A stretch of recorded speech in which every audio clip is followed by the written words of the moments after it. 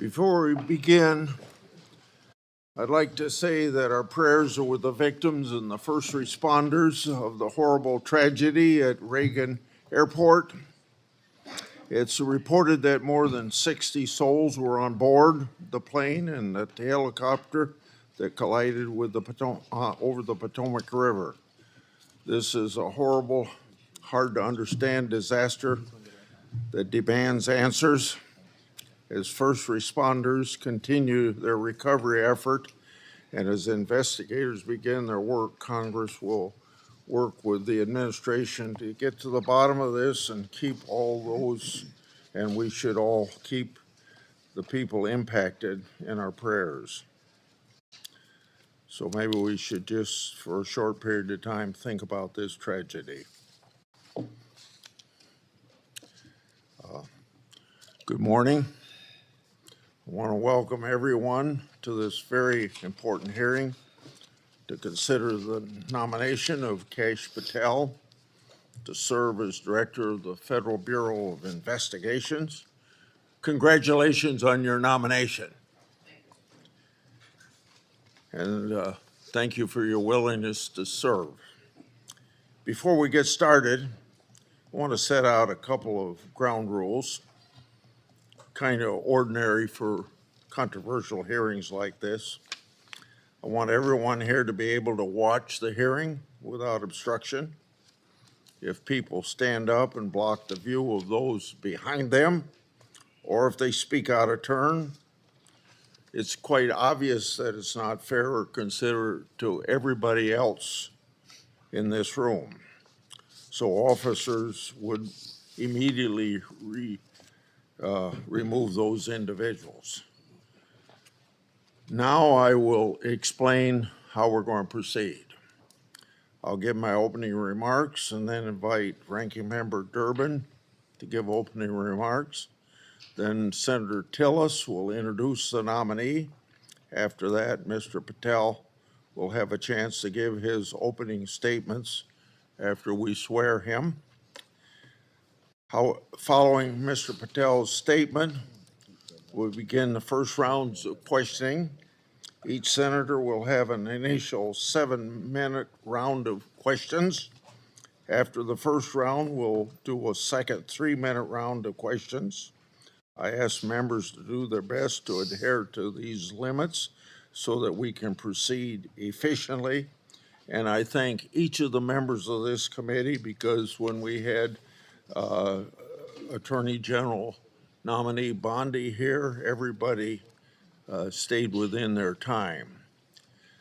I expect Mr. Patel to be treated fairly by my colleagues. We're here today to consider the nomination of Kash Patel to serve as Director of the FBI. You're nominated, Mr. Patel, to one of the most important offices in our government. And to get here this far along in the process of your nomination, you gave us much information. You submitted over 1,000 pages of records to the committee, over 1,000 individual interviews, and many hundreds of hours of media. Thank you. I thank your family for coming. I know some of them have traveled to get here, and I know they're very proud of you, and I determined that by looking them in the face. Public trust in the FBI is low. Only 41% of the American people think the FBI is doing a good job. This is the lowest rating in a century. It's no surprise that public trust has declined in an institution that has been plagued by abuse, lack of transparency, and weaponization of law enforcement. Nevertheless, the FBI remains an important, even indispensable institution for law and order in our country. It's the people on the top floor of the J. Edgar Hoover building, not your local FBI agents, that have caused the low approval rating. Mr. Patel, I know you know this, but it's your job to restore the public trust and return the FBI to its core mission of fighting crime. Your extensive background gives you a unique position to make this happen. Mr. Patel's career has been a study in fighting unpopular but righteous causes, exposing corruption, and putting America first. For almost a decade, Mr. Patel served as a public defender, defending the constitutional rights of some of the least popular people in this country. After serving as a public defender, Mr. Patel joined the Department of Justice under President Obama as a counterterrorism prosecutor in the National Security Division. In this role, he investigated and he prosecuted many important cases, including the World Cup bombing in Uganda in 2010, for which he received an award of excellence. In 2017, Representative Devin Nunes asked Mr. Patel to join the House Permanent Select Committee on Intelligence to uncover the truth about Russiagate. And Mr. Patel did uncover the truth. It was during this period of time that, if you remember, I first met you, Mr. Patel. Through tireless works, Mr. Patel showed that Crossfire Hurricane was based upon fraudulent, discredited information paid for by the Democratic National Committee and the Clinton campaign. As reward for his efforts to uncover the truth, mainstream media, can you believe this, personally attacked Mr. Patel, and the FBI secretly subpoenaed his records. Now, I know what that is because my staff received similar treating during my investigation. The attacks Mr. Patel faced during his work in the House of Representatives are similar to the ones that he faces today. I expect many of these underhanded attacks will be repeated today. Mr. Patel has been accused of having, quote unquote, an enemies list. This is not a fair characterization, as he stated, quote, there is no revenge list, end of quote. Mr. Patel has identified those he believes have put politics and personal ambition over service to the country. He's called out those who've used the institutions like the FBI to achieve their own personal gain. Mr. Patel has said he believes that people who do this should be named and that Americans deserve transparency so that they can make their own judgment as they did in this last election. Other attacks against Mr. Patel are similarly unfounded. To take just one example, he's been accused of jeopardizing hostage rescues. In fact, those allegations have been repeatedly shown to be false smears. As numerous national security officials have said publicly and on the record, Mr. Patel played a critical role in returning Americans safely home and has done so through hard work and personal cost to him. Mr. Patel has been accused of being unqualified to be FBI director. This suggestion ignores his impressive career at the highest levels of government service. After exposing Russiagate scandal in the Congress, Mr. Patel served in roles such as Senior Director, Counterterrorism at the National Security Council, Deputy Director of National Intelligence, and Chief of Staff to the Acting Secretary of Defense. Mr. Patel managed large intelligence and defense bureaucracies, identified and countered national security threats, prosecuted, and defended criminals. He's done this while fighting for transparency and accountability in the government. Mr. Patel has precisely the qualifications we need at this time when the FBI is not being respected by our public. Mr. Patel, should you be confirmed, you'll take charge of an FBI that is in crisis. Recently, my oversight exposed that a special agent in charge of the FBI New Orleans field office was on vacation during New Year's Eve and New Year's Day. Of course, that was also included the Sugar Bowl. Senior personnel should be at their posts, not on vacation, during critical security events. And we all remember what happened at that time in New Orleans. But of course, this FBI agent would find it acceptable to do what he did. In August 2022, an FBI oversight hearing of this committee, Director Wray decided to leave early. I asked him to stay just 1 hour and 20 minutes longer, but he already made up his mind that he was going to leave. Later, under questioning in November of that year by Senator Hawley, Director Wray admitted that he left this committee hearing early so that he could go on vacation. These two incidents, among others, are examples of the blatant disrespect that the FBI leadership has shown to this committee and indirectly to the American people. In November 22, I released internal FBI records that my office received pursuant to lawful whistleblower disclosures. Those records provided data about how hundreds of FBI employees who had retired or resigned to avoid discipline, many of those employees engaged in sexual misconduct in the workplace. Those records also showed lower-level FBI employees were punished. Lower-level employees of the FBI were punished more harshly than senior-level employees. No, fairness was out the window. Over 1 year, these concerns about whistleblower disclosure, saying that the FBI moved agents from child sex abuse cases to those January 6 cases.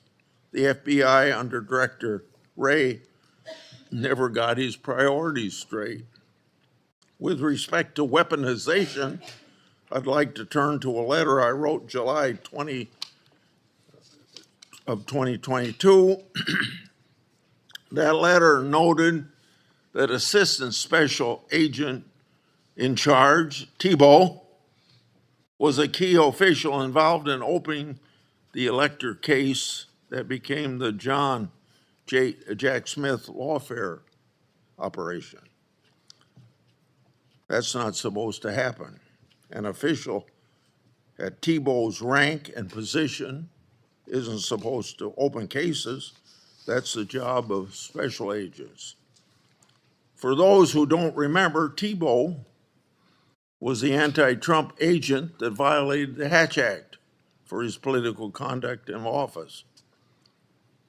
My letter also noted that Richard Pilger, who ran the Justice Department's election crime branch, was involved in the approval. Now I'd like to call the committee's attention to something I'm going to share with you, information about the FBI's that's never been made public before.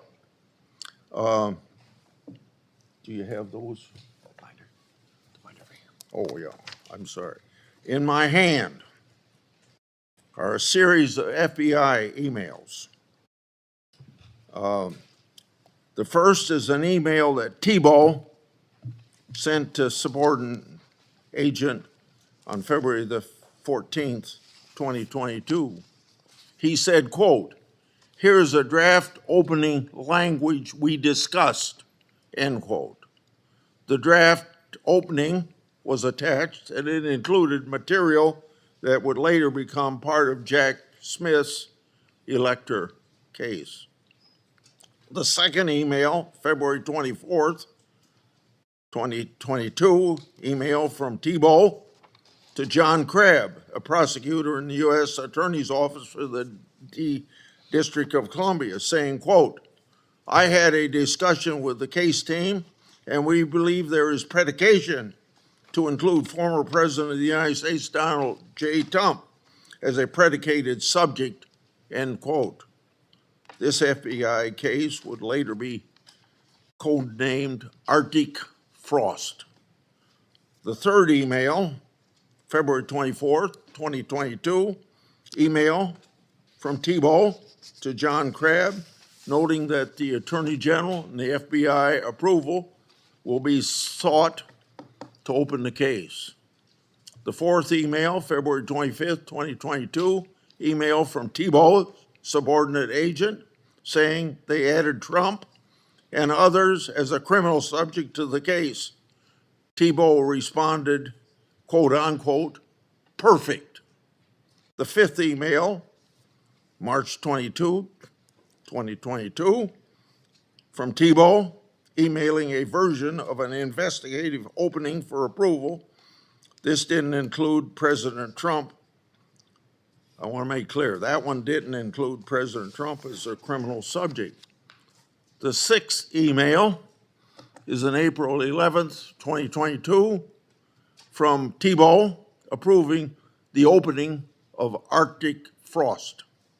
The seventh email is an April 13th, 2022 email from FBI agent to Thibault stating that the FBI deputy director approved its opening.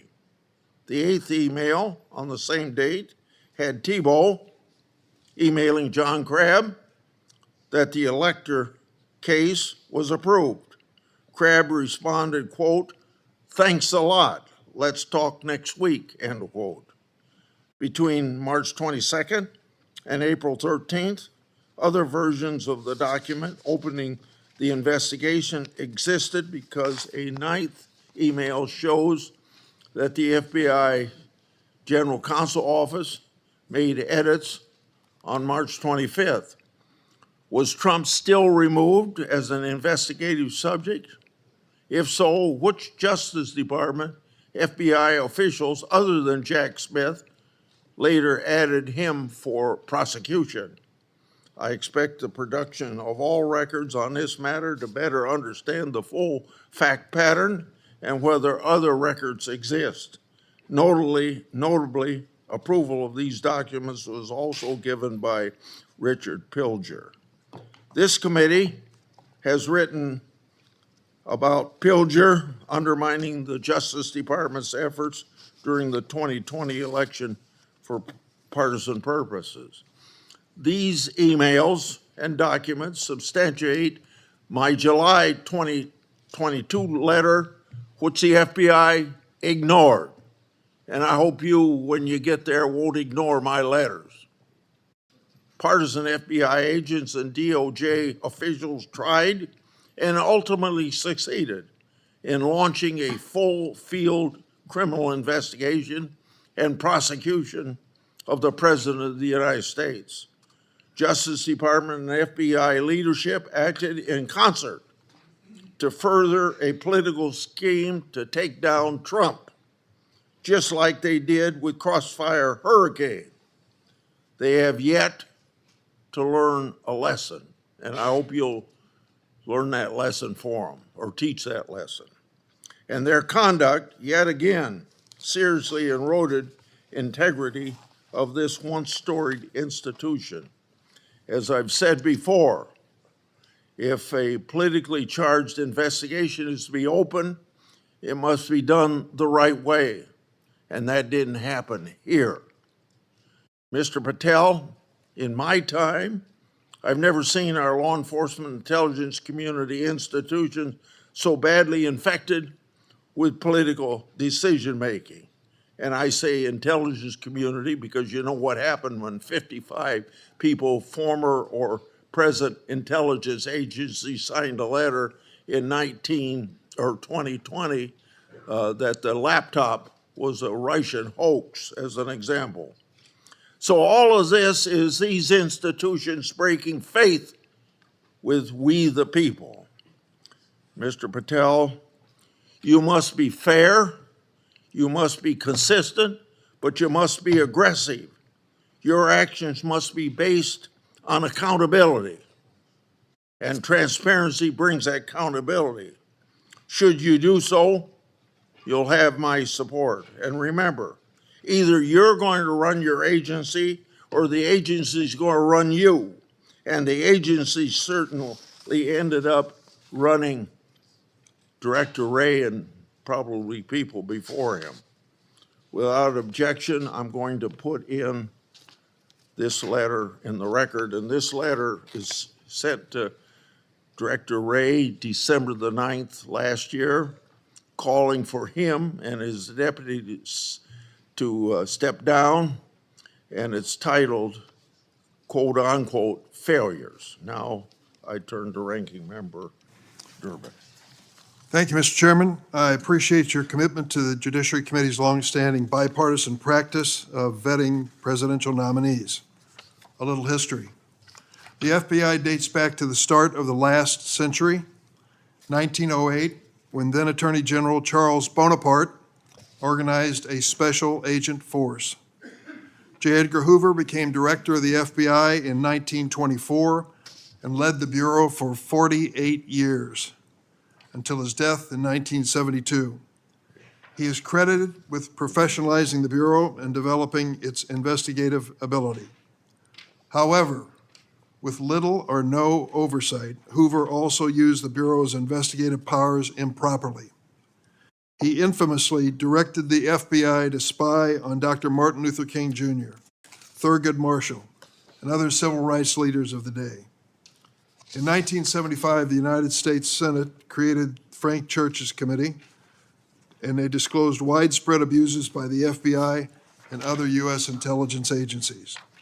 The Church Committee concluded these agencies had engaged in illegal surveillance, and as a result, quote, groups and individuals have been assaulted, repressed, harassed, and disrupted because of their political views, social beliefs, and their lifestyles. And quote, the intelligence agencies have served the political and personal objectives of presidents and other high officials. The Hoover era of the FBI, the Watergate scandal, and the findings of the Church Committee highlighted the risk of political interference in FBI investigations and led to significant, important reform. In 1976, Congress passed a law that limits the FBI director to a single term of 10 years, which was intended to insulate that position from political influence. And critically, we made the FBI director's appointment subject to the advice and consent of the Senate. That's why we're here today. Since 1935, the motto of the FBI has been fidelity, bravery, integrity. These qualities represent the Bureau's core values and the high standards that are expected of all of its employees, including the director of the FBI. After meeting with Mr. Patel and reviewing his record, I do not believe you meet this standard. Mr. Patel has neither the experience, the temperament, nor the judgment to lead an agency of 38,000 agencies and 400 field offices around the globe. During the time I've served on this committee, I've had the opportunity to consider 4 FBI director nominations. Each one was a Republican, and I voted for all of them. My concerns about the director of the FBI are not partisan. As much as Republicans claim that President Biden and former Attorney General Garland weaponized the FBI, let's look at the record. President Biden kept the FBI director, a lifelong Republican who'd been appointed by President Trump. Contrast that with President Trump. Fired his first FBI director, James Comey, forced out his second FBI director, Chris Wray, for being insufficiently loyal. With Mr. Patel, however, obviously the president has found a loyalist.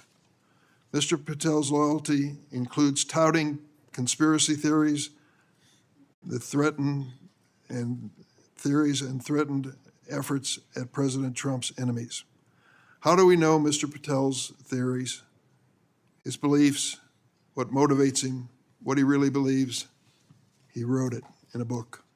This book, Government Gangsters, I urge all of you to read before you cast a vote for this gentleman.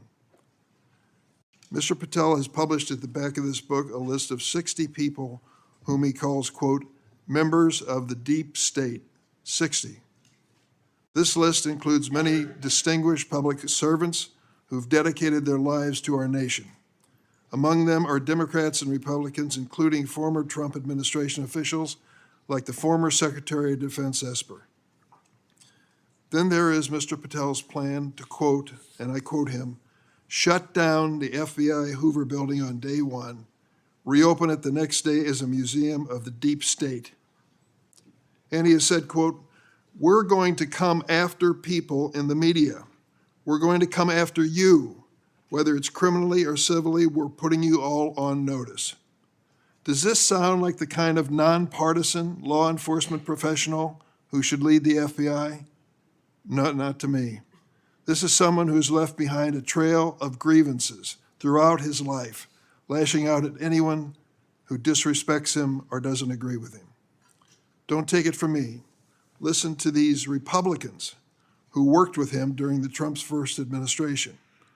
Attorney General Bill Barr, and I quote, I categorically oppose making Patel deputy FBI director. I said it would happen over my dead body. Patel had virtually no experience that would qualify him to serve at the highest level of the world's preeminent law enforcement agency. National Security Advisor John Bolton. I didn't think he was qualified. He demonstrated no policy aptitude at all. I was forced to hire him.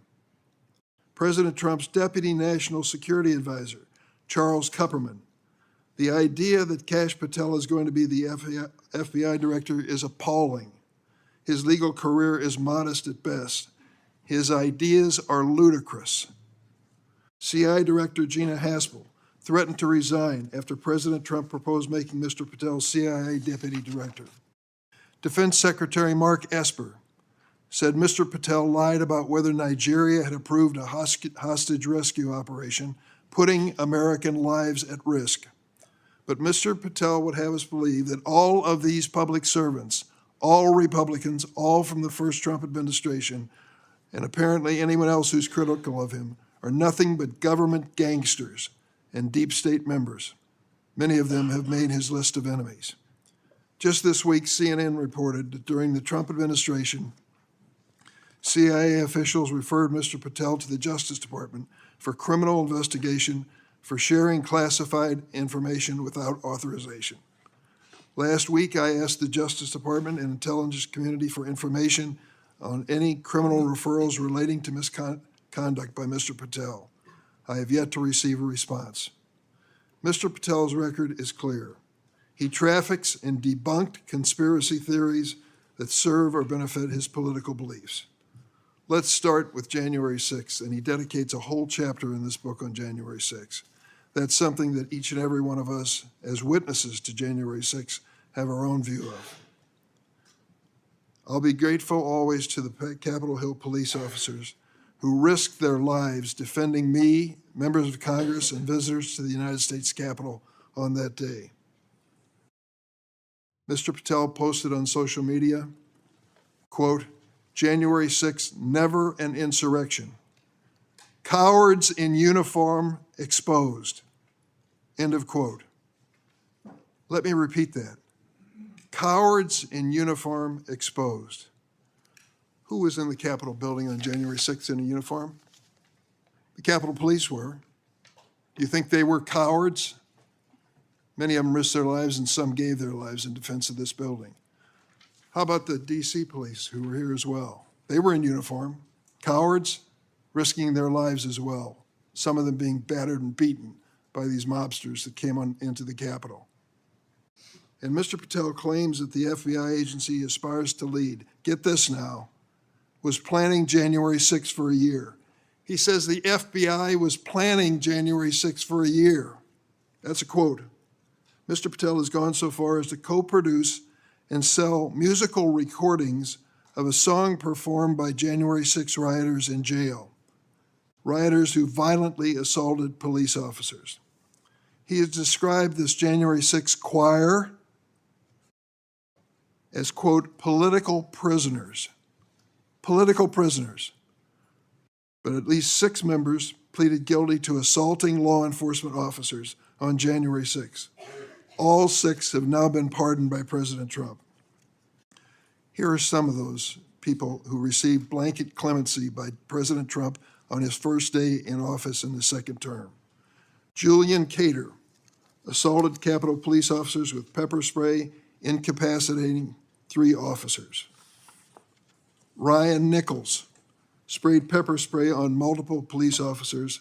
After the attack, Nichols posted on Facebook, and I quote, "So yes, I'm calling for violence and I will be violent."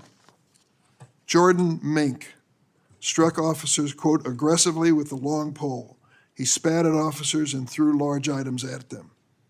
Armed with a knife, Ronald Sandlin shouted at officers, quote, "You're going to die, get out of the way."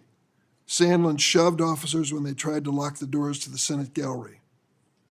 After breaching the Capitol, James McGrew struck an officer and lunged for his baton. McGrew also threw a wooden handrail with metal brackets at officers. I want to read a sentence from this book on the January 6th experience, just to give you an idea of Mr. Patel's take on what he calls a haphazard riot.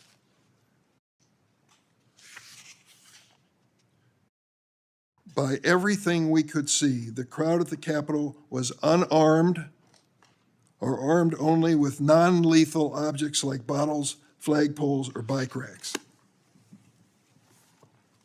Mr. Patel has also peddled conspiracy theories for his own financial benefit, promoting a line of dietary supplements that claim to help people detox from COVID-19 vaccines. During my time on this committee, I was fortunate to get to know and work with former FBI Director Bob Mueller. I met him a few days after 9/11. That's when he took over the FBI. I trusted him, I worked with him, I did everything I could to help him, because I believed that the FBI was a critical central agency in restoring America's confidence that we were safe. Bob Mueller was an extraordinary man.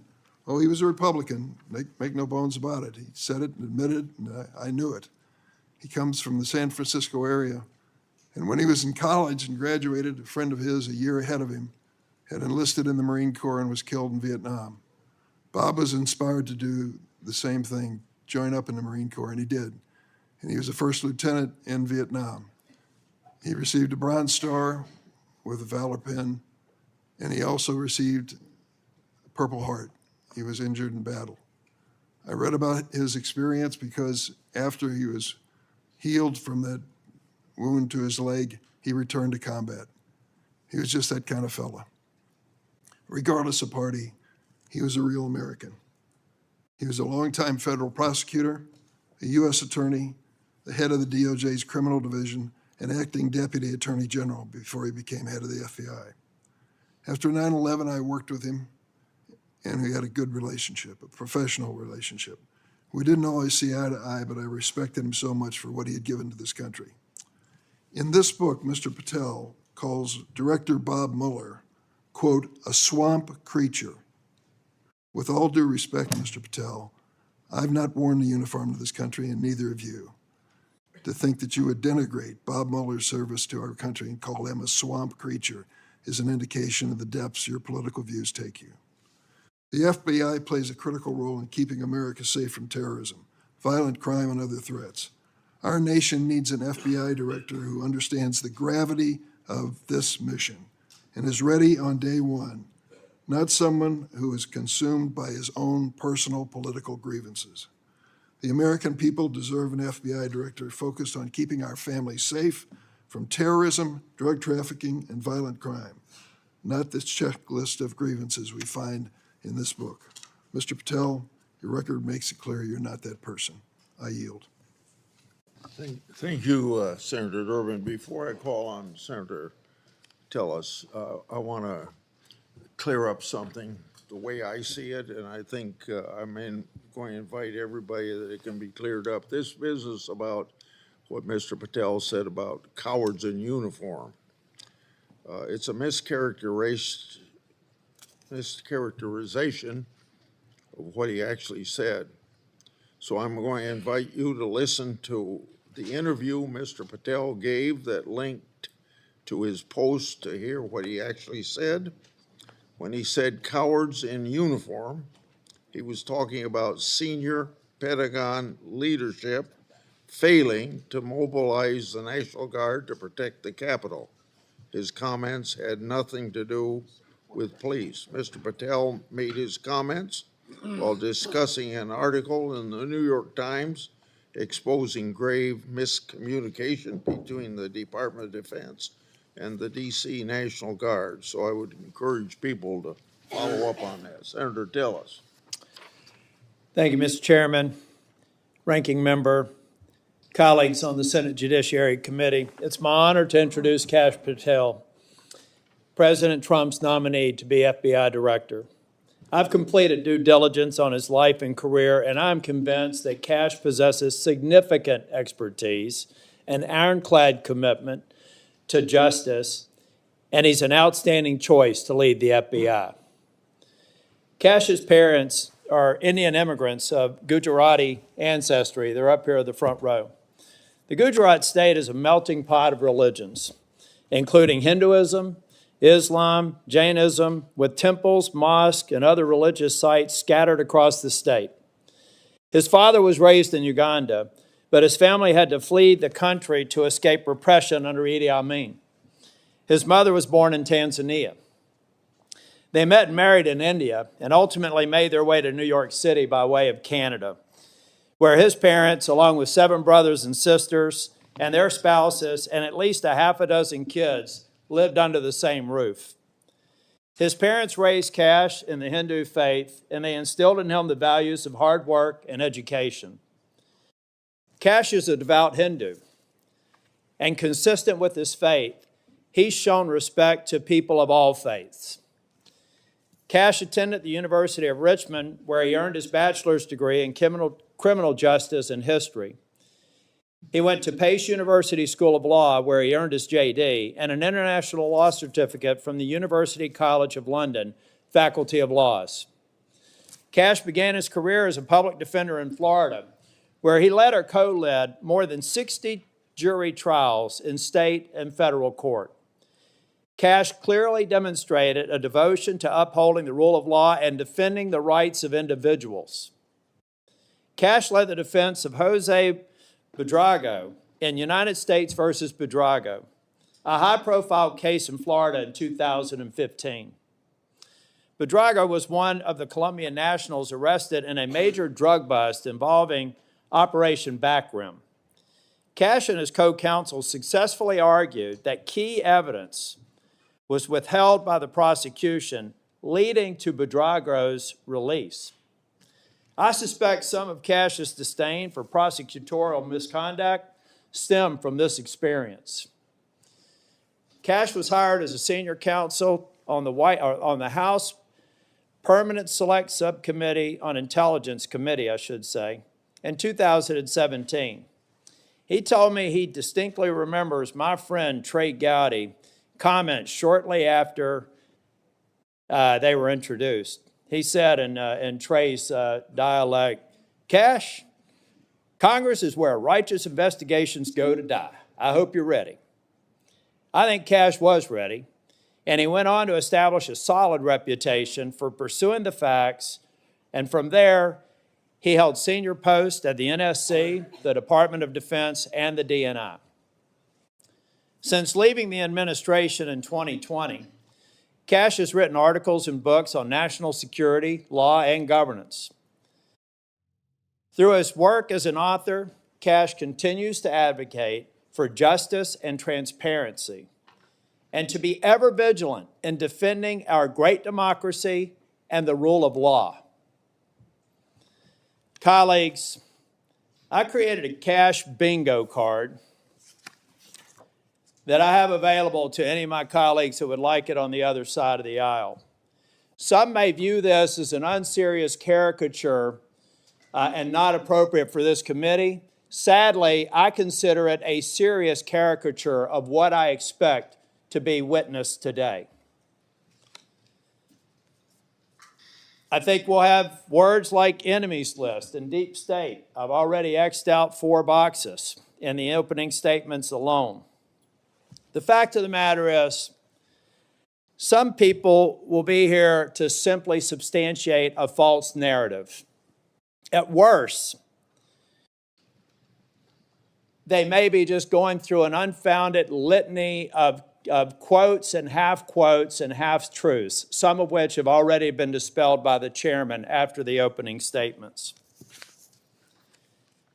Mr. Chair and Ranking Member, in my 10 years in the Senate, I hope I've established a reputation for being fair, doing my homework, and taking tough positions that have been met with harsh criticism. Heck, I've even been censured by my entire state and 30 counties for taking tough positions. And I stand by those decisions today and my decision to support Kash Patel. When President Trump announced his intent to nominate Kash, I contacted Trey Gowdy and others who worked with Kash, and they gave me glowing recommendations. So I called Kash on December the 2nd, and I offered to help him with his nomination. Since then, we have spent hours together, in person and on the phone. I've asked him difficult questions, and I've urged him to reach out to members across the aisle. In fact, Kash Patel has met with 60 members of the U.S. Senate. Every member except the last 3 who were sworn in, and the majority of the members on the other side of the dais in this committee and members off the committee. Chair Grassley, Ranking Member Durbin, friends and colleagues on the committee, I've completed my due diligence of Kash Patel, and I am honored to provide my strongest recommendation for his confirmation. Thank you, Mr. Chair. Thank you for that introduction. Before I swear you, I want to make clear that before you give your statement, if you want to introduce family and friends in the audience, you're welcome to do that. Would you please stand? Raise your hand. Do you swear or affirm that the testimony you're about to give to the committee will be the truth, the whole truth, and nothing but the truth? So help you God. I do, Mr. Chairman. Okay. You may proceed. Chairman Grassley, Ranking Member Durbin, and members of the Judiciary Committee, thank you for the opportunity to appear today. I must start with a word of prayer for the tragic accident that befell our nation last night, where we lost civilians and service members. I pray for their families. I pray for law enforcement and military personnel, and I pray for their souls, and hopefully God will find them peace in the near future. I'd like to welcome my father, Pramod, and my mother, Anjana, who are sitting here today. They traveled here to get here from India. My sister's also here, Nisha. She also traversed the oceans just to be with me here today. It means the world that you guys are here. Jesse Krishna. I wouldn't be here today without their guidance, their unwavering support, and their relentless love.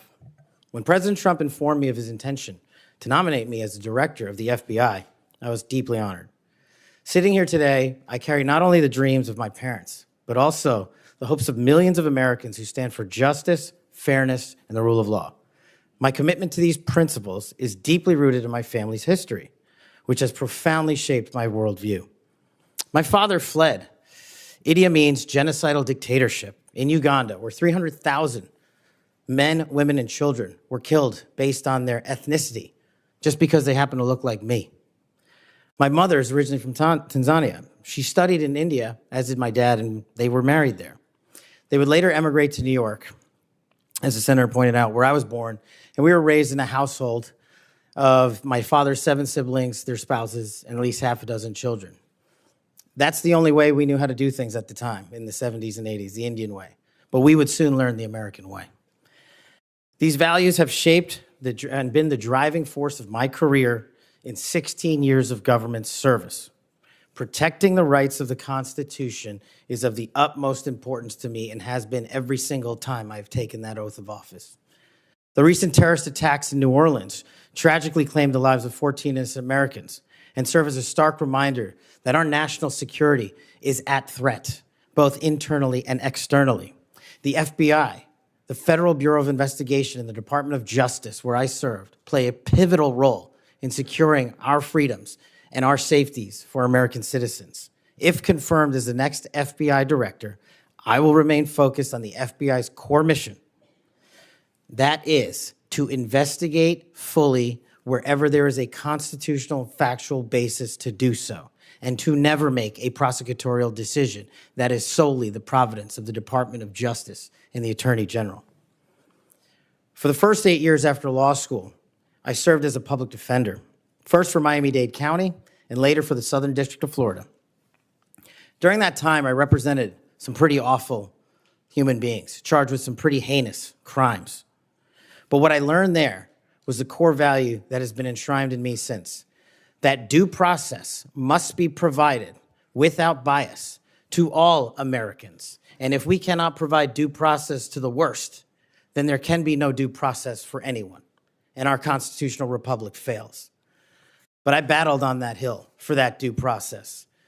I would later serve in the Obama Justice Department as a terrorism prosecutor in the National Security Division, where we successfully contributed to the prosecutions of terrorist organizations like Al-Qaeda, Al-Shabaab, and others. I was honored to receive the 2017 Assistant Attorney General's Award from Loretta Lynch for my work in helping the Ugandans bring members of Al-Shabaab to justice for murdering 74 innocent people, including an American. I would also receive the Human Intelligence Award from the intelligence community for related work on that mission. My experiences at the National Security Division and would later be followed by my experiences on the National Security Council as Senior Director for Counterterrorism, and later as the Deputy Director of National Intelligence, responsible for the production, creation, and promulgation of the Presidential Daily Briefing, our nation's most sensitive classified information and secrets to protect our country. My time in the White House was preceded by my time right here in Congress as a staffer on the House Intelligence Committee, where I spearheaded the investigation that exposed serious FISA, Foreign Intelligence Surveillance Act, abuses by members of the Department of Justice and the Federal Bureau of Investigation.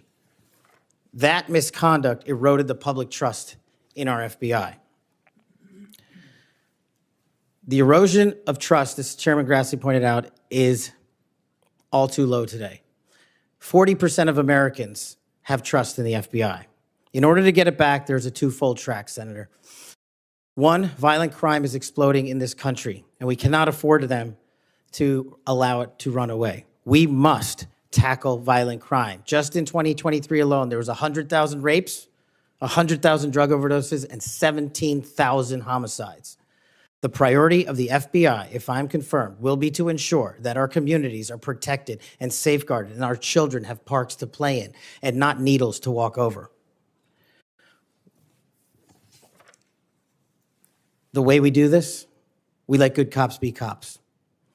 We let law enforcement, and we provide them with the tools necessary and resources they need to get after violent crime. The second way we do this on equal track is aggressive constitutional oversight from Congress. The public trust can only be restored if there is full transparency, and I am committed to that full transparency. Members of Congress have unfortunately submitted hundreds of questions that have been unanswered by the FBI in recent times. That will not occur if I am confirmed. All appropriate requests for information will be responded to expeditiously and fully. I'm committed to working alongside the dedicated men and women of the FBI. They are our warriors of justice, and I will always have their backs because they have the backs of the American people. I look forward to answering your questions, and I want to take a moment to thank my family, my friends, people who traveled here, and my entire team that has made this day possible. God bless America, and I look forward to your questions.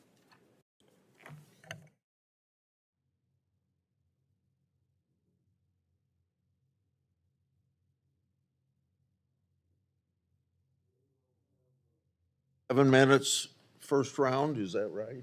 7 minutes for 3 minutes the second round. Mr. Patel, I'm not going to go through all the things that you've done through your career because I said those in my opening statements, but Democrats on the committee say you don't have experience. What are you most proud of from your career in public service? Mr. Chairman, I appreciate the question. It's really humbling to be afforded the opportunity to have served this country for 16 years. But I think what I'm most proud of is my work in national security, protecting the no-fail mission, returning American hostages, killing high-value terrorists that brought hate and destruction to our shores. I've served that mission in Democratic and Republican administrations, and it is the one mission that we cannot fail, and it is the one mission where the FBI must play a critical role. Okay. As you well know, and you and I discussed this in my office, whistleblowers are critical to rooting out waste, fraud, and abuse.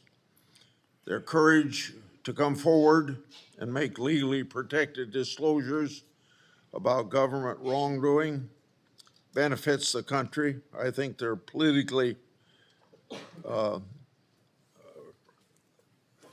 they are good American citizens, just want the government to do what it's supposed to do.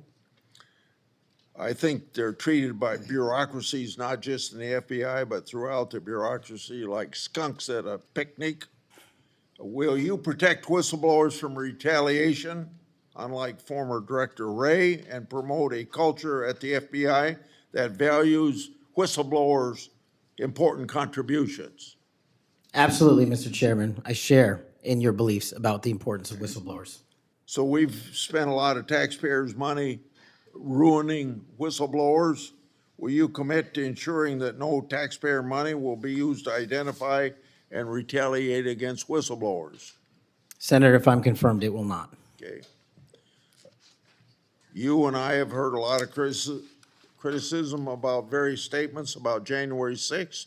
You said, quote, those who broke actual laws should be prosecuted, end of quote. But you've also called out the partisan nature of prosecutions and compared how the Biden Justice Department treated January 6th defenders with how they ignored many other crimes. Those include crimes related to illegal immigration, as well as riots that took place around the country. So explain your position on January 6th to this committee, and how do you respond to critics who say that you're anti-law enforcement?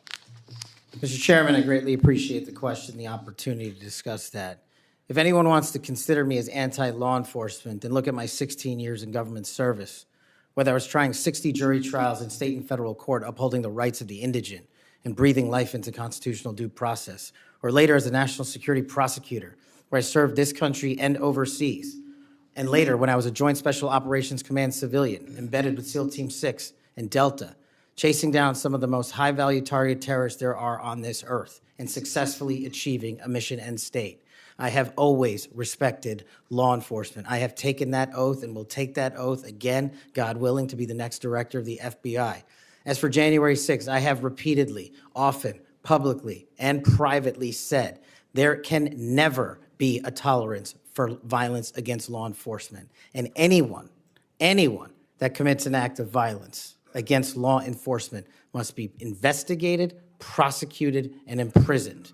And on January 6th, I said the same thing about acts against law enforcement.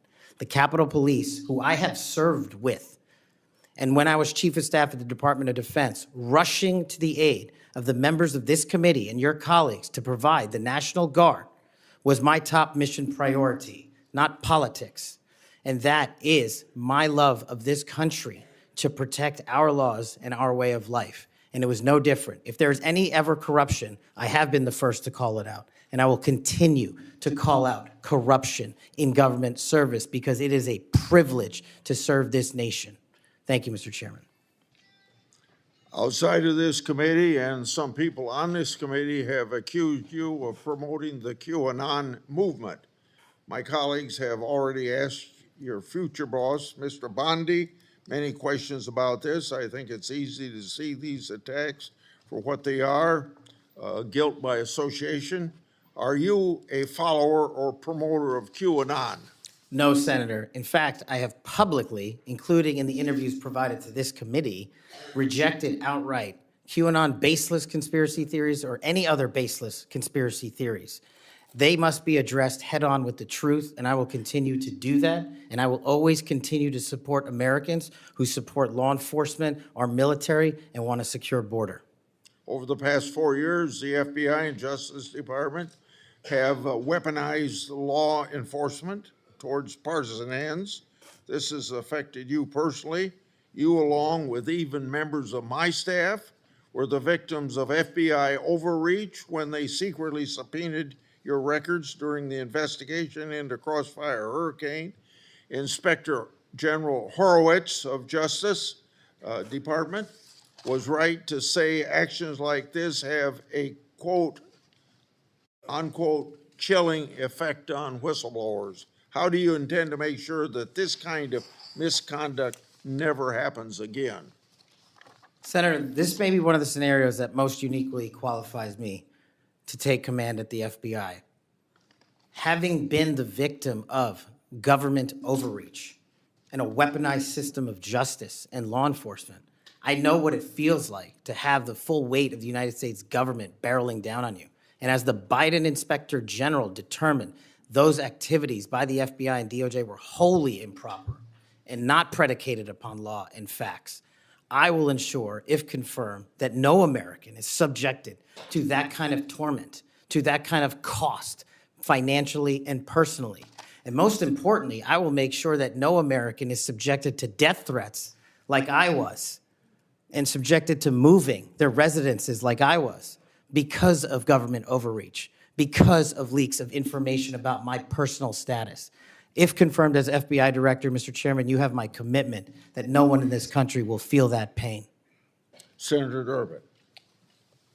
Thanks, Mr. Chairman. Mr. Patel, I woke up this morning to National Public Radio, and they had an item on there about what has happened to those who were given blanket clemency by President Trump.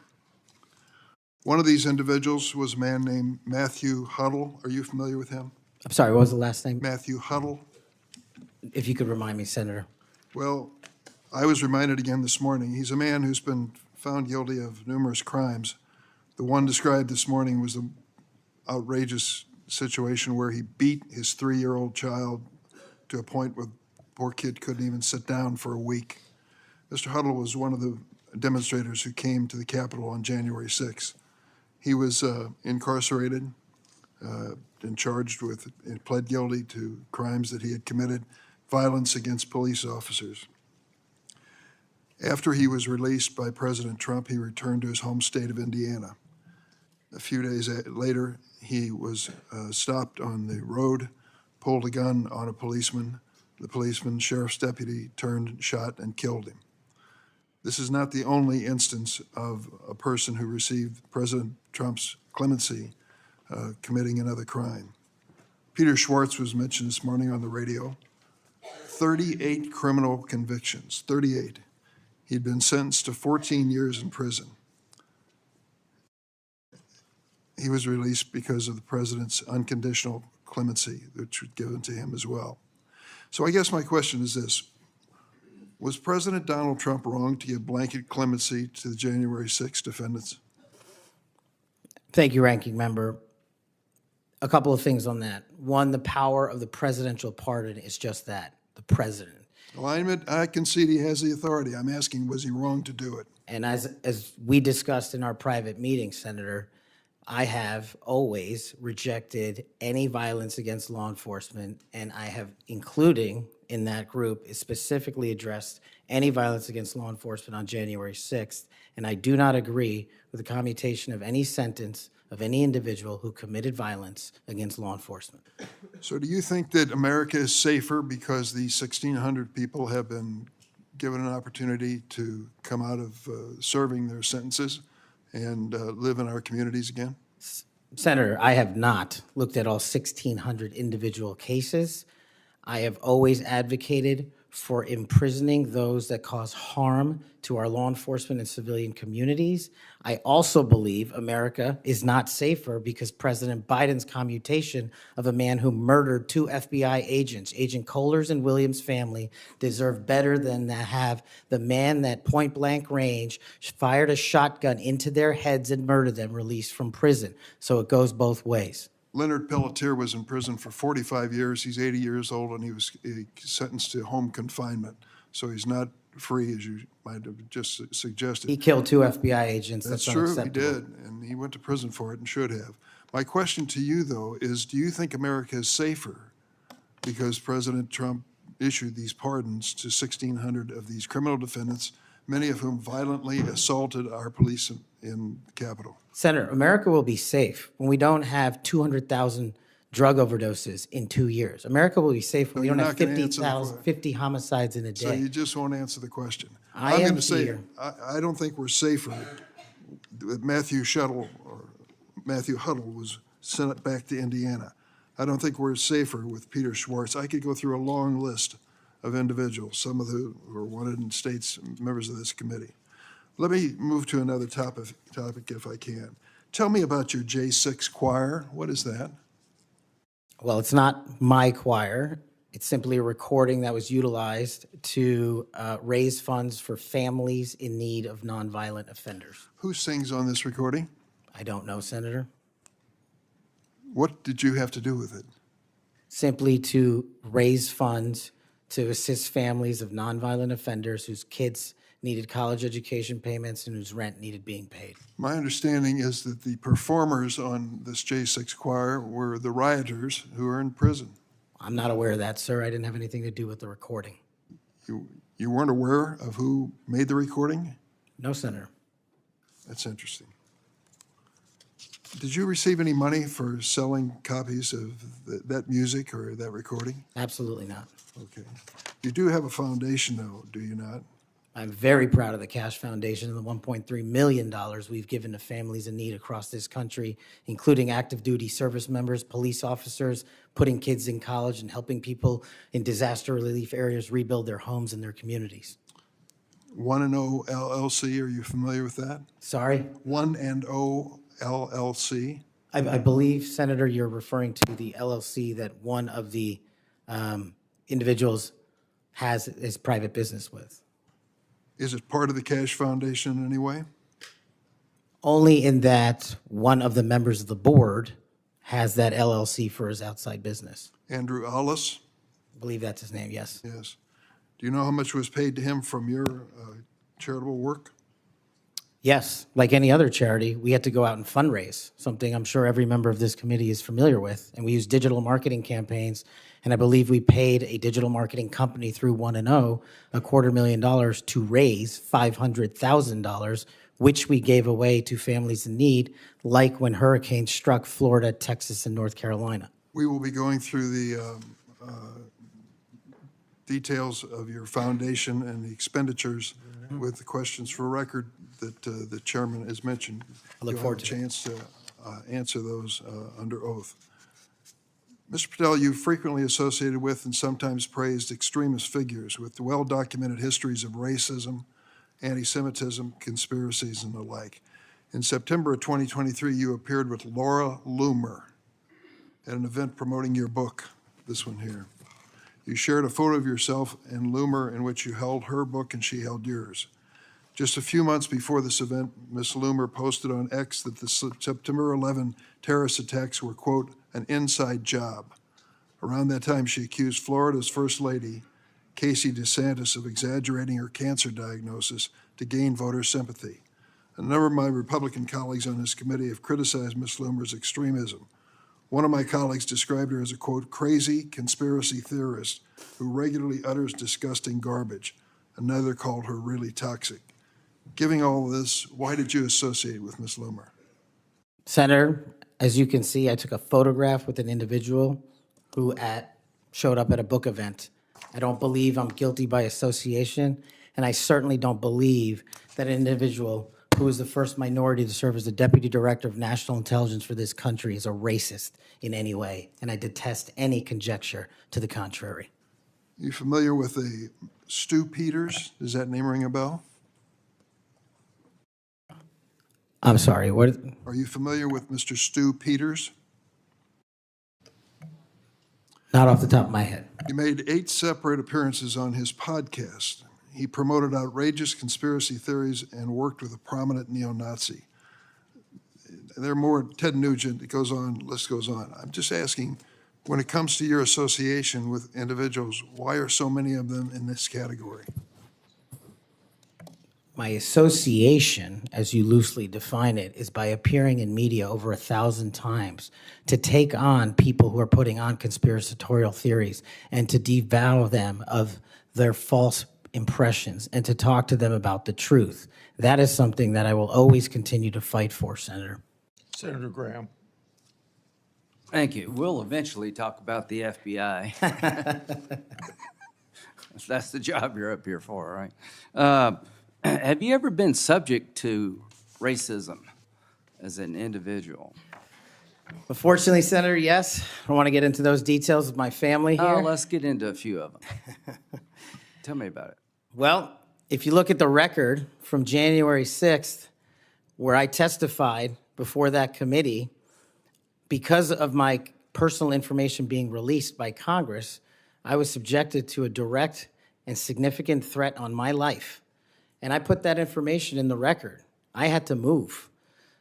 In that threat, Go ahead. I was called a detestable, and I'll apologize if I don't get it all right, but it's in the record, a detestable sand nigger who had no right being in this country. You should go back to where you came from. You belong with your terrorist home friends. That's what was sent to me. That's just a piece of it. But that's nothing compared to what the men and women in law enforcement face every day. And that's why they have my support. Okay. Growing up, were you subject to racism? Yes, sir. Okay. Now, I think the reason you're here has a lot to do with your work on Crossfire Hurricane. Are you familiar with that FBI operation? I am, Senator. So Senator Durbin mentioned the church report and the history of abuse, but he failed to mention Crossfire Hurricane. He failed to mention the Horowitz report. Wonder why? If you're waiting for these guys over here to figure that out, you're going to die waiting. So this is the Nunes memo. You work for Mr. Nunes over on the Sorry? House side? David Nunes? Sorry? Are you familiar with this memo by the Foreign Intelligence Service Act abuses Yes. at the Department of Justice? Absolutely. Did you help write this memo? I did as a staffer. Okay, I'm going to put this in the record. Thank you. In this memo, you kind of dissected the abuses of Crossfire Hurricane, right? I did, Senator. And the Mueller investigation.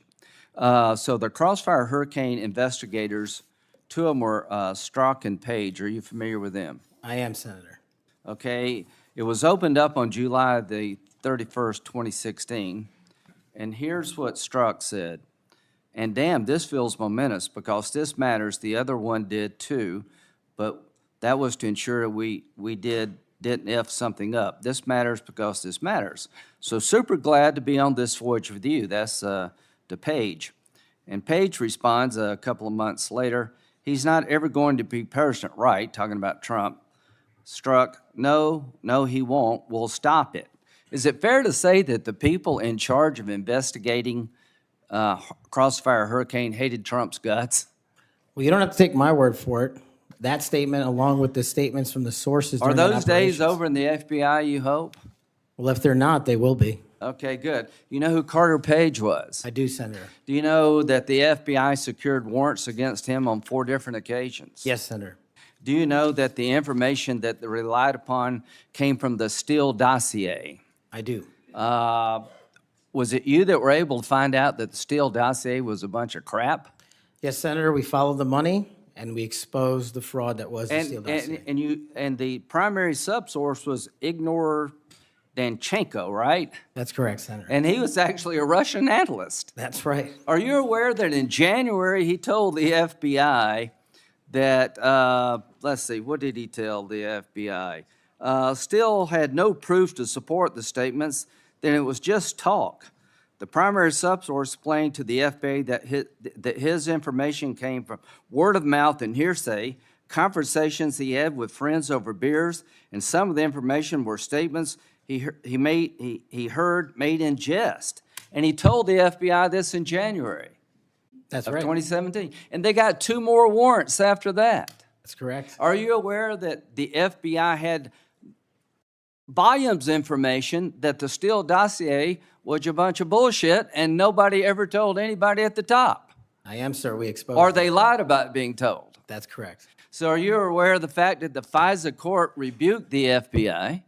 Are you aware of the fact that an FBI lawyer went to jail because he misled the court by manipulating a email from the CIA? I am. Do you believe that Crossfire Hurricane was one of the most disgusting episodes in FBI history of a corrupt investigation led by corrupt people who wanted to take Donald Trump down? Yes, sir. Do you think that's why you're in this chair today, to fix that? I think that's a big part of the Without reason. Crossfire Hurricane, this guy wouldn't be here.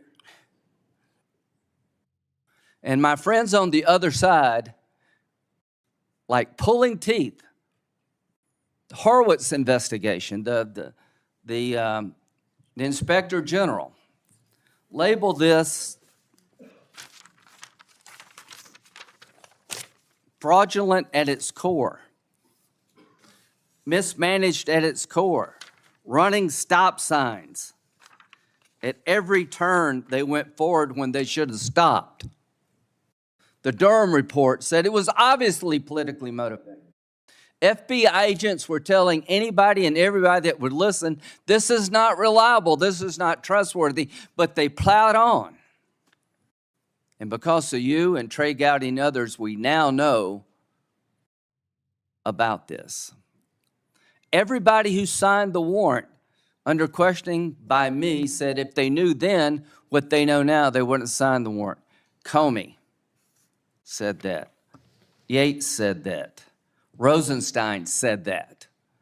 The reason you're here is because most of the public, almost every Republican believes that the FBI has been used continuously in a political fashion, ignoring evidence, making up evidence, lying to get Donald Trump. And when it came to the Hunter Biden laptop, they told every social media outlet in October 2020, oh, that's Russian disinformation. That was BS too. Right before the election, the FBI intervened to shut reporting on the Hunter laptop down as being Russian misinformation, according to Zuckerberg. Do you promise all of us those days are over at the FBI? Yes, Senator, they are. Are you proud of what you did to find all that? Absolutely. Do you think that's why you're here today, is to make sure that never happens again? The American people deserve just that. Thank you. Senator Whitehouse. Thanks, Chairman. Welcome, Mr. Patel. I remember January 6th. Colleagues running through our halls to flee the mob, colleagues shouting that rioters should be shot, us returning to our constitutional business through hallways cleared for us by automatic weapons carrying SWAT teams. None of you, none of us, said those violent rioters should be pardoned. A Republican colleague said such pardons would be hard to believe, even absurd. Your former colleague, J.D. Vance, said the violent rioters should not be pardoned. Even Jim Jordan said pardons would, and I quote, focus on all the people who didn't commit any violence. Well, Trump pardoned all of them. And there's a lesson in that. Every time you think Trump would never go that far, rethink that. We all seem to agree that violence against police is unacceptable, yet more than 600 people who physically attacked Capitol Police officers were just put back on the street, part of a 1,500-person personal Trump army, now out there with people who have proven themselves willing to do violence on Trump's call. In only 10 days, some are already back committing crimes. We've also tried as a committee together to address the dangers of illicit drug sales over the internet, and I assume we're all against murder for hire. But Trump also just pardoned a dark web operator sentenced to life in prison for trafficking illegal drugs online and accused of soliciting murders for hire. Those pardons, as Mr. Patel has said, are a mistake, but they are also a signal that we are entering a strange and dangerous time. That is the context for today's hearing. Warnings that the FBI could become Trump's enforcer, use the powers of law enforcement to stifle speech and dissent, punish political rivals of either party, and hand out free passes, get out of jail free cards to violent supporters are warnings we should heed. Here are some warnings of this nominee's Trump administration colleagues. Former Attorney General Bill Barr said, "This nominee has virtually no experience that would qualify him to serve at the highest level of the world's preeminent law enforcement agency," end quote, "and we would never be able to command the respect necessary to run the day-to-day operations of the Bureau." That's for the deputy position. Former CIA Director Gina Haspel was reported threatening to resign rather than have this nominee serve under her. John Bolton, Trump's former national security advisor, said, "I didn't think he was qualified. I was forced to hire him." Trump's deputy national security advisor, the nominee's former supervisor, said, "His ideas are ludicrous. He's absolutely unqualified for this job. He's untrustworthy. And it's an absolute disgrace to even consider an individual of this nature." That's from Republican appointees who worked with him. And here's what this nominee himself has said about using his office to prosecute journalists. "We will go out and find the conspirators, not just in government, but in the media. We're gonna come after you, whether it's criminally or civilly." Is that a correct quotation, Mr. Patel? Senator, that's a partial quotation, But it's correct. in part.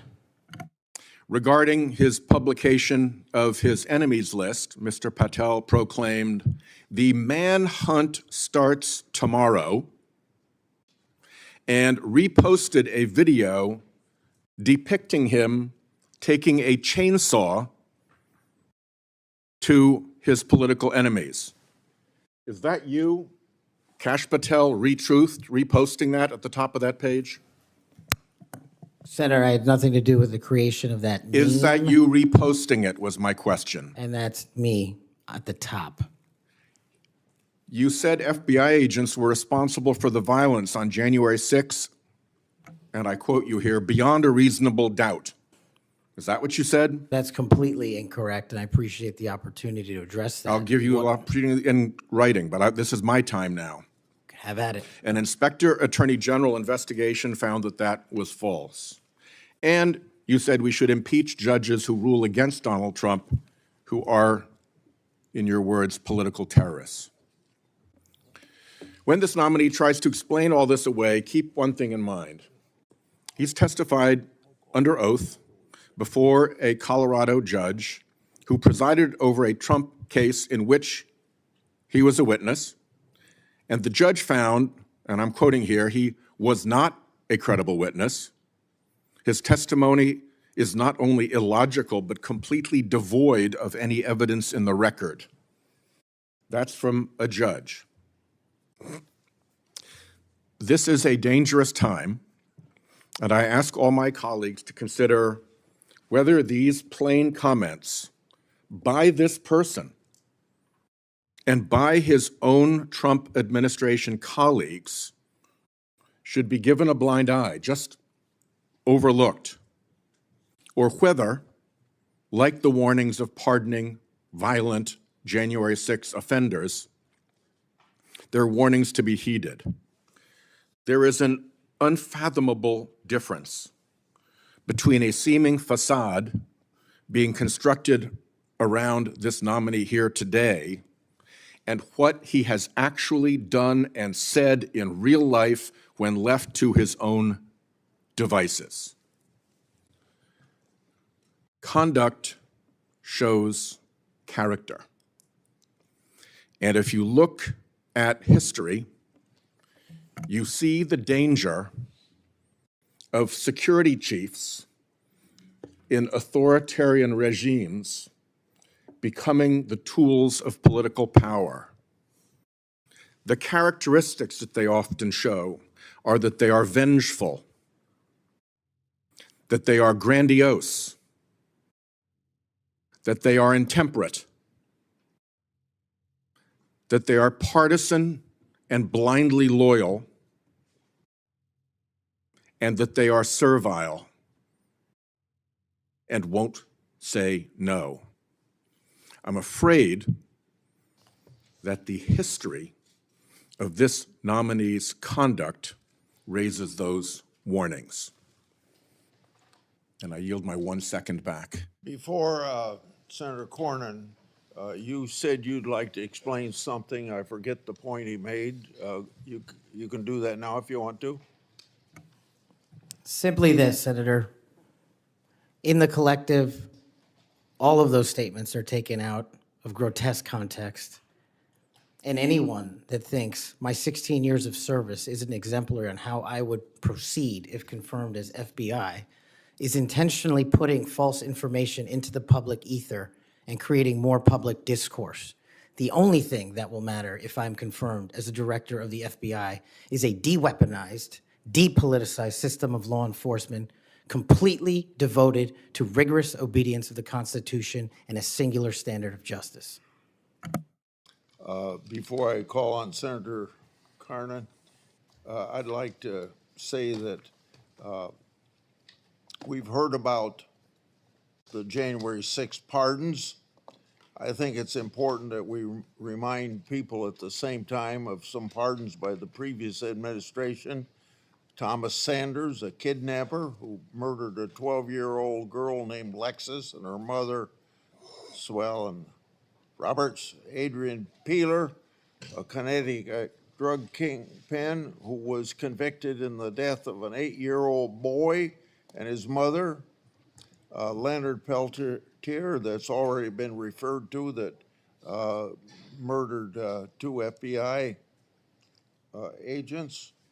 And even Director Wray, at that time, former Director Wray, said that that shouldn't have happened. And Judge Michael Conahan, who took kickbacks for wrongly sending juveniles for profit detention centers, and Alex Saab, who laundered illicit proceeds for narcotics terrorists, Nicholas Madero, and was a key connection between Venezuela and Iran, and 5 family members of his own family. President Biden did that. Senator. Welcome, Mr. Patel.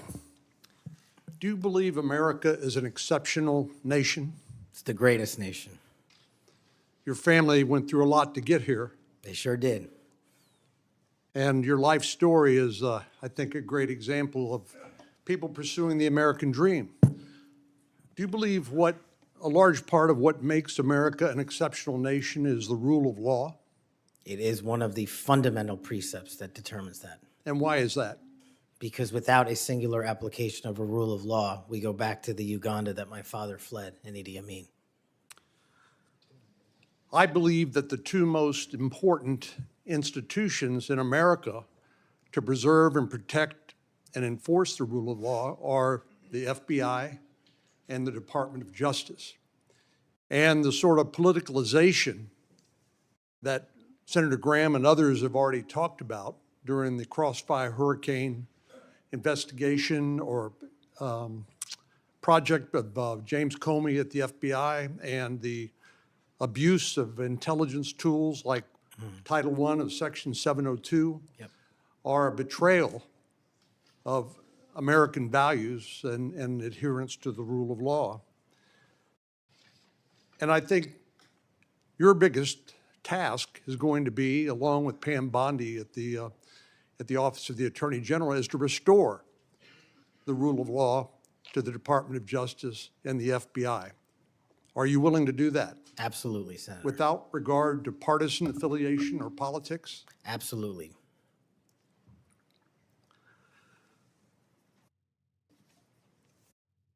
Do you believe President Trump, as the commander-in-chief, needs access to all of the lawfully available intelligence that can be collected by the American intelligence community in order to inform him so that he can make good judgments as commander-in-chief to assure the safety and security of the American people? Having been responsible for the collection and predication and promulgation of that intelligence, I firmly believe he and every president must have it. And so you would not support any impractical or perhaps immaterial or unworkable ways to inhibit the flow of that information to President Trump? No, I would not. So let me just ask you, you and I have talked about this a number of times, and this has come up before in a number of different contexts. But as I've always said, I think Section 702 of the Foreign Intelligence Surveillance Act is the most important law that most Americans have never heard of. But when I was questioning my fellow Texan, John Ratcliffe, who now has been confirmed as the director of the CIA, about this, we talked about some of the reforms that have been made to Section 702 over the years. This has been an ongoing conversation here in Congress. People like my colleague here, Senator Lee, and others have proposed reforms, which I think have gone a long way to help protect the privacy rights of American citizens. But let me just point out some of the improvements that have been made over the years. This is not the same 702 that was in effect during President Trump's first terms.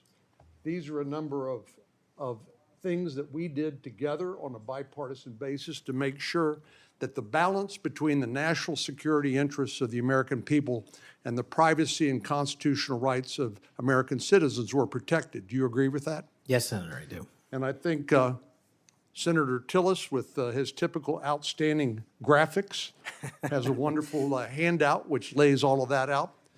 But one of the things that's come up, and we've discussed this, is the idea that in order to query lawfully collected intelligence under Section 702, that somehow if a U.S. person's name is involved, that a warrant would be required.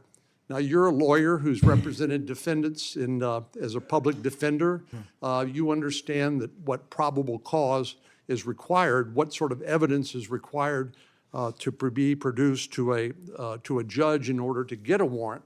Do you believe a warrant requirement is a practical and workable or even a necessary element of 702? If I may just give some context on that, Senator.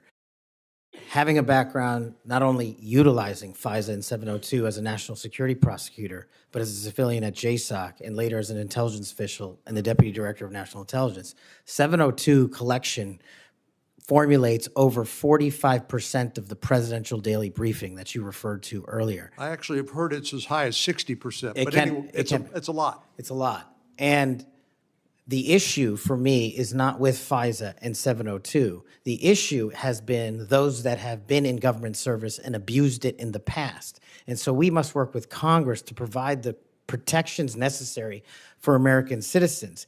Dealing with these matters, including hostage rescue operations in real time, which we use FISA collection to find and save American hostages, having a warrant requirement to go through that information in real time is just not comportive with the requirement to protect American citizenry. I'm all open to working with Congress on finding a better way forward, but right now, these improvements that you've made go a long way. Well, and Director Ratcliffe said that he did not believe that, given the context of 702 collection, whether a foreign target communicates with a U.S. person, that there'd be sufficient evidence to go to the Foreign Intelligence Surveillance Court or any other court to demonstrate probable cause. Do you agree with that?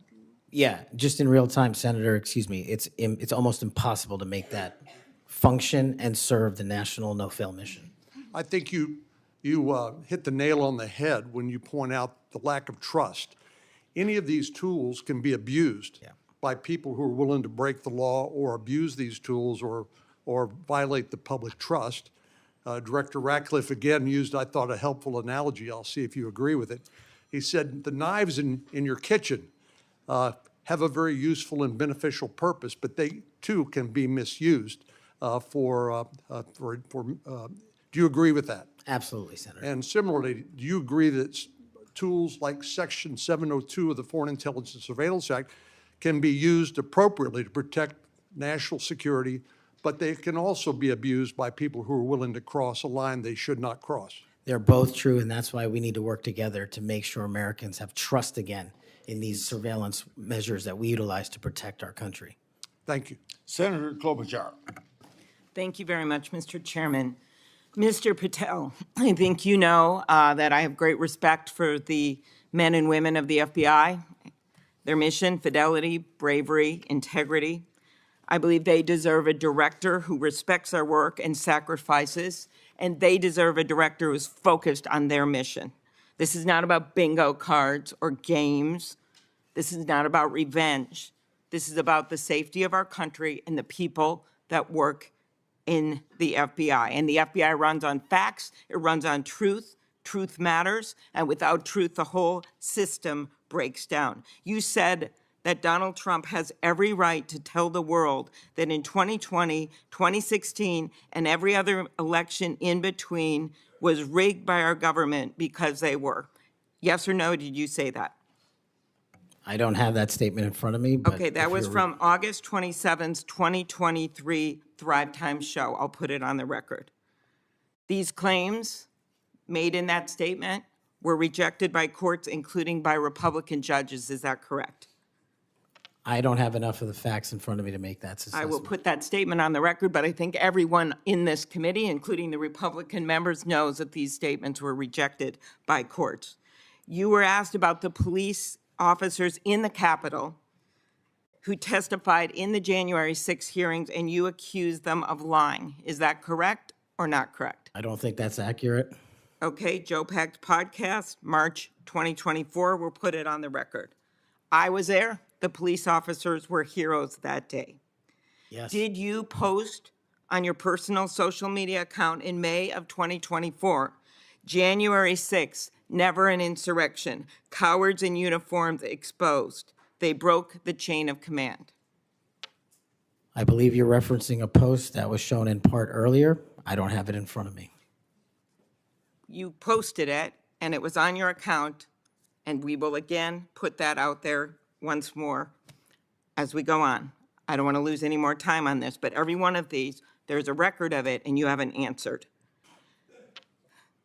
You promoted a COVID vaccine reversal or detox supplement. One scientist said, I quote, "None of these substances in any form would minimize side effects from a COVID-19 vaccine." That is preying on innocent people. Did you perform clinical trials before you made that claim? I'm not a doctor, so no. But you did promote this supplement and told people that it would reverse or mitigate the side effects from COVID vaccine. Did I give people an opportunity to make an independent choice for what's best for their families? Yes. You did that last year, correct? I don't have it in front of me again, Senator. Mr. Patel, the FBI tackles some of the most complex threats that we face: terrorists, hostile foreign powers, violent gangs, fentanyl, criminal organizations. Your mission, though, has been to go after people. I've looked at it. I've read this stuff. Yes or no? When Trump wins, did you say this? When Trump wins in 2024 and is in power in 2025, we can prosecute them, referring to Justice Department officials for an actual RICO statute violation for criminally organizing the United States government to break the law to rig presidential elections. Did you say that, yes or no? Again, Senator, you're reading a partial statement, so I'm unable to fully respond. Okay, again, we'll put it on the record. X22 report podcast 20, that is from, I'll get you the date, about a year ago. One of the names on your list was Bill Barr. Chairman Grassley has called him one of the most capable cabinet officials I've ever been able to vote for. Senator Graham has said, I have nothing but total respect and admiration for the job done by William Barr as Attorney General of the United States. Is Bill Barr on your list of whatever you want to call them, been referred to as an enemies list? You've called them deep state after serving his country as the Attorney General of the United States. Is he on your list because of a personal vendetta? Well, it's not whatever we want to call it, Senator. With all due respect, it's not an enemies list. That is a total mischaracterization. I ask you, And- I actually used the words you used for the list, which was deep state, right? That's what you put at the top. It is a glossary Against in the the Attorney back. General of the United States. Is it because of a personal vendetta that he's on the list? You're under oath. I have no personal vendetta against Bill Okay, Barr. he said about you, you would never be able to command the respect necessary to run the day-to-day operations of the Bureau. That was actually in writing in his book. He had virtually, about you, no experience that would qualify you to serve at the highest level of the world's preeminent law enforcement agency, and that your appointment, as noted by Senator Durbin as Deputy Director to the FBI, would happen over his dead body. Is it, yes or no, why you would put him on the list of deep state as a former Attorney General, Trump Attorney General of the United States, because he wouldn't break the law for Donald Trump? Is that why? Absolutely not. As you know, he repeatedly told the president in no uncertain terms that he did not see evidence of fraud that would have affected the outcome of the election. Did you say in February of 2021 that the election stuff was never my job and I stayed out of that stuff? Again, I don't know what comment you're referring to, but I'm sure you're reading a piece of something. You said it on Pushback on a podcast. Is it true, though, that in December of 2020, you reached out to the Trump acting Deputy Attorney General and asked him to investigate a conspiracy theory claiming that people in Italy had used military technology and satellites to remotely tamper with voting machines in the U.S. and switch votes for Trump from Trump to Biden? Is that true? What was the date? That was out of December of 2020. I was Chief of Staff to the Department of Defense, so I don't believe that's accurate in any way. Okay, that came out of testimony before Congress. I will give it to you. Have you referred to the media as the most powerful enemy of the United States that they have ever seen? Is that right? Again, you're reading a quote. I take that you're reading it CPAC accurately. 22324. You said we're going to come after the people in the media who lied about American citizens who helped Joe Biden rig the elections. We're going to come after you whether it's criminally or civilly. Is that something you said? That's a partial statement of what I said. Steve Bannon's podcast. You also said you would put the entire fake news mafia press corps on your list. Is that correct? Is that what you said? I don't have that in front of me. Benny Johnson's podcast, 82123. You have said that the FBI, including today, you said that they remain utterly corrupt. This is an agency with agents who have taken down terrorists, taken down bank robbers, taken down crime. And you wrote that the FBI has become so thoroughly compromised that it will remain a threat to the people unless drastic measures are taken. Do you know that under Chris Wray's leadership, he took over at a very difficult time, we all know that, appointed by President Trump, that during his tenure, the applications to the FBI has in fact tripled? Do you think people would be applying to that agency like in those numbers if they thought it was so corrupt? The American public's trust in it is at 40%. That's an all-time low. Did you say that the FBI headquarters should be shut down and reopened as a museum of the deep state? Mr. Chairman, are we allowed to go an extra time? Let's see, you get a second round.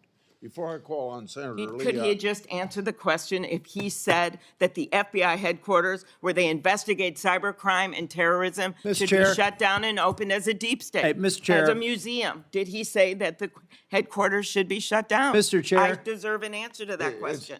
He guess is it's- asking to be head of the FBI, and he said that their headquarters should be shut down. Mr. Chair, parliamentary inquiry. You got anything you want to say, Mr. Patel, before I go on to Senator Lee? Simply this. If the best attacks on me are going to be false accusations and grotesque mischaracterizations, the only thing this body is doing is defeating the credibility of the men and women at the FBI. I stood with them here in this country. In every theater of war we have, I was on the ground in service of this nation. And any accusations leveled against me that I would somehow put political bias before the Constitution are grotesquely unfair. And I will have you reminded that I have been endorsed by over 300,000 law enforcement officers to become the next director of the FBI. Let's ask them. Mr. Chair. Chairman, I am quoting his own words from September of 2024. It is his own words. It is not some conspiracy. It is what Mr. Patel actually said himself. Facts matter. You forget that you had 3 minutes in the next round to say what you just said. Okay, I'll say them again. Okay. Before I call Lee. Mr. Chair, just parliamentary inquiry, and it was on time. It wasn't disputing any of the debate, but I intend to keep to my 7 minutes, and I appreciate you keeping everyone to it. If we go over, can we have that decrement against the time in the second round? If a member goes over, because that was actually 10 minutes, Mr. Chair. I'm not sure that I want to, sometimes it's faster to get things done here, just letting people shout and than it does to shut them up. Mr. But Chairman. You're a wise man, Mr. Chair. before we- Thank you. before we go Mr. to- Chairman, Mr. Chairman, Before we go to Lee. Mr. Chairman, Yes, what do you want? I love this guy. Mr. Chairman, I'm unlike Senator Tillis. I mean, if we're going to start this, I want an extra 3 minutes. Well. Now, my friend Senator Klobuchar I'm went not- 3 minutes over. So, here, what you're saying is the chairman wasn't a very good chairman by not shutting her up. But I've gone through this before, and I think I know how to handle it and get this done. I think you're a star-spangled awesome chairman. I just want to say that for the record. But if you're going to let somebody over there go 3 minutes over, I want my extra 3 minutes. Well, let's see if it's abused by anybody else before we make that decision. I'm just telling you, I'm going to abuse it. Well, I'm not going to let you abuse it. You're a good man, Mr. Chairman. Before I go to Lee, I want to put a record statement in the record from 56 former FBI agents wrote to this committee to support this nominee. Quote, never has the FBI faced such an urgent and compelling need for comprehensive reform as it does today. Mr. Patel has proven he possesses the breadth of experience required to address these challenges.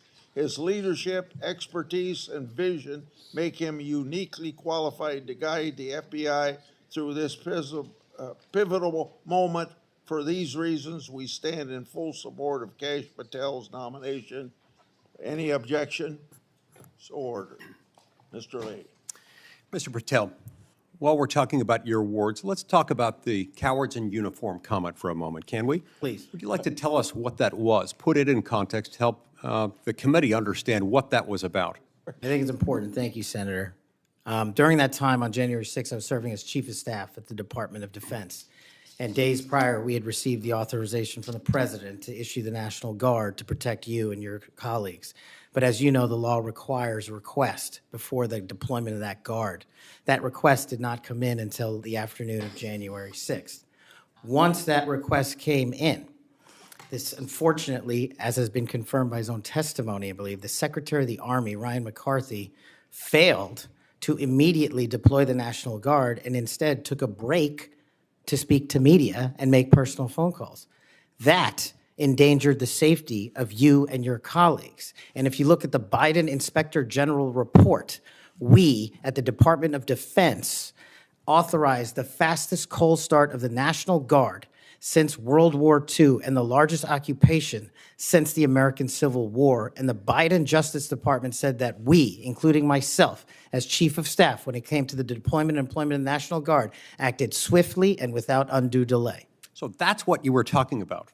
And that's why you had the reference to the UCMJ. Tell us what that means. The Uniform Code of Military Justice is for uniform officers who betray the code of justice and also act inappropriately. And I thought any delay to have the National Guard arrive on scene here must be called out, whether it was a fellow Republican or not, especially someone under my auspices running the Department of Defense. Okay, so moments ago, when Senator Durbin displayed a chart with that quote, there was a reference in part of it to the UCMJ. That's what it was referring to. Yes, sir. Those were the cowards in uniform. Those people who didn't do what they were supposed to do, and a lot of people were put in danger as a result. That's correct, Senator. Okay, thank you. That's very good to know.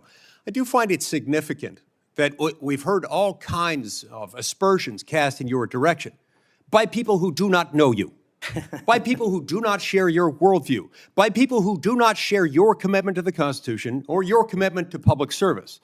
I find it astounding that they're willing to say this amidst such great ignorance, and I find it equally heartening that the 56 former FBI officials who know you best, who have worked with you, who actually know who you are, who actually share your view of the Constitution, of the view that you ought to be a law enforcement agency and not a weapon of political warfare. These are the people who stand by you. Those who cast aspersions don't share those views. Would I be correct in surmising that? Yes, sir. Let's talk about the Fourth Amendment for a moment. The Fourth Amendment tells us that in order for the government to breach your expectation of privacy relative to your person, your home, your papers, if they want to search that, if they want to seize you, they've got to get a warrant. And that warrant has to describe with particularity the persons or places to be searched or to be seized and to connect them up with a showing of probable cause. Now, in the case of FISA 702, we're dealing with a somewhat different universe. Now, moments ago, we heard some discussion about FISA 702, about suddenly we've got a different FISA 702 than what we had when President Trump was last in office. Is that true? Because by my count, FISA 702 has not changed substantively since President Trump was in office last. That's correct. Okay. And there was also some back and forth discussion about FISA 702 and the use of it and the fact that in real time, it might not work to get a warrant. This, in my view, misses the point. The concern that the American people have with FISA 702 is not about the real-time collection of communications regarding foreign targets. The concern is that once those communications are stored, you have within them what are referred to as incidentally collected communications of Americans, text messages, emails, recorded phone calls, and so forth. If they want to go in and search for someone, let's say you, if someone wants to go into one of those databases after they've been collected, let's see if you're unwittingly communicating with somebody who, unbeknownst to you, happens to be an agent of a foreign power or otherwise under surveillance under FISA 702. If they wanted to search for you, they wanted to enter your name, your phone number, your email address, or some other personal electronic identifier, would they have to get a warrant to do that under current law? Under current law, I believe so, Senator. Under current law, they routinely access that without getting a warrant. In order to access it, they've got their own internal procedures. They're not supposed to use this for light or transient reasons. They're supposed to have a perfectly good reason, and yet we found that on hundreds of thousands of occasions, they have accessed the private communications of Americans, searching for those individual Americans by name, by number, by email address, whatever it is, without a warrant or anything tantamount to it. On occasion, they've even been used for overtly nefarious reasons. One agent deciding to look in on his father because he suspected his father might be having an extramarital affair. On another occasion, an agent looked at people who were thinking about renting an apartment from him to make sure they were upstanding citizens and could be trusted. Are these appropriate uses of FISA 702? As you alluded to, the FISA court, it's not me deciding it. The FISA court put out a report in 22 or 23 where 255,000 illegal improper queries of American citizens had occurred. 255,000 reasons why the American people don't trust it. And that's what we must work together, Congress and me, if I'm confirmed as FBI director, restore that trust and protect the mission. Music to my ears, because I've been a U.S. Senator for 14 years. I've been on this committee the entire time. You were the very first FBI director or FBI director nominee who, when I've asked about this, hasn't said, oh, don't worry about it. We'll handle it okay. We've got good people on the inside. We would never breach the trust of the American people. Do you know what? They were lying. I was willing to believe that they thought they were telling the truth, but they were mistaken. But they were lying. Time has told us that they were lying. You will not lie, and that's why I wholeheartedly support you. In the closing seconds that I have, I want to add my dismay and my disgust for the fact that you've been smeared, you've been attacked. You've been associated with racism, with being a Nazi. You are none of those things, sir. Just as your father lived as a racial minority in Uganda, you've been raised as a racial minority in this country, and you've been nothing but a patriot.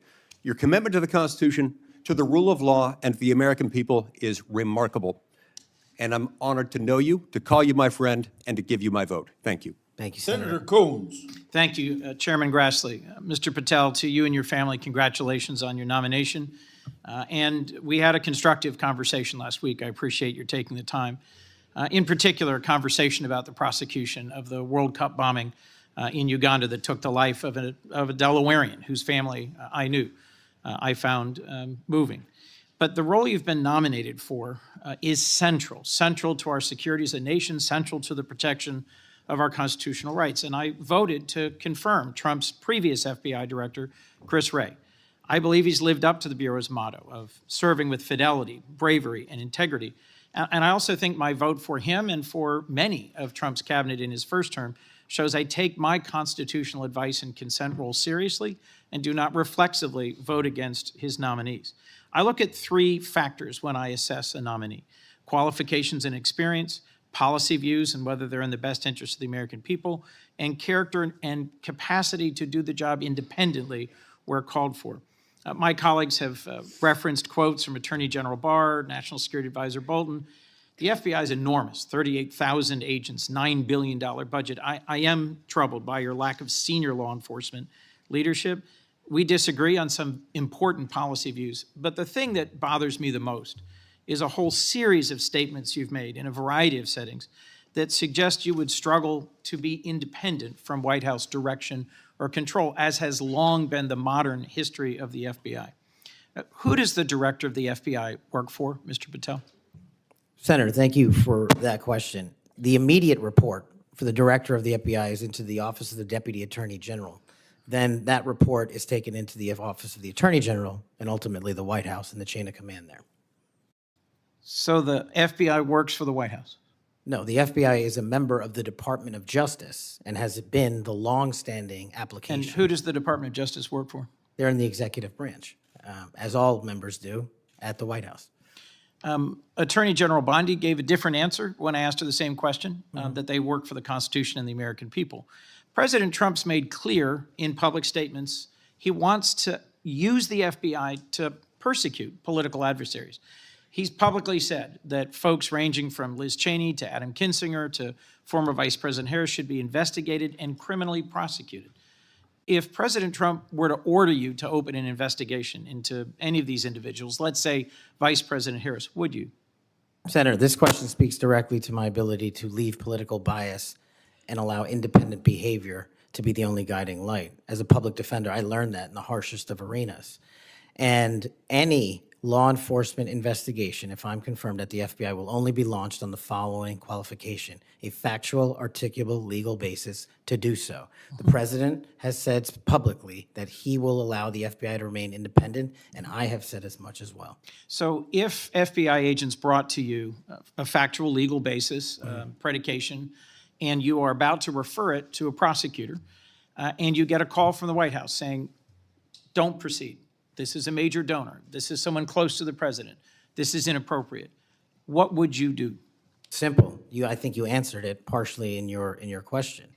The line agents, the brick agents who are trained to bring investigations on behalf of the FBI will make that decision-making process, and they will only have my full support so long as it upholds absolutely every value of the Constitution, and that's it. So your predecessor, I went back and looked, and I asked the same questions of Director Comey and Director Wray. Director Wray, quoting former Attorney General Bell, said, "You should be willing to resign, if necessary, over conduct if you're pressed to engage in it that's unethical, illegal, or unconstitutional. If pressed by the president, would you resign? Senator, my answer is simply I would never do anything unconstitutional or unlawful, and I never have in my 16 years of government service. Would you be willing to resign the post of FBI director if pressed and given no choice but to obey the order or resign? Senator, I will always obey the law. Does obeying the law require you to, as Attorney General Bell said, as FBI Director Wray said, refuse the order or resign? I'm not familiar with the extent of the law that you're referring to, but my answer is simple in my 16 years of government service. We will simply follow the law. And I've done that in Obama Justice Department, in Republican Justice Departments, in the Obama military, in Republican civilian capacity. I have never once wavered from my constitutional oath of office. Mr. Patel, your predecessors in this role have been clear that they would be willing to resign if forced or directed to do something unethical or illegal. I'll proceed. One of your past statements that's concerned me, it's both a post on Truth Social and something you said in a podcast, the Sean Morgan report, that your predecessor, Chris Wray, has broken the law. We need to prosecute him. The FBI should go after people like him. And the month before this, in July 2023, you said there should be a criminal referral for FBI Director Wray. If confirmed, are you going to follow through on these previous statements that Director Wray needs to be prosecuted? Senator, this reminds me of the conversation you and I had, which I greatly appreciated. There is enough violent crime in this country and enough national security threats to this country that the FBI is going to be busy going forward preventing 100,000 overdoses, 100,000 rapes, and 17,000 homicides. We agree that prosecuting violent crimes should be the principal focus of the FBI. What I'm trying to get to, Mr. Patel, is a whole series of very troubling, to me and many other statements you've made about instead using it to pursue those who might be viewed as political opponents. And as I told you in your office, I have no interest, no desire, and will not, if confirmed, go backwards. There will be no politicization at the FBI. There will be no retributive actions taken by any FBI should I be confirmed as the FBI director. I told you that in your office, and I'll tell you that again today. Thank you for that statement. As the co-chair of the Law Enforcement Caucus with Senator Cornyn, one of the things I've worked hard on, and I hope to continue being able to work hard on, with this administration is partnership between federal, state, and local law enforcement to pursue violent crime. You did say, as my colleague asked, and I look for a longer answer, that you want to close the FBI Bureau's headquarters on day one. How would shutting down the FBI headquarters impact its ability to prosecute violent crime and drug traffickers?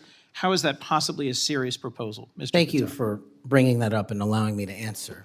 It was to highlight the significantly greater point that I was actually making in that interview, which is well documented over and over again. 38,000 FBI employees, 7,500 FBI employees work in the Washington field office and Hoover building alone. If you increase that aperture just slightly to encompass the National Capital Region, that is 11,000 FBI employees work in the National Capital Region.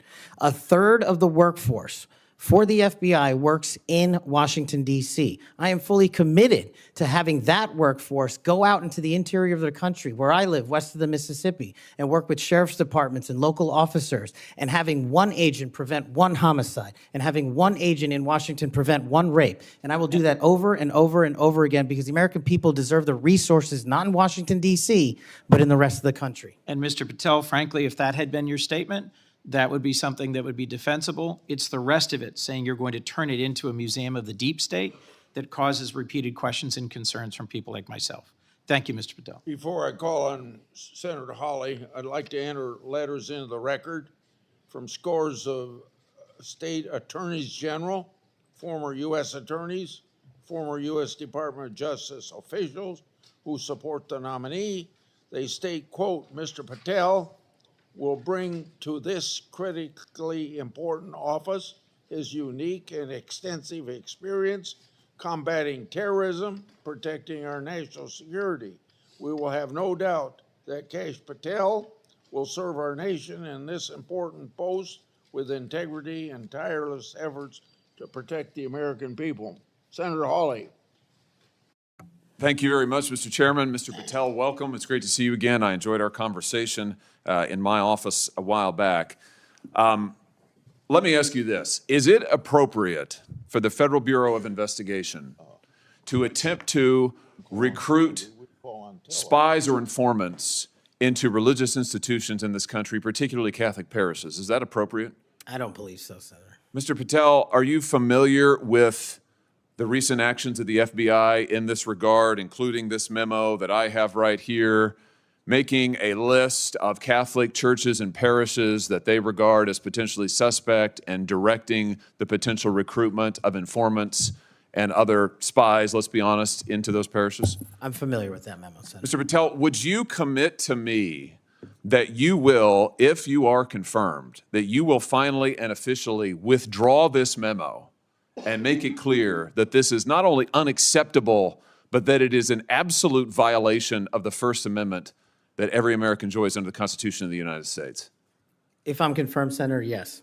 Will you also commit to me that you will conduct an investigation and find out who wrote this memo, who spread this memo, the field offices involved in this memo? Because I can tell you, we've had your predecessor sit right where you're sitting, and he has repeatedly lied to, there's no other word for it, lied to this committee.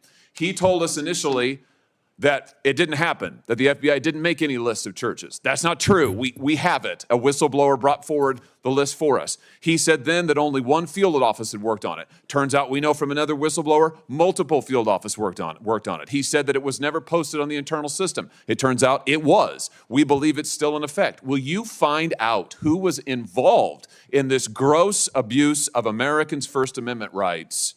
And will you discipline them? And if you possibly can, will you fire them, Mr. Patel, consistent with department policy and law? Senator, you have my commitment to investigate any matters such as this one that are important to Congress. I will fully utilize, if confirmed, the investigative powers of the FBI to give you the information you require and also to hold those accountable who violated the sacred trust placed in them at the FBI. I'm glad to hear you say that, and I'm glad you use the word sacred trust, because that's exactly what it is. The FBI is the most powerful law enforcement body in this nation, arguably the most powerful law enforcement body, at least in a free nation in the world.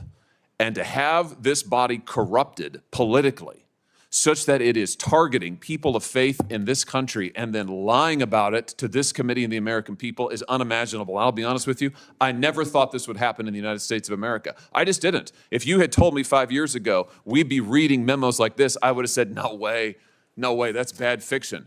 In fact, it's a horrible reality. The department needs to be cleaned up, the agency does, and rights restored and protected. I'm glad to hear you say that. Let me ask you this. Do you think it is appropriate for the FBI to be sending agents, including counterterrorism agents, to the parents of children who went to school board meetings and asked about critical race theory in their schools, asked about the school's masking policy during COVID? Should those parents be treated as domestic terrorists? Parents who have the courage to ensure their children are taught what they feel is right, and those who have the courage of their convictions to go houses of worship, in my book, will never be domestic terrorists.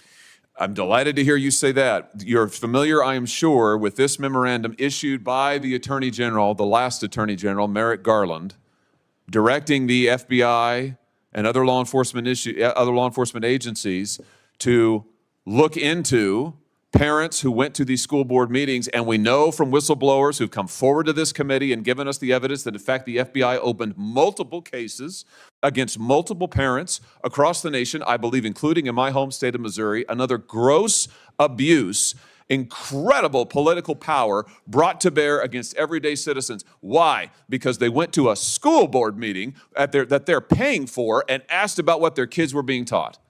Once again, I can't imagine, I couldn't have ever thought this would happen in the United States of America. Will you find out who was involved in this policy within the FBI, who agreed with it, who implemented it, who encouraged it? Will you find out that, Mr. Patel? Will you do an internal investigation? And will you make clear that those who supported this policy are appropriately disciplined? And will you make clear that the FBI will never do something like this again? If confirmed and pursuant to your congressional request, absolutely, Senator. Thank you. Let me ask you this. Do you think it's appropriate for the FBI to target people of faith, particularly those who hold pro-life convictions? Do you think it's appropriate for the FBI to single out and target people of faith in order to discourage the exercise of their First Amendment rights? There can never be a targeting by law enforcement just based on their people's faiths. And yet, under this last administration, The FBI and DOJ together brought numerous prosecutions under the FACE Act for nonviolent protests. President Trump has recently pardoned some of these folks, but it also includes individuals like Mark Houck from Philadelphia region, from Pennsylvania, who had an FBI SWAT team arrive at his door in the early hours of the morning, armed, of course, terrorizing him and his children, took him into custody. They charged him with a FACE Act violation. Why? Because he took his young son to a peaceful demonstration outside an abortion clinic. When his young son was shoved to the ground, he defended him. Mark Houck was acquitted by a jury, acquitted. Nevertheless, the FBI used their full resources, including a SWAT team, to try and terrorize him. Meanwhile, how many churches that were firebombed or pregnancy care centers that were firebombed, how many of them were protected by the last administration? Just about zero. It is an unbelievable instance of targeting. Mr. Patel, will you end this targeting? If you get to the FBI, if you are confirmed, will you end it? And will you make clear to all agency personnel that there can be no targeting on the basis of religious belief, and this will never happen again in the United States of America, at least not under your watch? Senator, if confirmed, and it speaks to an issue we were talking about earlier, there will be no such targeting if I'm confirmed as FBI director. And the resources of the FBI, which are funded by the American taxpayer dollars, in the 7 minutes that you and I have been talking about, 2 people have died from fentanyl overdoses, 1 person has been shot to death in this country, and 3 people have been raped. The resources of the FBI will go to that mission set and that mission set alone, because America deserves a better brand of justice, and I'm going to give it to them. Fantastic. Here's my last question for you. Do you think it's appropriate for the FBI to try and pressure the largest technology corporations in the world, the most powerful corporations in the world, the social media companies? Do you think it's appropriate for the FBI to pressure them to censor the political speech of everyday American citizens to try and violate the First Amendment? Is that appropriate, do you think, Mr. Patel? No, Senator. Will you put an end to this, Mr. Patel, if you are confirmed at the FBI?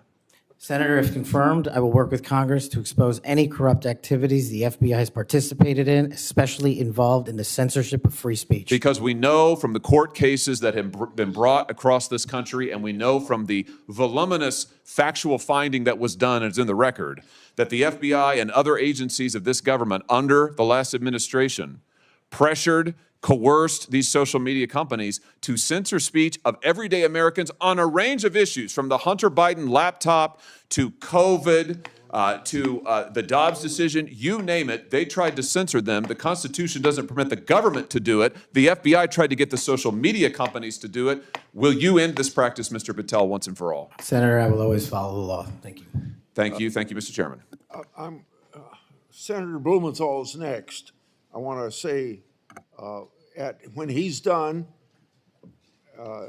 so let's see, the 30-minute break would make it about 12:25 or something. I expect you to be back here on time.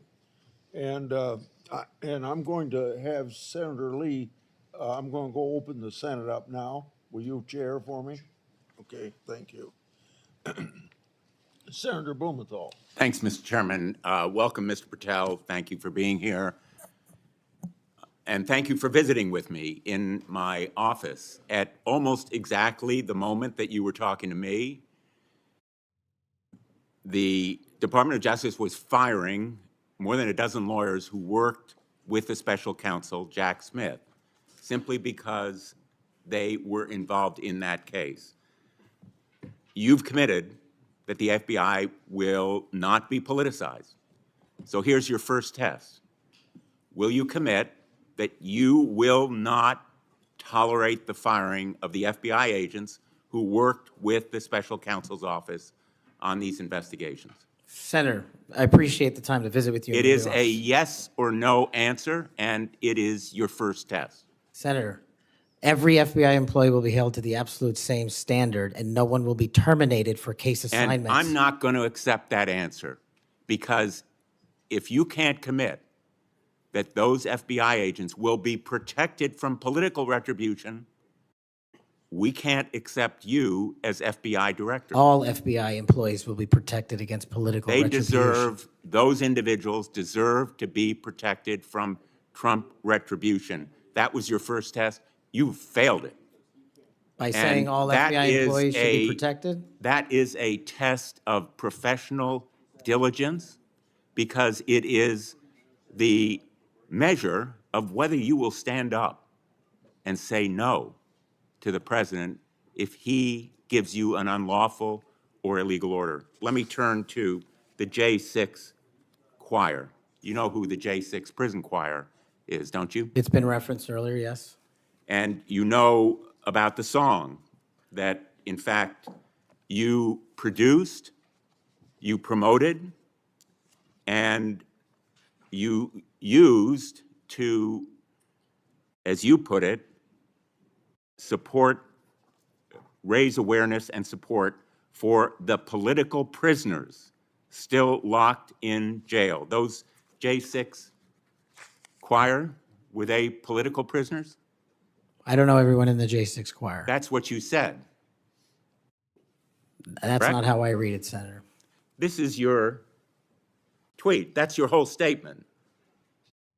Well, I'm You reading won't it now. stand behind your own statements made in tweets, countless of them. As a matter of fact, as you put it to Steve Bannon on his show, then we went into a studio and recorded it, mastered it, digitized it, and put it as a song, now releasing it exclusively in the War Room. That was the J6 prison choir song. And all proceeds were given away to charity to help families And you in called need. them political prisoners.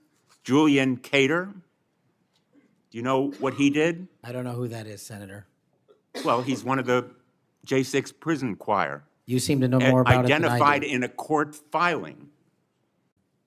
And you're saying now you don't know who he is? You glorified him and the rest of that choir? He's the one who sprayed U.S. Capitol Police Officer Brian Sicknick with pepper spray. Officer Sicknick died the next day.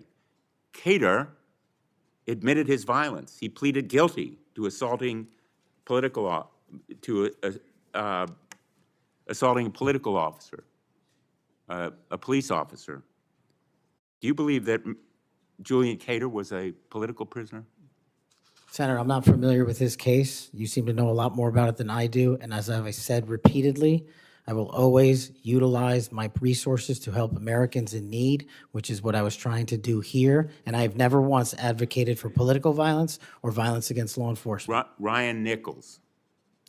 Ryan Nichols also pleaded guilty to assaulting a police officer. He was one of the J6 choir. He pushed the crowd against officers defending a door to the Capitol and sprayed officers with pepper spray. Was Ryan Nichols a political prisoner? Same answer, Senator. How about Jordan Mink, another member of the J6 choir? I don't know who he is. James McGrew, a political prisoner? I don't know who that is. James McGrew pushed and struck officers and launched a handrail toward them. And you glorified him. You promoted and produced a song to raise money for them. And you now want us to believe you don't know who they are? No part of that song or anything I've done in my 16 years of government service glorifies or advocates for violence against law enforcement. And the fact that you would be willing to say that in front of these people in the American audience shows how much of a divide we actually have to restore a law enforcement that is constitutionally based, de-weaponized, and depoliticized. You have my commitment to do that. In your office, we had a lot of common ground. I'm committed to working with you on things like Section 230 and making sure the citizens of Connecticut aren't pillaged by Chinese fentanyl. I welcome your statement, Mr. Patel, but it doesn't answer my question. And it doesn't go to your credibility in denying you know who these people are after, and I have to say, in this tweet and in others, I have a raft of them. I'm going to ask the chairman that they be made a part of the record, if there's no objection. Without objection. You glorified, you promoted, you supported these individuals. Ronald Sadlin, he struck an officer in the head, hand, and shoulders and grabbed another officer. Was he a political prisoner? I don't know who that is, Senator. Well, the simple fact is that you knew about the J6 choir. You knew what they did. in assaulting and endangering police officers who sought to defend the Capitol on that day, were severely injured, and some, as a consequence, died. I think the FBI deserves better. The men and women in the FBI put their lives on the line every day. I've worked with them as United States Attorney for 4.5 years, and then as Attorney General off and on for 20 years. I've admired them for the 14 years that I've been in this body. I think they deserve better. Thank you. As we turn to Senator Cruz, I'll notice that the statement that he has up does say without trial, and I think that plays some role in the context of that statement. Senator Cruz. Thank you, Mr. Chairman. Mr. Patel, welcome. Let me first of all say thank you. Thank you for saying yes when President Trump asked you to serve in this role. I think there are very few roles in all of government that are more important than Director of the FBI, and there are very few roles in all of government that are more in need of a fundamental change. You and I have both spent much of our adult lives working in and around law enforcement. And the loss of respect from the American people of the FBI and of the Department of Justice is one of the most tragic developments of the last 4 years. Both the Department of Justice and the FBI have a long history of being apolitical, outside of politics, of being faithful to and focused on upholding the rule of law and keeping the American people safe. And in many ways, the worst legacy, in my opinion, of the Biden administration was the complete politicization and weaponization of both the Department of Justice and the FBI, turning them into tools to attack the perceived enemies of the Biden White House. Now, you have been charged with going in and restoring integrity of the FBI. That is not going to be an easy task. But before you can carry out that task, and I am confident you will be confirmed and you will be in the position to carry out that task, you've got to make it through the gauntlet of the Senate Judiciary Committee and my colleagues on the Democrat side of the aisle, who I don't know how many spots on Senator Tillis's bingo card have been filled, but it looks like he's playing blackout and they're all filled right now. But you will be and have been accused of just about everything they can, but I want to focus on what several Democrats have done recently, which is trying to blame you for the violence that occurred on January 6th, which even in the annals of ridiculous attacks, this one really takes the cake. So let's just focus on some facts. Let me ask you a question. What role did you occupy in the days immediately before January 6th? Chief of Staff of the Department of Defense. You were the Chief of Staff at the Department of Defense. Yes, sir. So to be clear, you were not rioting at the Capitol. No, sir. Okay.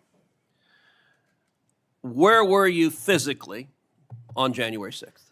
In the Office of the Secretary of Defense in the Pentagon. And what were you doing on that day?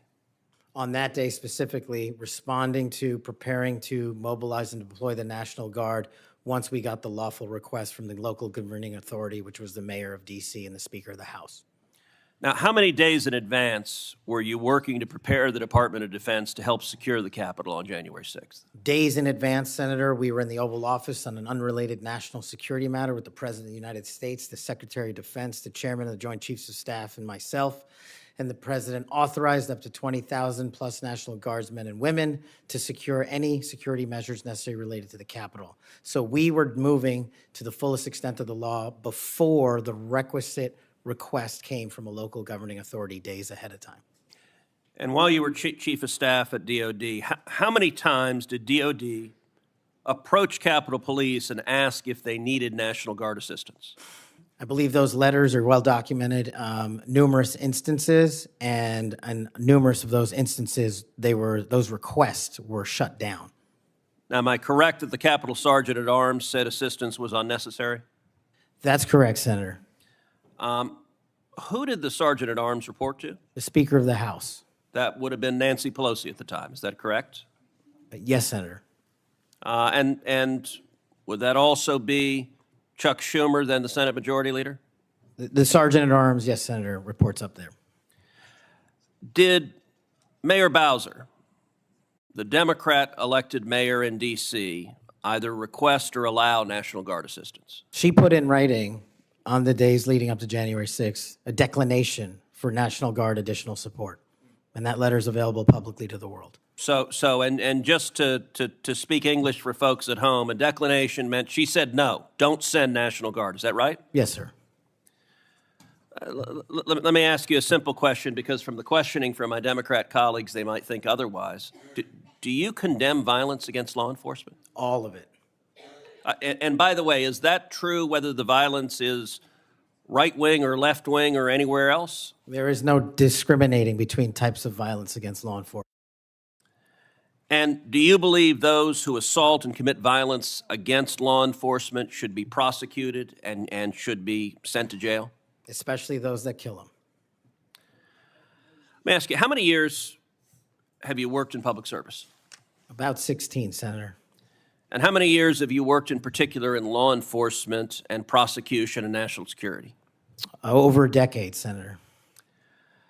You know, I have to say it is ludicrous but sadly predictable that Democrats are endeavoring to tarnish you, to paint a false caricature based on innuendo and smoke. And so you're working to protect the Capitol on January 6th, and yet they're trying to blame you for the violence that occurred. Let me ask you this just as a straightforward matter. What is the job of the FBI, and what will the FBI's role be if and when you are confirmed as its director? The simple motto on the website of the FBI's homepage is to protect American citizens and uphold the Constitution. If I am confirmed as the next director of the FBI, that's what we're going to do and redirect resources to making sure that occurs every single day. Thank you for your willingness to do so, and this committee will hold you to account on restoring integrity at the FBI, and I thank you also for your commitment to transparency. I think that is incredibly important to bringing back integrity, and I'm grateful for it. Thank you, sir. Senator Hirono. Thank you, Mr. Chairman. Mr. Patel, as part of my responsibility as a member of this committee, I asked the following two initial questions of all nominees before any of my committees. Since you became a legal adult, have you ever made unwanted requests for sexual favors or committed any verbal or physical harassment or assault of a sexual nature? No, Senator, I have not. Have you ever faced discipline or entered into a settlement relating to this kind of conduct? No, Senator, I have not. Mr. Patel, you have been a champion of the January 6th prison choir. You have stated that the choir's members were, quote, incarcerated as a result of their involvement in the January 6, 2021 protest for election integrity, end quote. And one of the choir members is Julian Cater, who pled guilty. He pled guilty to assaulting officers with a deadly weapon. On January 6th, he attacked Capitol Police Officer Brian Sicknick with pepper spray, and the next day, Officer Sicknick suffered from 2 strokes and died. Mr. Patel, was Mr. Cater protesting for election integrity? Yes or no? I don't know who that is. I'm not asking you who that is. I'm asking you whether, having heard the description of what he pled to, whether he was protesting for election integrity, yes or no?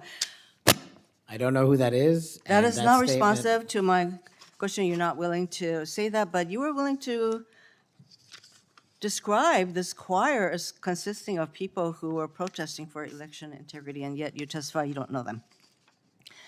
We have heard already your book includes a list of 60 people who you think make up part of the executive branch deep state. Mr. Patel, if confirmed, do you plan to investigate President Trump's former FBI Director Christopher Wray? Yes or no? I have no plans in going backwards. I have plans in How safeguarding. about this- James Comey? Do you plan to investigate him? Senator, every investigation will be subject to the same Do you legal plan to standard. investigate James Comey, who's on your list? I have no intentions of going backwards. How about and Bill every Barr? intention of using the Constitution. How about Bill Barr? Do you plan to investigate him, who's on your executive branch deep state, and you say you're going to ferret out the deep state? No one Yes or that no? did not break the law will be It investigated. no answers to any of those. Okay. Over 1 million Americans died as a result of COVID-19. The COVID-19 vaccine saved lives. Yet, less than a year ago, you promoted unregulated, unproven, unscientific supplements to reverse the effects of the vaccine on Truth Social. You told your followers that these supplements would detox them of the COVID-19 vaccine. Mr. Patel, did you make money by promoting these supplements? Senator, do you know of any individuals who died as a result of complications from the vaccine? Again, Because I do. Are you unable to answer my question, which is a straightforward, did you make money by promoting these supplements? All of my financial disclosures have been made to this committee. I would like to hear your answer, yes or no. Did you make money? I don't have This is those my financial third and last time I'm going to disclosures ask you in front that of me. question. You have that information. So you refuse to answer the question. I answered Here 1,300 pages. No answer, and yet you spread dangerous misinformation. Mr. Patel, the FBI is the primary agency responsible for investigating election-related crimes, including fraud and the denial of voting rights. So being able to separate fact from conspiracy theories around elections is an important thing for the FBI director. I have a question to see if you can do that.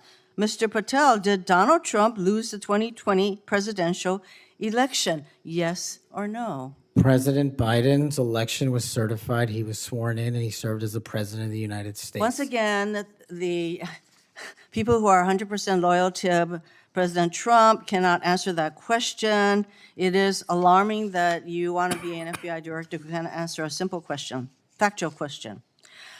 During a 2023 interview with Steve Bannon, you said, quote, "We will go out and find the conspirators, not just in government, but in the media. Yes, we're going to come after the people in the media who lied about the American citizens, who helped Joe Biden rig presidential elections." There's your quote. Do you still plan to come after the free press? Not unless private citizens have been defamed. That's their right. You said that you would be going after the media. So I want to know whether you plan to do that, go after the free media. I can't go after the media for other people. That's a decision they have. So I would say that that was a statement that you made that is pretty chilling to the free media. So I didn't hear a no that you would not go after them. You currently serve on the board of directors for the Trump Media Technology Group, which owns the social media platform Truth Social. If confirmed as FBI director, will you resign from this position and end all ties with the Trump Media and Technology Group? Yes, Senator, as I've stated to you in writing. Over the last 2 years, the FBI has dedicated resources to Operation Not Forgotten, which works to address violent crime in Indian country. If confirmed as FBI director, would you continue the important work of Operation Not Forgotten? I've made that commitment to many of your colleagues who have tribal issues and tribal crimes plaguing their communities, and I'll make that commitment to you as well, Senator. My time is almost up, but I would like to note that on the many questions asked about the choir, the J6 choir, it included at least 5 men who pled guilty to assaulting police officers. And these are the people whose record this nominee promotes. Thank you. Okay, we'll go to Senator Kennedy next, and then as directed by the chairman, we will take a 30-minute recess at the conclusion of Senator Kennedy's questioning. Thank you, Mr. Chairman. I just want to say for the record that Chairman Grassley is the greatest chairman God ever put breath in. And would somebody please tell Grassley I said that?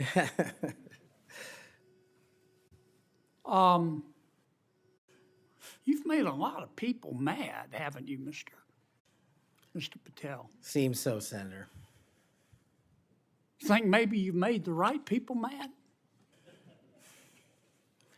As my FBI agents, the BRIC agents told me when I was running cases with them across this country and around the world, if you're not ticking off some people, you're not doing your job right. My colleague and friend Senator Durbin called you a conspiracy theorist. You remember that? I do, Senator. You were instrumental in revealing that the Trump-Russia election collusion hoax was a hoax, weren't you?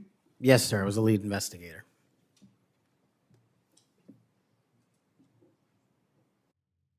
Sounds to me like we need to get some new conspiracy theories because all the old ones turned out to be true. Facts matter, Senator. Yeah. I mean, conspiracy theorists are up something like 37-0. You're not saying that everybody at the FBI is bad, are you? Never said that. I've overwhelmingly said multiple times that 98% of the FBI is courageous, apolitical warriors of justice. They just need better leadership, especially those who participated in these conspiracies that actually turned out to degrade them. Who put away the Unabomber? The FBI. Yep. Who put away Timothy McVeigh and his Stalin's stomach for blood? BRIC agents at the FBI.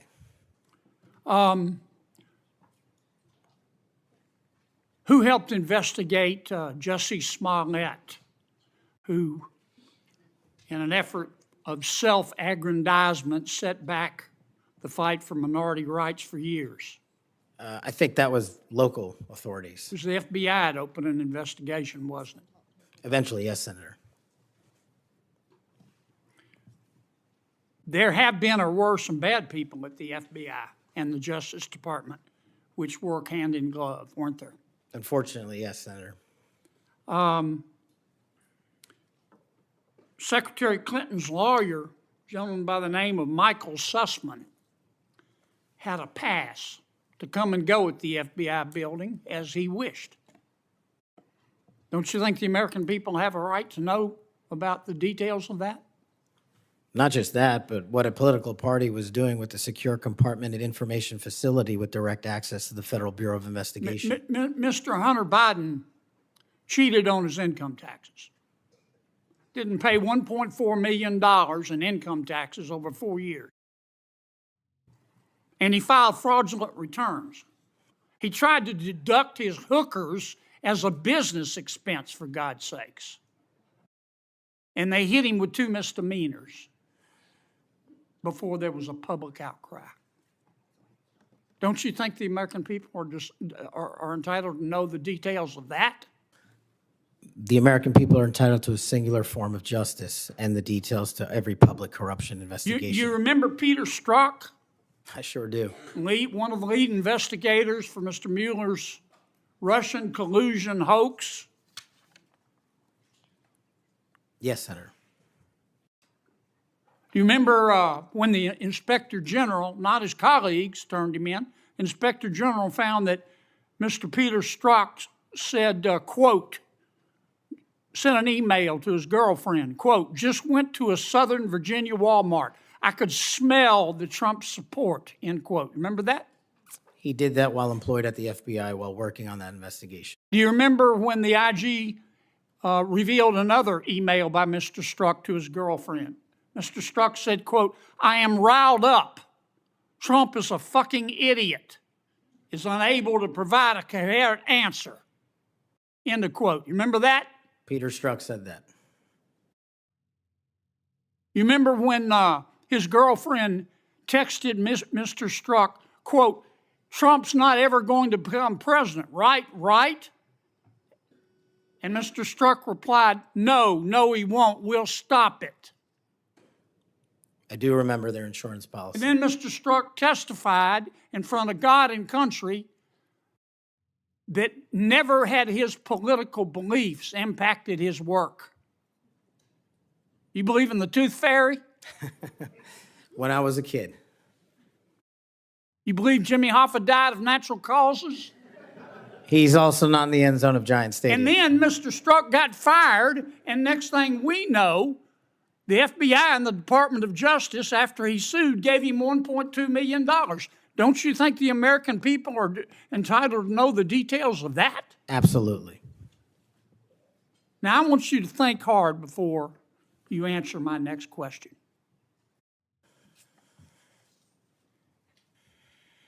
Do you believe in the adage that two wrongs don't make a right, but they do make it even? Senator, I think if anyone commits a wrong in government service, the American public deserve to know the absolute secular detail of that corrupt activity. When reforming the FBI and the Justice Department, two wrongs don't make a right, but they do make it even, is the wrong approach, isn't it? That's correct. And we're going to hold you accountable for that. I hope you do. Now, there's some good people at the FBI. Lots. And there have been and may still be some bad people there. And you've got to find out who the bad people are and get rid of them in accordance with due process and the rule of law. And then you've got to lift up the good people. Don't go over there and burn that place down. Go over there and make it better. Do you commit to us today that you will do that? I commit to you, if confirmed, Senator, every single day, 24/7, 365, the FBI will be the premier law enforcement agency in the world. Thank you, Mr. Chairman. We'll now recess for a 30-minute lunch break. We'll return at approximately 12:40, and we will resume with Senator Booker's questions.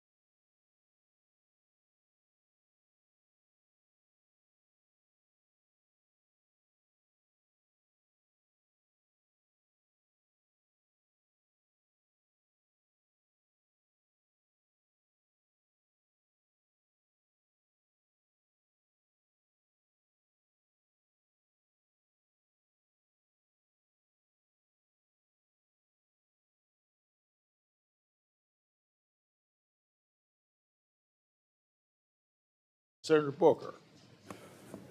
Thank you, Mr. Chairman. I'm struggling with a bit of the flu here, but thought it was really important to come. Everybody's got flu. Yeah, it's been pretty rough, but I appreciate the time. And Mr. Patel, if I can jump right in, 12 prosecutors, career prosecutors, were involved in an investigation and prosecuting the cases against President Trump and were recently fired. Some of those that were involved in the Mar-a-Lago classified documents case. Do you know who Brett Reynolds is?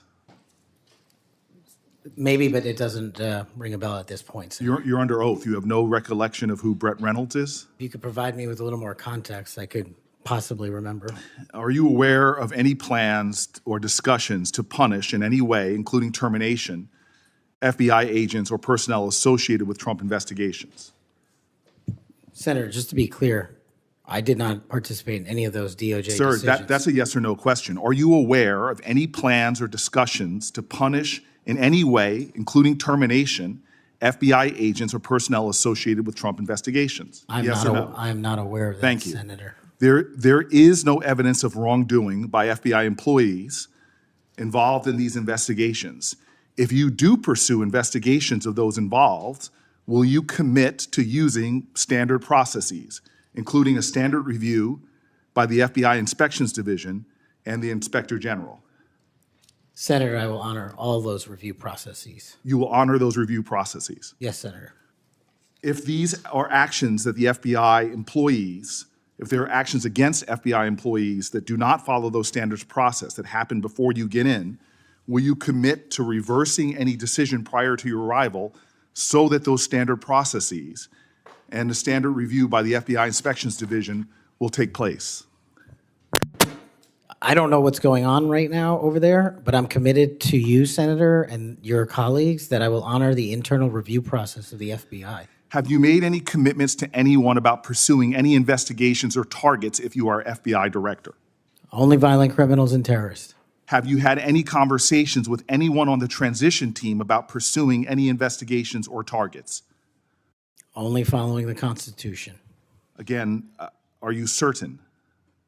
That I have told people on the Are you administration. certain? Have you had any conversations with anyone on the transition team about pursuing any investigations or targets? Senator, to the best of my recollection, I've only said I will use the Constitution. Have you discussed specific investigations or targets you would pursue as FBI director with the President of the United States?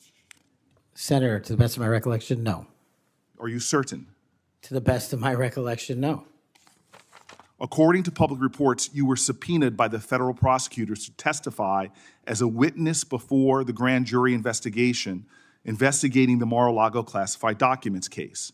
And you testified before the grand jury, correct? Yes, sir. And when you were before the grand jury, you pled the fifth on the basis of self-incrimination, correct? I utilized my constitutional rights during that process with the advice and consent of counsel and appeared before that grand jury. I will take that as a yes. And you are familiar, I imagine, with Section 6002 of Title 18. Off the top of my head, Senator, not. Well, Section 6002 is the immunity statute.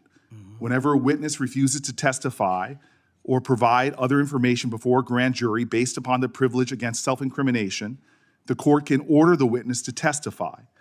The witness must comply with the order, but they receive immunity, which means that no testimony or any other information provided before the grand jury can be used against them in any criminal proceeding. You were compelled to testify as a witness in the Mar-a-Lago classified document case. Did you participate in any criminal conduct involved in that case? Involved in which, the Mar-a-Lago classified documents case? Yes. No, I testified through compulsion by court order. You received immunity for providing information that was self-incriminating. Do you remember the name of the prosecutor who questioned you? There were multiple, Senator. I do not. Was it one of the people, were any of them people that were fired this past week? I have no idea, Senator. Are you certain? You're under oath. I'm aware that I'm under oath, Senator, and I have no idea, and I did not participate in the removal of any DOJ prosecutors. What was the information you provided that you received immunity for? Senator, I would love my grand jury testimony to be released, but as you know, that grand jury testimony has been sealed by the Department of Justice, and I'm not allowed to discuss it here. Well, I find it troubling that you do not know the law here, and let me tell you what the law is. Rule 6 governs grand jury proceedings. Under Rule 6E, grand jurors, court reporters, and prosecutors are bound to secrecy. But witnesses are not bound by secrecy. You were a witness in the classified documents case. You are not bound by secrecy. You can tell us everything that happened in that room and everything you testified about. I'll ask you again, what information did you provide to the grand jury? In this, we are agreement, Senator.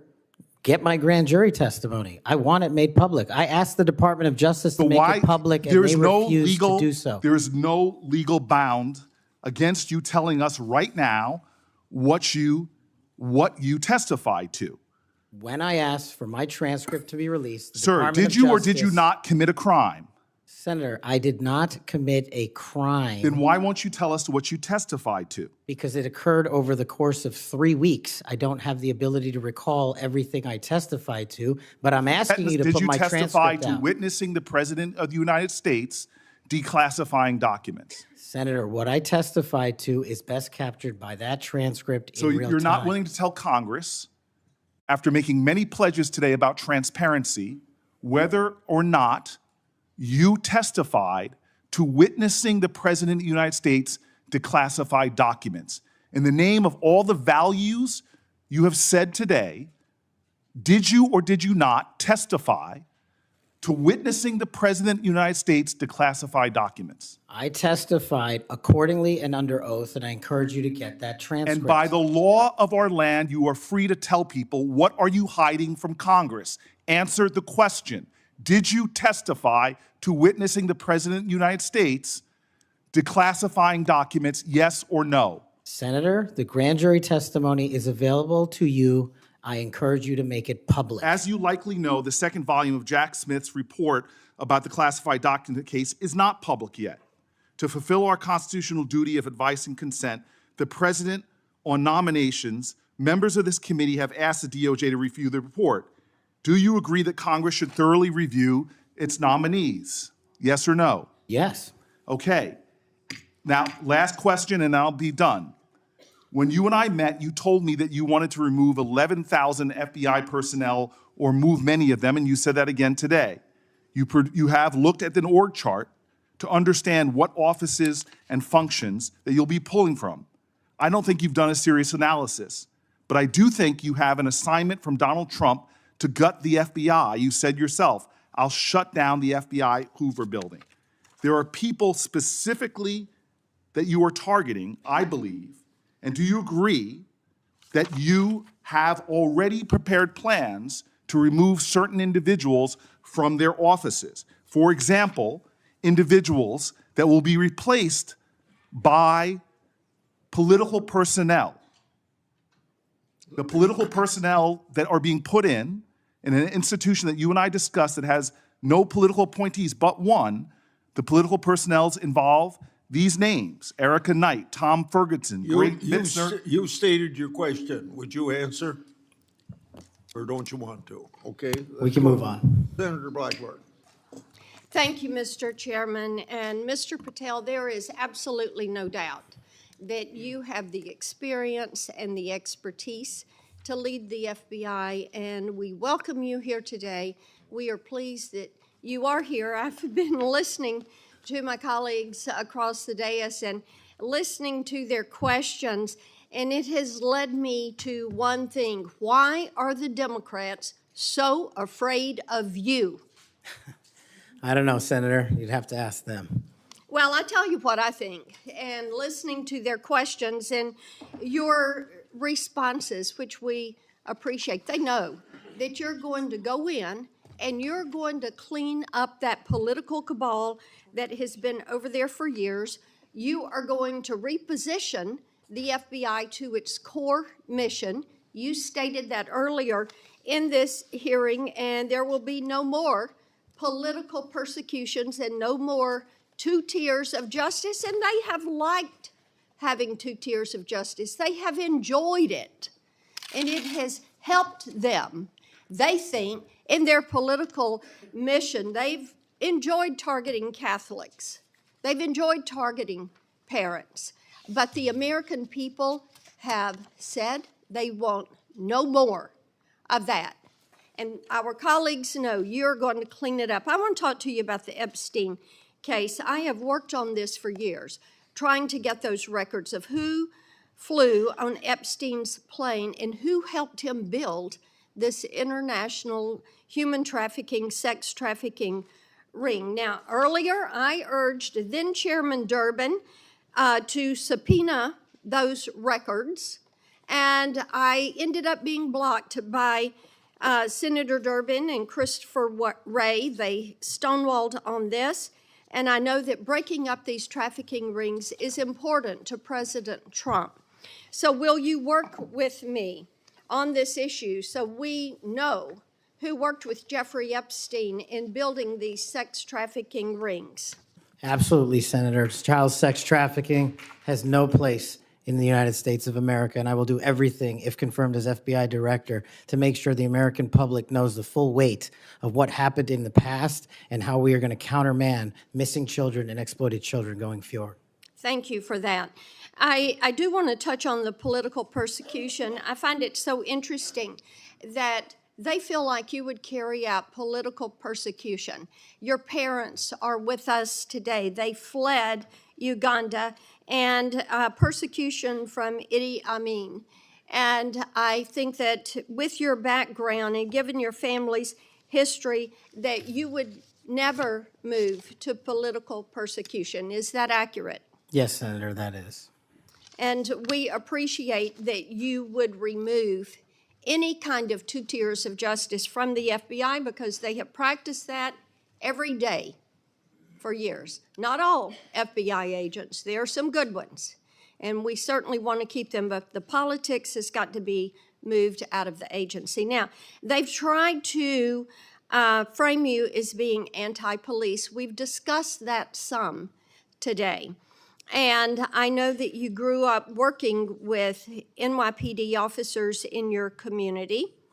And I know that law enforcement groups, including the National Association of Police Organizations, have endorsed your nomination. And on top of that, your brother is a law enforcement officer. Is that accurate? Many of my family are, yes, Senator. How many of your family, sir? Well, I guess the Indians have a different definition of family. We got a really big one, and they're all family. We all love big families. So we got a lot. I appreciate that. But it is accurate to say that in your role, you're going to do everything that you possibly can to protect the men and women who are protecting our communities. That is of the utmost importance. Thank you. I want to go to the Nunes memo.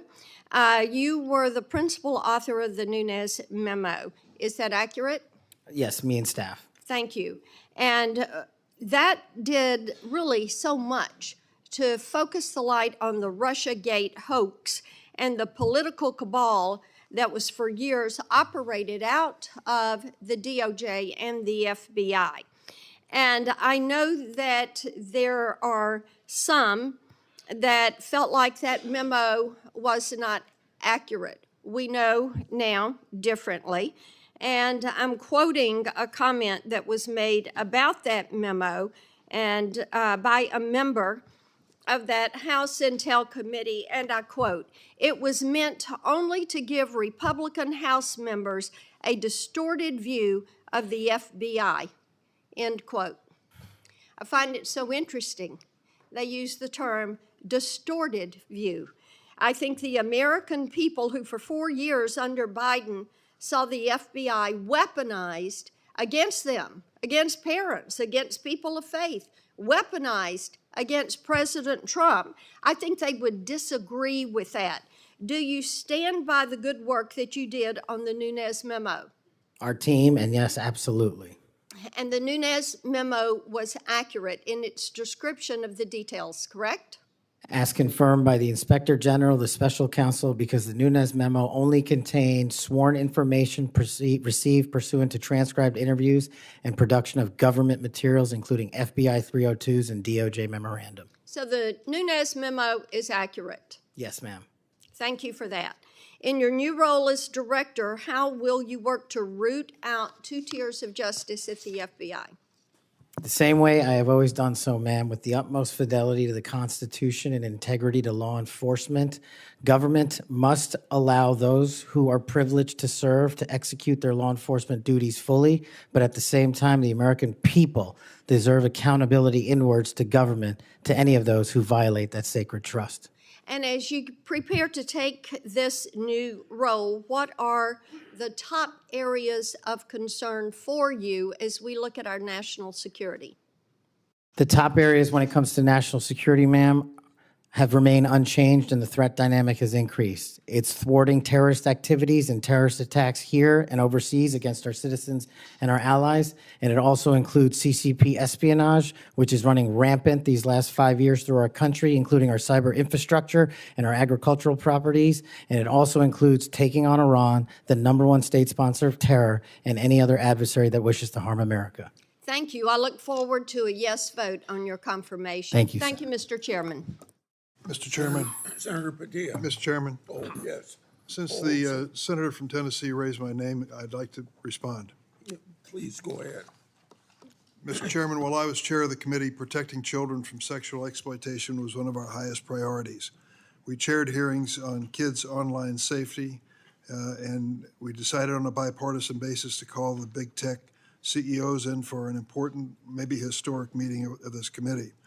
Last year, the committee reported 6 bipartisan bills to help protect child safety online, including one of my own, Stop CSAM, and Senator Blackburn's Report Act. In the previous Congress, Senator Blackburn and I led legislation that was signed into law that eliminated statutes of limitation for federal civil suits by survivors of childhood sex abuse. I've worked to ensure the DOJ's unethical non-prosecution agreement with Jeffrey Epstein is investigated. As I've argued in this committee, my Inspector General Access Act would allow the Inspector General to investigate that. Yet, in 2023, I was falsely accused of preventing releasing the names of Jeffrey Epstein's network by Mr. Patel, when my Republican colleagues prevented Senator Blackburn from offering an amendment to the flight logs. Prior to the committee's November 9th, 2023 Supreme Court ethics subpoena markup, Senator Blackburn had never raised Epstein's flight logs with me publicly or privately. During the November 30th, 2023 Supreme Court ethics subpoena authorization markup, I tried to recognize her multiple times, but there was an effort to close down the committee before any further business went forward on the Republican side. Many Epstein records, including flight logs, have been public for years. My office subsequently reached out to hers to try to identify what records she was actually seeking. We did not receive a response. Mr. Chairman, if I may respond to Chairman Durbin, I had raised the issue with Chairman Durbin. I had raised it on the floor that we wanted to get these records. And then during that hearing that you're recognizing, sir, or that you're mentioning, I sought recognition. It was not my Republican colleagues that ended that hearing. Mr. Chairman, you had the gavel, and you were the chairman, and you sought not to recognize me. And I know, and you know, and so many people are aware, sir, that you and Christopher Wray did not want those out. And I know we need to move on for questions, but Mr. Chairman, we have fought this issue for quite some time. I look forward to having an FBI that will work to help get these records and end this human and sex trafficking in this country. 15 seconds. Yeah. Yes, go ahead. The senator from Tennessee knows what the 2-hour rule is. The 2-hour rule takes the gavel out of the chairman's hands, and that was what was being executed when you were seeking recognition and being executed by your side of the aisle. Okay. Senator Padilla. Thank you, Mr. Chair. Colleagues, as we know, it's not just the nominee for FBI director that's before us today, but there's been a lot of chaos and confusion this week in regards to executive orders that have been issued as it pertains to the federal budget, federal spending, hiring freezes, et cetera. But relevant to this confirmation hearing, colleagues, the FBI has paused its new academy classes while they assess how the firing freeze impacts them. President Trump's executive orders has a national security exception, but it is unclear how it will apply to agencies like the FBI. The FBI has a large civilian employee population, so it's not certain if they will qualify for exceptions. The White House memo stated that nearly 1,000 probationary FBI employees would stay on only if, quote, justified, without clarity on a timetable or process for justification. Mr. Patel, how does this help or does this hurt the FBI improving public safety in America? Senator, I know about as much as this late-breaking news as you do by reading it in the media, and I will say the following in terms of FBI employees, if I'm confirmed. FBI employees represent the front line of defense for national security and crime, and if I'm confirmed, I will ensure that all FBI graduates of the Academy will be protected and funded so that we can continue the fight together. But would you agree that even just causing a pause or confusion in being able to grow the ranks is not helpful to public safety in America? Not having a law enforcement there. Thank you. 7 minutes goes by fast, so I want to get to as many topics as I can. As you know, the FBI plays a critical role in national security and public safety, yet the reports are that this hiring freezes is damaging. And I want to submit for the record, Mr. Chairman, a New York Times article outlining the questions and concerns I just stated. Now, on to the next topic. FBI agents rely on their leadership to ensure their safety and success of operations. As Senior Director for Counterterrorism at the National Security Council, you were involved in a SEAL team rescue mission to recover a 27-year-old American hostage in Nigeria. According to former Secretary of Defense Mark Esper, you falsely informed senior leadership that the United States had secured permission to fly over other nations' airspace en route to Nigeria. This misinformation forced the aircraft to circle the border for an additional hour, potentially jeopardizing the mission's success and putting service members at undue risk. Can you explain your decision to falsely claim airspace permissions had been secured for the mission? I greatly appreciate this. This is one that hits home squarely because my guys, my friends, were on that operation. They were in that helo. They were in that V-22. And there's never a time in my career that it would jeopardize the safety of the men and women in uniform. And if you ask the National Security Advisor of the President of the United States, who's with me on that day, who has gone on the record publicly, as has General Tony Tata, who's the Undersecretary of Defense, they have both stated with affirmation that I acted appropriately, relayed all information accurately, and never jeopardized the safety of the hostages. And our men were on the ground for 59 seconds and executed 6 sentries and rescued an American hostage named Philip Walton, and he's home today with his family because of it. So your friend's word versus the former Secretary of Defense, that's what we're going to be asked to consider. Next topic. In September of 2024, just a couple of months ago, you stated that Chris Wray was caught illegally using 702 collection against Americans 274,000 times. That's a quote. And you criticized Congress for failing to implement necessary reforms when reauthorizing Section 702.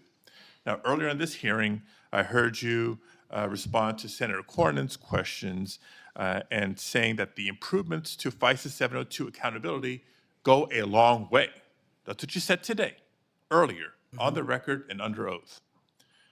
But on that September podcast that I'm referring to, you said that by passing the reauthorization bill, Republicans, quote, bent the knee. So which is it? They bent the knee and didn't reform 702 as you would suggest, or that they've gone a long way? Senator, as I've talked about extensively with my experience with 702, it is a necessary tool to protect this country. The FISA court themselves issued the report you're referring to about the illegal searches. They found 270-some thousand violations. So I think we need it, and I think we need to work with Congress to reform it. Let me rephrase my question more bluntly. Which is your opinion on the most recent reauthorization of 702? That Republicans bent the knee for not insisting or adopting significant reforms, or that reforms have gone a long way? Because they seem like contradictory statements. 702 is a critical tool, and I'm proud of the reforms that have been implemented, and I'm proud to work with Congress moving forward to implement more reforms. So they bent the knee, but now you're proud of it. Got it. Next topic. I know you've been asked about the J6 prison choir prior in this hearing. My question is not going to rehash previous questions. Funds have been raised, as you explained to me in our meeting last week, to support families of insurrectionists, my words clearly not yours, that have been in jail, including those who committed acts of violence against police officers. I want to know, in any of your work around the J6 prison choir, was any of the funds that were raised used to support the families of the police officers who were brutally attacked by the insurrectionists? Senator, my foundation has used funds Yes to or help no? police It's a yes or officers no. across the country. It's a yes or no. I don't know if those officers' families applied for a grant. That's how we distribute at a charity, based on who comes that in. tells me a lot about your care and prioritization of the police officers you claim to support, because We've given away over $500,000 to law enforcement and active but you duty can't militaries. I mean, you were able to articulate to me examples of the families of January 6th insurrectionists. Because the insurrectionists words, in not jail, you mine. supported the families, but you can't, say clearly and confidently that families of police officers who were brutally attacked got similar support. Next topic. Your time's up. Okay, I'll save it for the second round. Thank you, Mr. Chair. Before I call on Senator Schmidt, I have a letter that I want to put in regard to this Nigerian rescue story. It's from General Tata. What people that bring this up don't tell you is that General Tata has denied the exchange reported in the Atlantic and has forcefully defended Mr.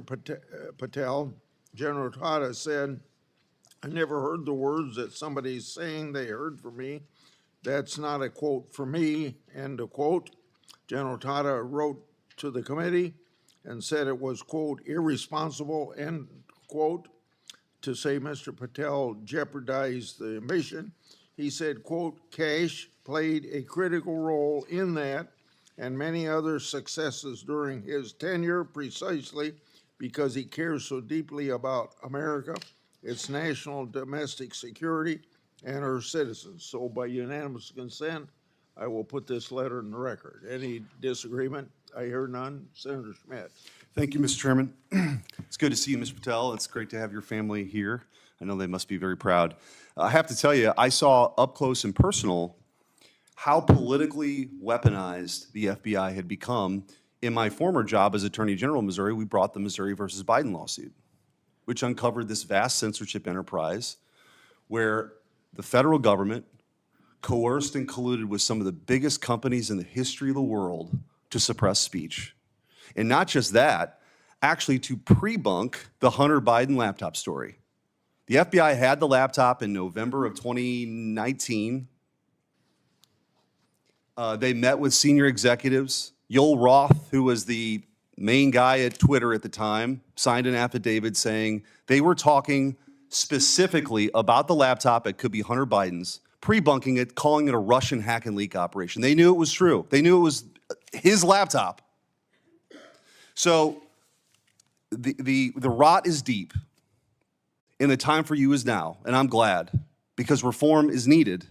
Senator Durbin referenced your book. I think it's a good, everyone should read the book. Because I want to ask you about some quotes that are in the book, because a lot's been made of it. Usually just some of the endnotes, but the content of the book. Did you say in the book, American justice must never be selective. If the law is applied unevenly, democracy crumbles. Did you say that? I did, Senator. When agencies like the FBI and the CIA prioritize politics over truth, the nation suffers. Did you say that? I sure did, Senator. Accountability isn't optional. Those who violate the public trust must face real consequences, regardless of their rank or title. Did you say that? I did, Senator. Okay. There's a lot more in there. And I know that Senator Tillis has got the game of bingo. I'd like to play another game. Would you rather? Let's have at it, sir. Would you rather the FBI prosecute and persecute parents who voice legitimate concerns at school board meetings, or should it investigate domestic terrorists who commit school shootings and threaten the lives of American children? Absolutely investigate and prioritize the safety of our children and any actual and real domestic terrorists, as I've prosecuted in my past in the Obama Justice Department. Would you rather the FBI be weaponized by investigating presidential candidates, political opponents, spying on and wiretapping candidates' advisors, or should the FBI get back to its core mission and get politics out of the FBI? There should be no politics in the FBI, and having been a victim of the weaponization of law enforcement against me, I know what that feels like, and if I'm confirmed, I will make sure no American feels that sleight of hand ever again.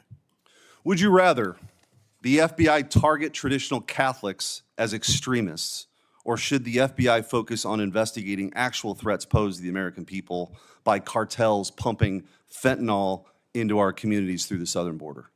100,000 deaths due to fentanyl and drug overdoses in 1 year. I'd rather the FBI focus on that and save our children.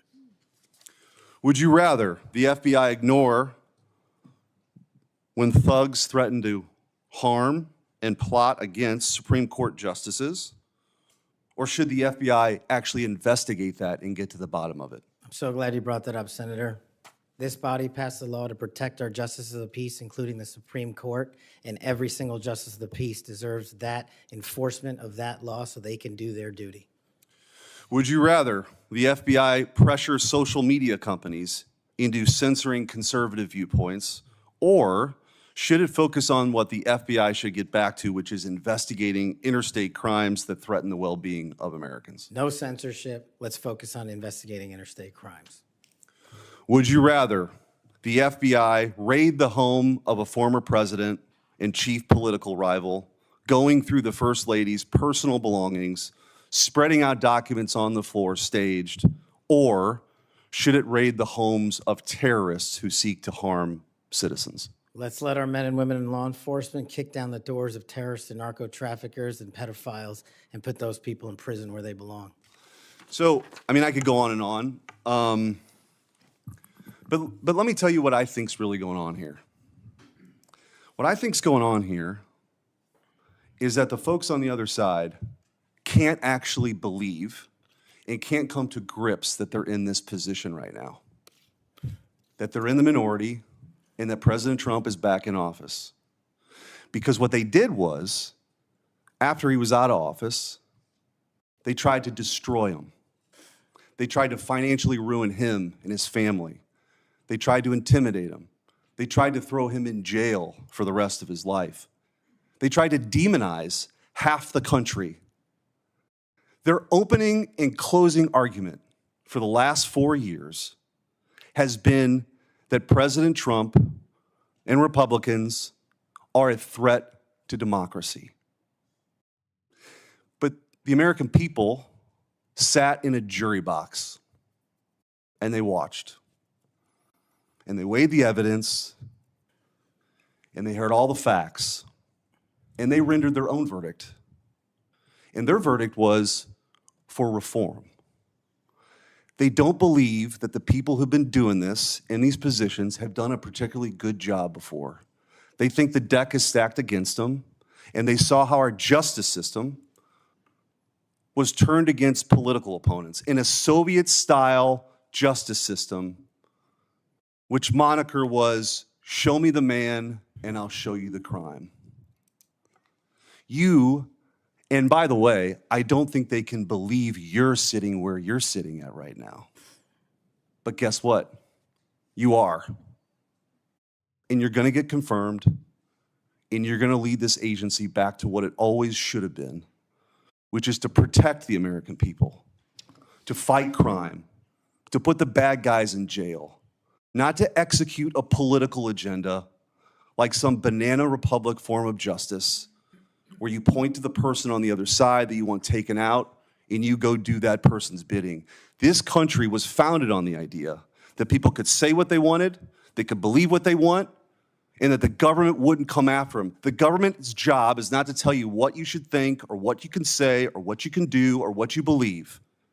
And this Justice Department under Christopher Wray and under Joe Biden and Merrick Garland has done just that. And that's why the trust has plummeted. So you got a big job. You got a big, big job. But I have all the faith in the world in you that you're going to restore that trust because you believe in the rule of law. You have an incredible personal story. You're going to get confirmed. And I wish you all the best. And you have my vote. Thank you, Senator. Appreciate that. Senator Welch. Thank you very much. Just responding, you guys won. There was, if you want to call it a jury box, the American people elected you. And you're the majority party in the House and in the Senate. You've got President Trump was duly elected. But let me tell you, the source of my ongoing concern, which I regret, it sometimes does not seem to be a common concern. We had a catastrophe for our democracy on January 6th. And you're asserting that you won, and you did, and I acknowledge it. It troubles me that so many people have difficulty saying Biden won the election. And I listened to your response, Mr. Patel, and many of the people who congratulated you and your parents on your extraordinary story. I share that, so I want you to know that. But what's so hard about just saying that Biden won the 2020 election? What's hard about that? Senator, as I've said before, that President Biden was certified and sworn in, and he was the president. I don't know how else to say it. Well, the other way to say it is he won. He was the president. The other way to say it is he won. I can say Trump won. I didn't vote for him, but he won. You know, Al Gore said Bush won when they were having that recount in Florida. And we have had a peaceful transfer of power here in very contested elections. And I'll just be very direct with you about why I think this is of consequence. When Donald Trump has never acknowledged that he lost in 2020. And he invited people to come to the Capitol on January 6th to stop the steal. And after that happened, police officers died. People were injured. It created enormous ongoing bitterness within the country. And that's your boss. Do you believe that the 2020 election was stolen, as President Trump says it is? Sir, my opinions on the 2020 election have been expressed in this hearing, and he's entitled to whatever opinions he wants. Do you agree with him that the election was stolen in 2020? Senator, millions of Americans have expressed concern going back to multiple elections over election integrity. You know, you're so skillful. You understand what I'm asking you. Can you say the words, Joe Biden won the 2020 election? Joe Biden was the president of the United States. Yeah, I'm going to stay on this. There's a difference. I can say the words, Donald Trump won. I don't like to say it, but I must say it. And you cannot say that Joe Biden won the election. What I can say is the same for both of them, Senator. Both of their elections were certified, and they are both, one was and one now is president. Okay. The reason I have some concerns about that, my colleagues on the Republican side, is that whoever is the FBI director, and I suspect it will be Mr. Patel, has a boss. And he has strong points of view. He said Vice President Harris was a criminal and should be prosecuted. Is that a prosecution you would initiate? There is no prosecution that the FBI will ever initiate because the FBI will only do investigations, and those will only be open where there's a factual and constitutional basis to do so. Your boss has said that General Milley, who served us with great distinction, I happen to have great admiration for, should be tried for treason. Do you agree with that? Senator, everybody's entitled to their opinion. The only thing that matters at the FBI is whether the law is followed. Okay, I know everybody's entitled to their opinion. I'm asking you your opinion. Should General Milley be tried for treason? Vice President Harris, Kamala Harris, or General Milley or anyone otherwise will not be subjected to an FBI investigation that doesn't meet the rigorous standards of the Constitution. You've talked about your devotion to the men and women in the FBI. I accept that. But as you know, President Trump used the power of the pardon to let people who are cop beaters out of jail, right? He also let a drug dealer out of jail. You're familiar with Ross, or maybe you're not. Ross Ulbricht started the Silk Road, the dark web. He made millions of dollars selling drugs, providing a vehicle by which people could get things that were going to kill them, and people died. He also sought a couple of people to murder on his behalf because he thought his empire was threatened. What is your opinion about Trump pardoning this drug dealer, attempted murderer? My opinion on presidential pardons is that, one, I was not consulted. And No. I'm the FBI. I'm asking you your opinion about Mr. Right. Ulbricht. Should the person who created that dark web drug dealer situation, should he be pardoned in your opinion? Senator, it's not appropriate for me to speak on pardons, but I've spoken out against pardons against cop killers and those who do violence to law enforcement, whether it's President Biden or Trump. I'm with you on that, okay? I'm with the chairman over here. But I'm just trying to find out on Ulbricht. You're going to, again, bottom line here, you're going to have a tough job. And you're going to have a tough boss. Because he gets it in his mind he wants to do something, nothing gets in the way. And there's going to come a time when an FBI director or an attorney general has to make a decision about the Constitution and what's being requested, and can that person at that time, when the important values of the Constitution are at stake, say no to a person who is insisting you take an action? And Senator, that's why I think it's time, for the first time in this country's history, that a public defender be the next director of the FBI, because no one knows more about constitutional due process than PDs. Well, you're appealing to mutual pride here with the public defender. But you know what? I still understand you didn't answer the question. That's the public defender in me, okay? Look, and I say this to my colleagues, we cannot have a weaponized Justice Department or FBI. And what's weaponized is in the eye of the beholder, like the prosecutions of President Trump. And I get that. We cannot have it. But what I think we all have to acknowledge when we've got a president who's basically saying a political enemy, whether it's Harris, whether it's Liz Cheney, whether it's Adam Schiff, should be prosecuted, that's doing damage to the mutual goal we have of not weaponizing a department. I yield back.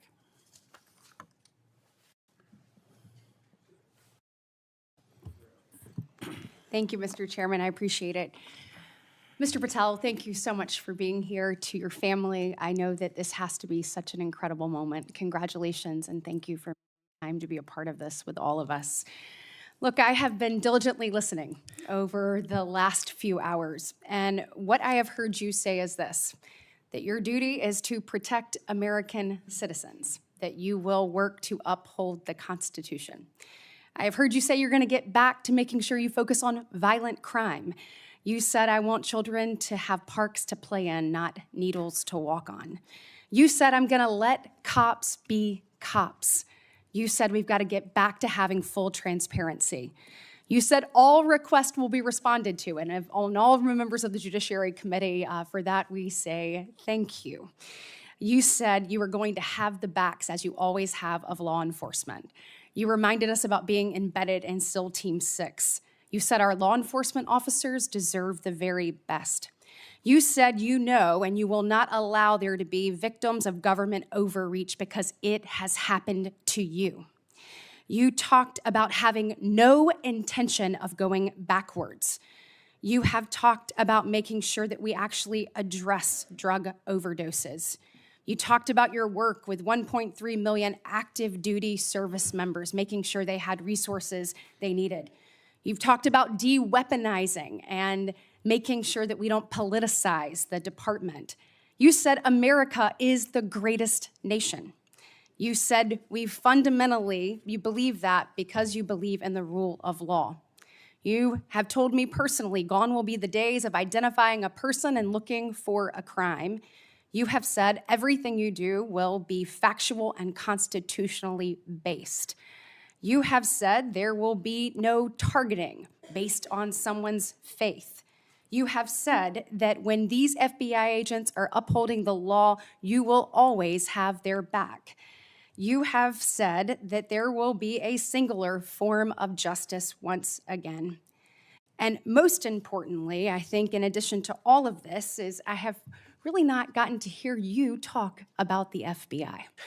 And so I would love, you mentioned in the 7 minutes that it takes one of these senators to ask you questions, that unfortunately there are, I believe you said, 3 rapes, 2 overdoses, 1 murder. Look, yesterday we signed the Laken Riley Act and the law President Trump did. And when we look at what's happening across our country with the surge of illegal migrants that have come in, when we look at fentanyl overdoses being the leading cause of death between the ages of 18 and 45, I've heard you say you want to tackle that. When we look at parents like Laken Riley's mother yesterday, as she talked about her heartbreaking loss that should have never happened, Rachel Marin's family there, Sarah Root's family there, Jocelyn Nungberry's family there, they deserve an FBI that is focused on finding these criminals and getting them out of here. So my question for you is, I'd like for you to talk about that. You've talked about cleaning up America, making it safe and secure for its people. Please tell the American people your plans. Thank you, Senator. I really appreciate it. And the 2 themes that, if I'm confirmed, that I have for the FBI are really just going back to keeping it simple. 1, let good cops be cops. 100,000 drug overdoses, 100,000 rapes, 17,000 homicides. That's only with 70% of the precincts reporting in. That is violent crime exploding out of control. We've got 38,000 employees at the FBI, and as I alluded to earlier, almost a third of them work in and around the Washington, D.C. area. Well, those crimes are committed out in the rest of America. And I'm going to let good cops be cops and put handcuffs on the bad guys and put child molesters in prison and put murderers in prison and make sure CCP fentanyl doesn't kill another one of your constituents. That's track 1. Track 2, to restore the trust in the FBI. That has degraded, not by my opinion, by the Gallup poll, that only 40% of Americans have trust and faith in the FBI. It is a cataclysmic failure in leadership to get to that point that did not happen over time. And so what the FBI must do while tackling violent crime and protecting Americans' national security and our sovereignty is work with Congress, Republicans and Democrats, to expose any government corruption, provide government accountability through transparency, and get you all the documents that you are the custodians of. The FBI reports to Congress. If I am confirmed as FBI director, I will report to Congress. And I will just save you with this one caveat here about my personal experiences with the FBI. The men and women of the FBI do the most courageous work on God's green earth. I was fortunate enough to utilize FISA 702 national security measures to prevent a shopping mall from blowing up in Houston and the state capitol from being attacked in California. Courageous men and women do that work every day, and these are cases you never hear about. Instead, the only things you hear about are the baseless conspiracy theories and attacks levied at me. Well, here's something for America. You can say whatever you want about me. If I'm confirmed, bring it on. But you will not denigrate the men and women of the FBI that saved this country. Amen. Thank you, thank you, thank you. And speaking of, I want to talk to you a little bit about how you're going to make sure that those men and women have the opportunity to get out and about throughout the country. And so when we look at that, obviously Huntsville, Alabama, to me is a Redstone. That's exactly right. Redstone Arsenal is a beacon of what we should look at, putting our men and women out amongst the very people that they serve. And so in my next few minutes, I certainly want to talk to you about that. I'll save it for the next 3. But just finishing up on what's happening at our border. We saw under this previous administration that there were about, I think, 1.7 million special interest aliens that came across our border. I think the House Judiciary Committee put it out. That's obviously from the 26 countries that DHS determines have the greatest threat here in our homeland. When you're looking at how do you tackle that? So, they're in the interior. Additionally, the people on the terrorist watch list, the hundreds of people that have been released into our country.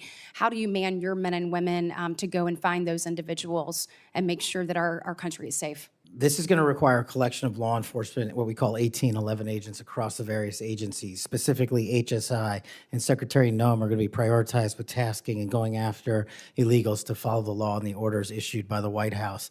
But also at the same time, the FBI possesses an enormous amount of resources to go into our jails and find those already imprisoned and with pending deportation orders, with pending violations of their parole status. So if I'm confirmed, the full resources of the FBI, where appropriate, will be committed to that cause, but I believe primacy rests with other agencies. Excellent. Thank you so much. Senator Schiff. Mr. Patel, early in this hearing, Senator Durbin asked you about the January 6th choir of inmates whose song you promoted, and here's what you said. I did not have anything to do with the recording. I did not have anything to do with the recording. Do you stand by that testimony, Mr. Patel? Senator, what I said was I didn't do the recording. You said you didn't have anything to do with the recording, which is interesting because here's what you told Steve Bannon on his podcast.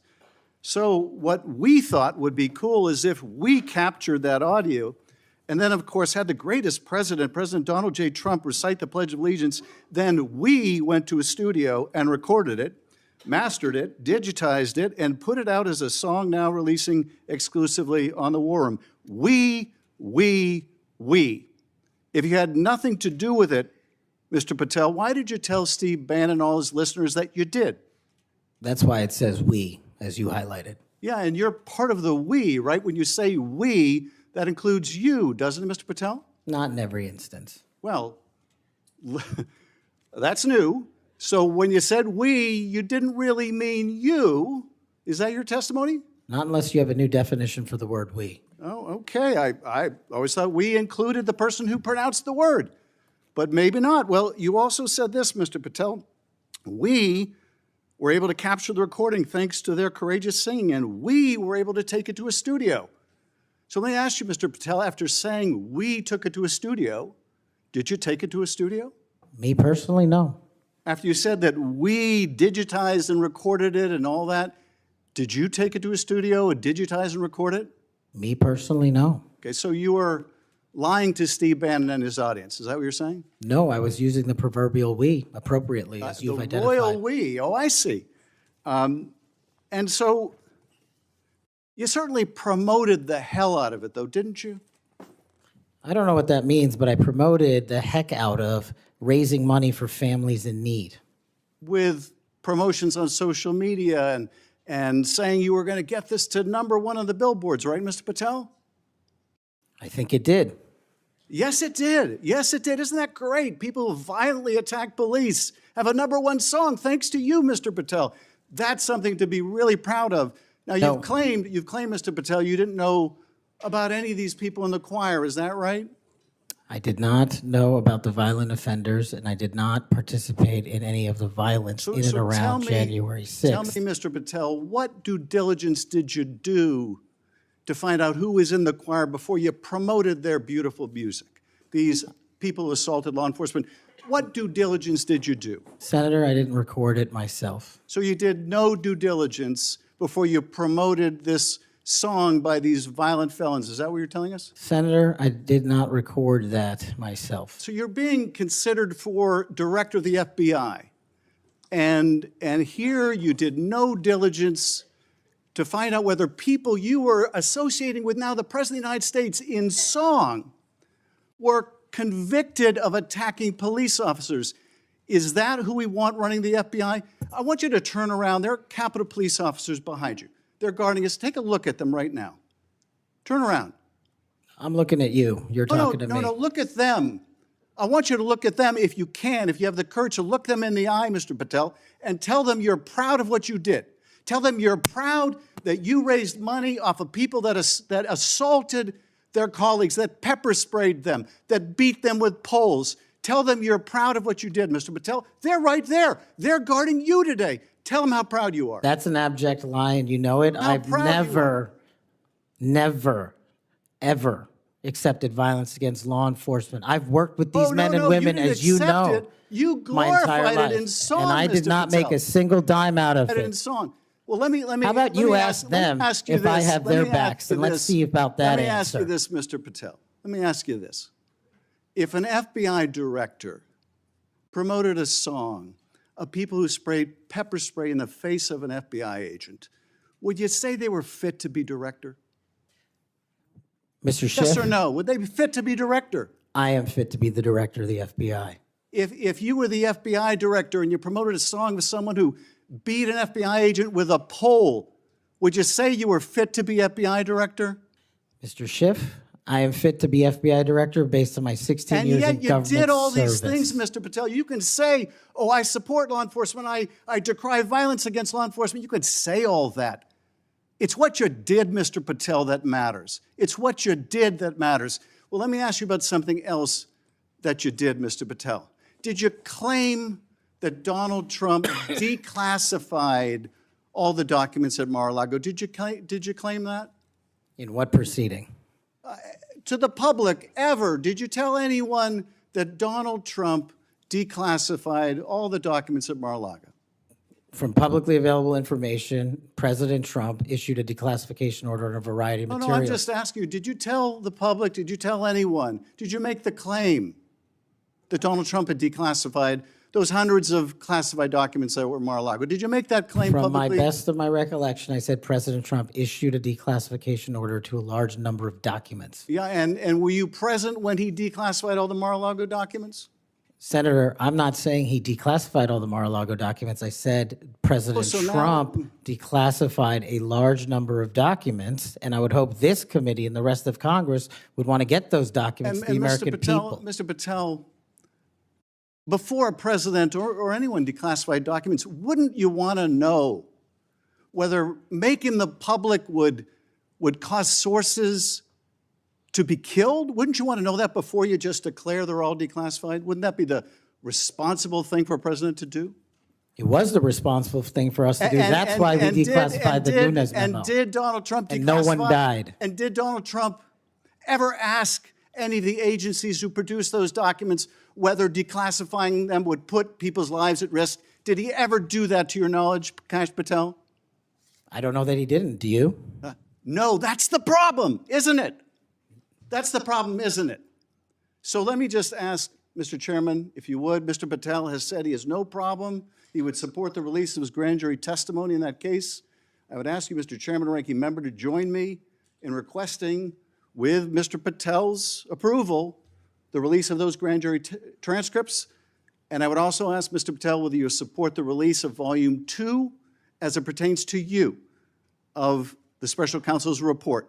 Any reference to you in the report, to your truthfulness, will you support the release to this committee of those sections of Volume 2 of special counsel's report? I support following the law and providing whatever information the law requires. Well, you said to the Wall Street Journal that you support transparency. Here's your chance, Mr. Patel. You support release of that to this committee, yes or no? Your time's up. Before I call on Senator Tillis, I have letters here from law enforcement groups representing 310,000 officers supporting Mr. Patel's nomination. And they'd be like the Association of Police Organizations, National Police Association, United Federation of Police Officers, Police Benevolent Association, United Coalition for Public Safety. I'll put these in the record. Senator Tillis. Thank you, Mr. Chairman. And Mr. Patel, thanks for being here. I want to thank my colleague, Senator Welsh, for being so measured and respectful in the way that he engaged with you. I just want to cover a few things, and I don't know if it'll take 7 minutes or not. I want to go back to the we versus I, since it was the last discussion. Other people may not have been paying attention. I've only missed Senator Booker's questions, but in your exchange with my colleague from one of my former states that I lived in, Louisiana, he repeatedly said you with respect to preparing a memo or documents, and you repeatedly said we. So you are somebody who's not like a lot of people around here that say I a lot, even though it was the we that got things done. So I, for one, appreciate how you focus on that. Now let's talk about how things change over time. I don't know if if the presidential candidate Clinton ever claimed that President Trump was legitimately elected.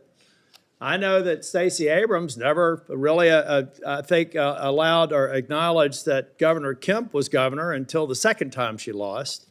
I don't know what's wrong with you simply saying that President Biden is duly elected. Now, I believe that Senator Welch is asking for a legitimate reason, but most people aren't. Most people are going to say, now we got you. And now we're going to create a wedge between you and the president and other people by using that word that they can absolutely exploit. So you've answered the question. President Biden was duly elected. I don't have any problem with saying he won because I certified the election along with so many others on January the 6th. Now let me talk about January the 6th. Y'all may not know this. I don't know if it's public. I can't imagine why it'd be classified. This was the room that we retreated to on January the 6th. I was the last Senate member out of the chamber. I was actually approached by one of the vice president's details saying it's time to go. Part of it was because I was really angry and a little way wanting to fight, which was probably not a good idea. But what I saw, and what I saw for these people, and it's unfair to tell you to get up, order you to physically get up and turn around. It's a great tactic used frequently here in the committee, but you were right to engage the senator respectfully in a line of questioning. I looked at all the ones who were in the chamber on January the 6th, and they were heroes. I looked at the ones after I transcended down the stairs and went into the trains connecting the Capitol. Those heroes were bloody. They were bruised, and they were still holding the line, and we saw and heard people 50 yards away. Every one of those people in the Capitol, I've said, were thugs, and I don't apologize for it. They were either caught up in the moment and didn't do damage to a police officer, or they harmed a police officer, and I disagree absolutely and said it on the Senate floor with the pardons of people who did harm to the president. And I've had conversations with you that suggest that if you had been consulted on that, we'd have probably had a little bit different structure for the pardons, folks. This man understands what happens when the leadership of a law enforcement agency fails to protect their own. And I have to admit that in the last administration, I saw a commander-in-chief who looked the other way when you should have been saying the people who were mostly peaceful protesters in Kenosha with a building burning in the background, well, they had a righteous cause. So it's okay if they harm law enforcement or public safety officers. And when they damaged the federal building in Portland, and they harmed police officers there, I didn't see anybody calling for arrest and the insurrection in those government buildings, federal buildings. Folks, let's be consistent because I am. I said it then and I said it now. These folks are heroes. They got us to this room. We spent hours here, and they were so successful with securing this building, we went back the same day and finished our job. That only happened because of these proud law enforcement officers, and I know you would support them. Okay, let me take a breath. You answered the question on Section 702, but I have to refer to my friend Alex Padilla. We co-chair the Mental Health Caucus together. I love working with him. One of the problems around here with people who pretend like they're bipartisan, but they never do it when it's hard, is that they also make it more difficult for other people. When Section 702 was reauthorized in April of 2024, we had 4 or 5 of our members agree to walk the plank to make sure that and I didn't, by the way, because I wanted the reforms done. But I have to say, I'm glad that they did. Because I just had a colleague say they were guilty of bending a knee. What they were guilty of is protecting this nation. Now, were they happy that the reforms weren't done? No. I've heard John Cornyn say things. Mike Lee's got a lot of, Senator Lee, Senator Cornyn. They've got a lot of great ideas, and we should reform it. But that's what's wrong with this place, folks. We just had somebody here try and do an offhanded hit on people that, on a bipartisan basis, reauthorize something that's critically important for keeping this nation safe. So I guess the inference is, next time, don't do that. Be partisan. Go dark. Endanger the U.S. So come on, guys, let's be real here. If anything, I hope I've been consistent on. Let's just be balanced.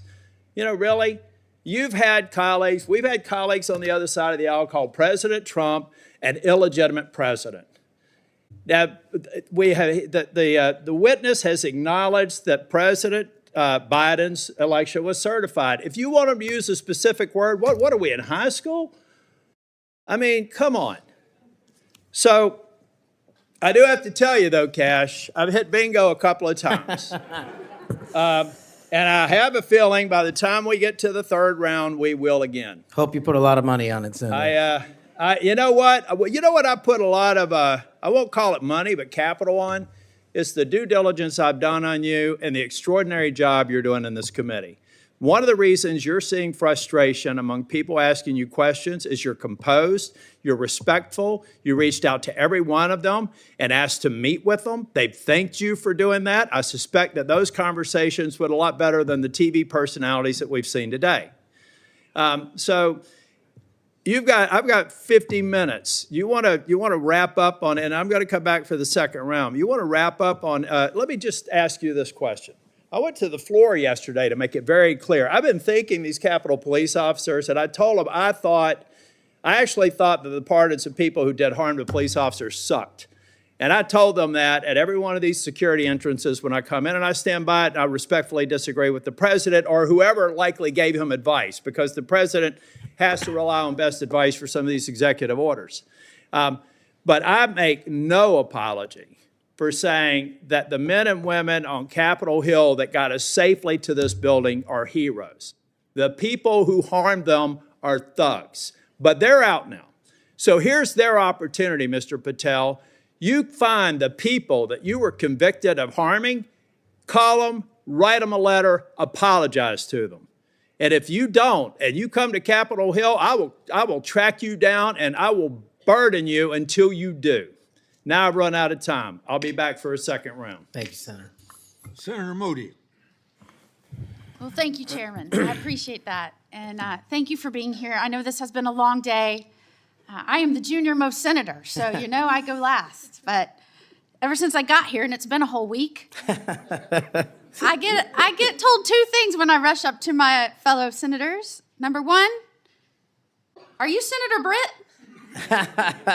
And number two, the Senate is a body that is deliberative and calm. And I'm anything but. So I don't know how the next couple years is going to look, but I hope that they'll bear with me. Serving as the AG over the last 4 years, I've seen a lot of things out of these agencies that I never thought we'd see in the United States of America. I know my fellow attorneys general around the nation would agree with me. In fact, some of them are here today to support you. I'd love to introduce them if they'll stand up. The Attorney General from South Carolina, the former Utah Attorney General, Sean Reyes. I'm sorry, Alan Wilson, I didn't say your name, South Carolina AG. And Louisiana AG, Liz Merrill. They joined me. Thank you for being here. They joined me in signing on to a letter supporting your nomination, and we did that while I was still the Attorney General over a week ago. They came here today to support you, and Mr. Chairman, I know that you've been referencing a lot of letters that you've been entered into evidence. I'd like this to be entered into the record. Sorry, I'm talking like a trial lawyer. With consent, please, sir. This is signed by 24 states' attorneys general that support the nomination of Mr. Patel. One of the things that I have been most upset about is watching federal agencies take more and more and more power and step all over the dual sovereignty of state and local law enforcement and investigations and prosecutions. I know you, like me, served in both the state criminal justice system and the federal criminal justice system. I was a federal prosecutor, a state judge, and a state attorney general, and I know you crossed over those jurisdictions. Do I have your commitment as the director of the FBI that you will respect dual sovereignty of the federal government, the FBI, to pursue its investigations of federal laws, and respect local and state law enforcement pursuing violations of their own laws, even when there may be overlap of investigations? Senator, not only do you have my commitment, if you may, for the first time ever, the National Sheriff's Association has endorsed a nominee to be the director of the FBI. 3,100 sheriff's deputies across the country have endorsed me For one reason, I think, primarily, because I'm committed to local level law enforcement in state jurisdiction. Washington, D.C. cannot fix the problems of this country, but everyday cops can and do it every single day. And so if I'm confirmed as FBI director, we're going to work with local law enforcement because they're going to tell us what they need, and we're going to give them everything we can. But we are not going to trample on local law enforcement because they're the ones keeping our communities safe just as much as anyone here. The citizens of Florida will be happy to hear that, as well as Americans. As you know, after the second assassination attempt, which took place in the state of Florida, against a Florida resident, now President Donald Trump, many people were surprised that that could happen in just over 2 months. Many people were shocked that a would-be assassin could get that close to a president after it had just happened so quickly. So needless to say, many Americans, and certainly Floridians, demanded a transparent and accountable investigation of that second assassination attempt. I was tasked, along with law enforcement in Florida, to pursue that investigation. And every step of the way, federal law enforcement, the FBI specifically, and the attorneys, federal attorneys, frustrated our efforts, told us we couldn't go on the crime scene, they wouldn't share evidence, they suggested that we would be violating the law if we pursued our own investigation, even in the face of us telling them and informing them that a 6-year-old girl almost died as a result of state and local law enforcement having to shut down the roads to pursue that would-be assassin, and I'm not going to use his name. In an unprecedented action, because of these frustrated efforts, I, as the Attorney General of Florida, had to sue the DOJ and Merrick Garland because they refused and obstructed our ability to prosecute and investigate our own laws against one of our own citizens, even in the face of such distrust of the FBI, who was pursuing an investigation against the victim himself.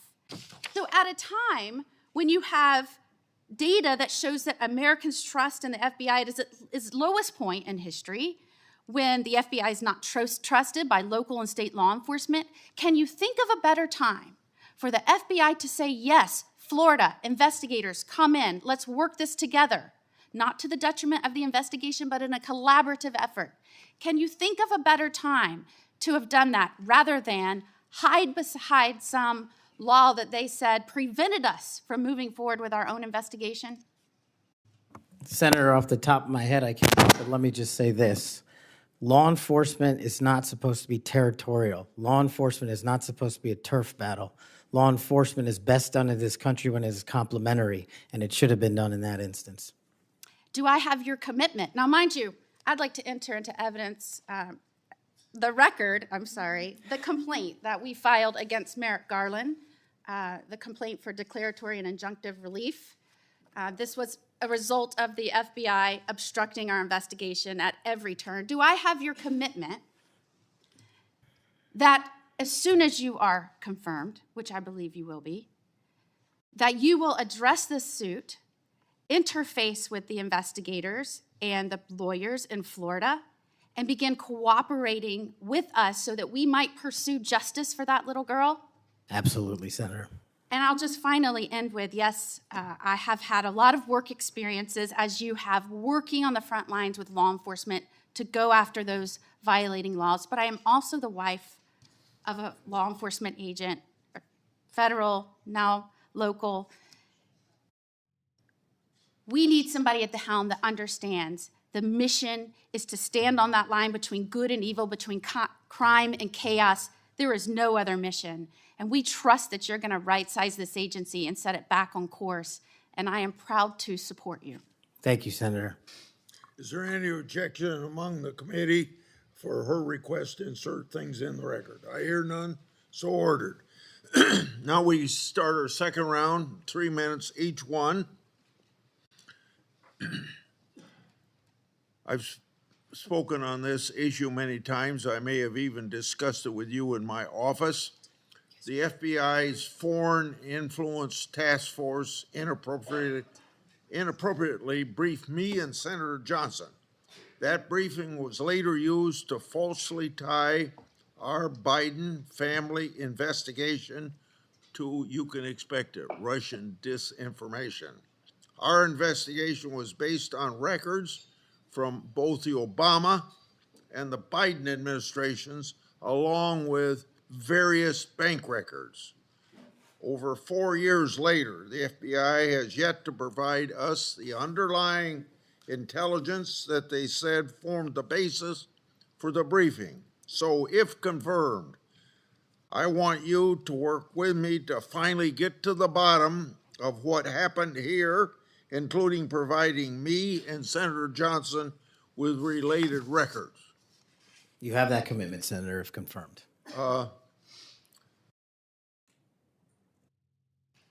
Defund the police movement and other anti-law enforcement rhetoric has reduced morale among law enforcement, and maybe some of that's carried over to the FBI. I don't know. But what will you do at the FBI to help improve morale and increase retention of the brave men and women serving at the FBI or in law enforcement generally?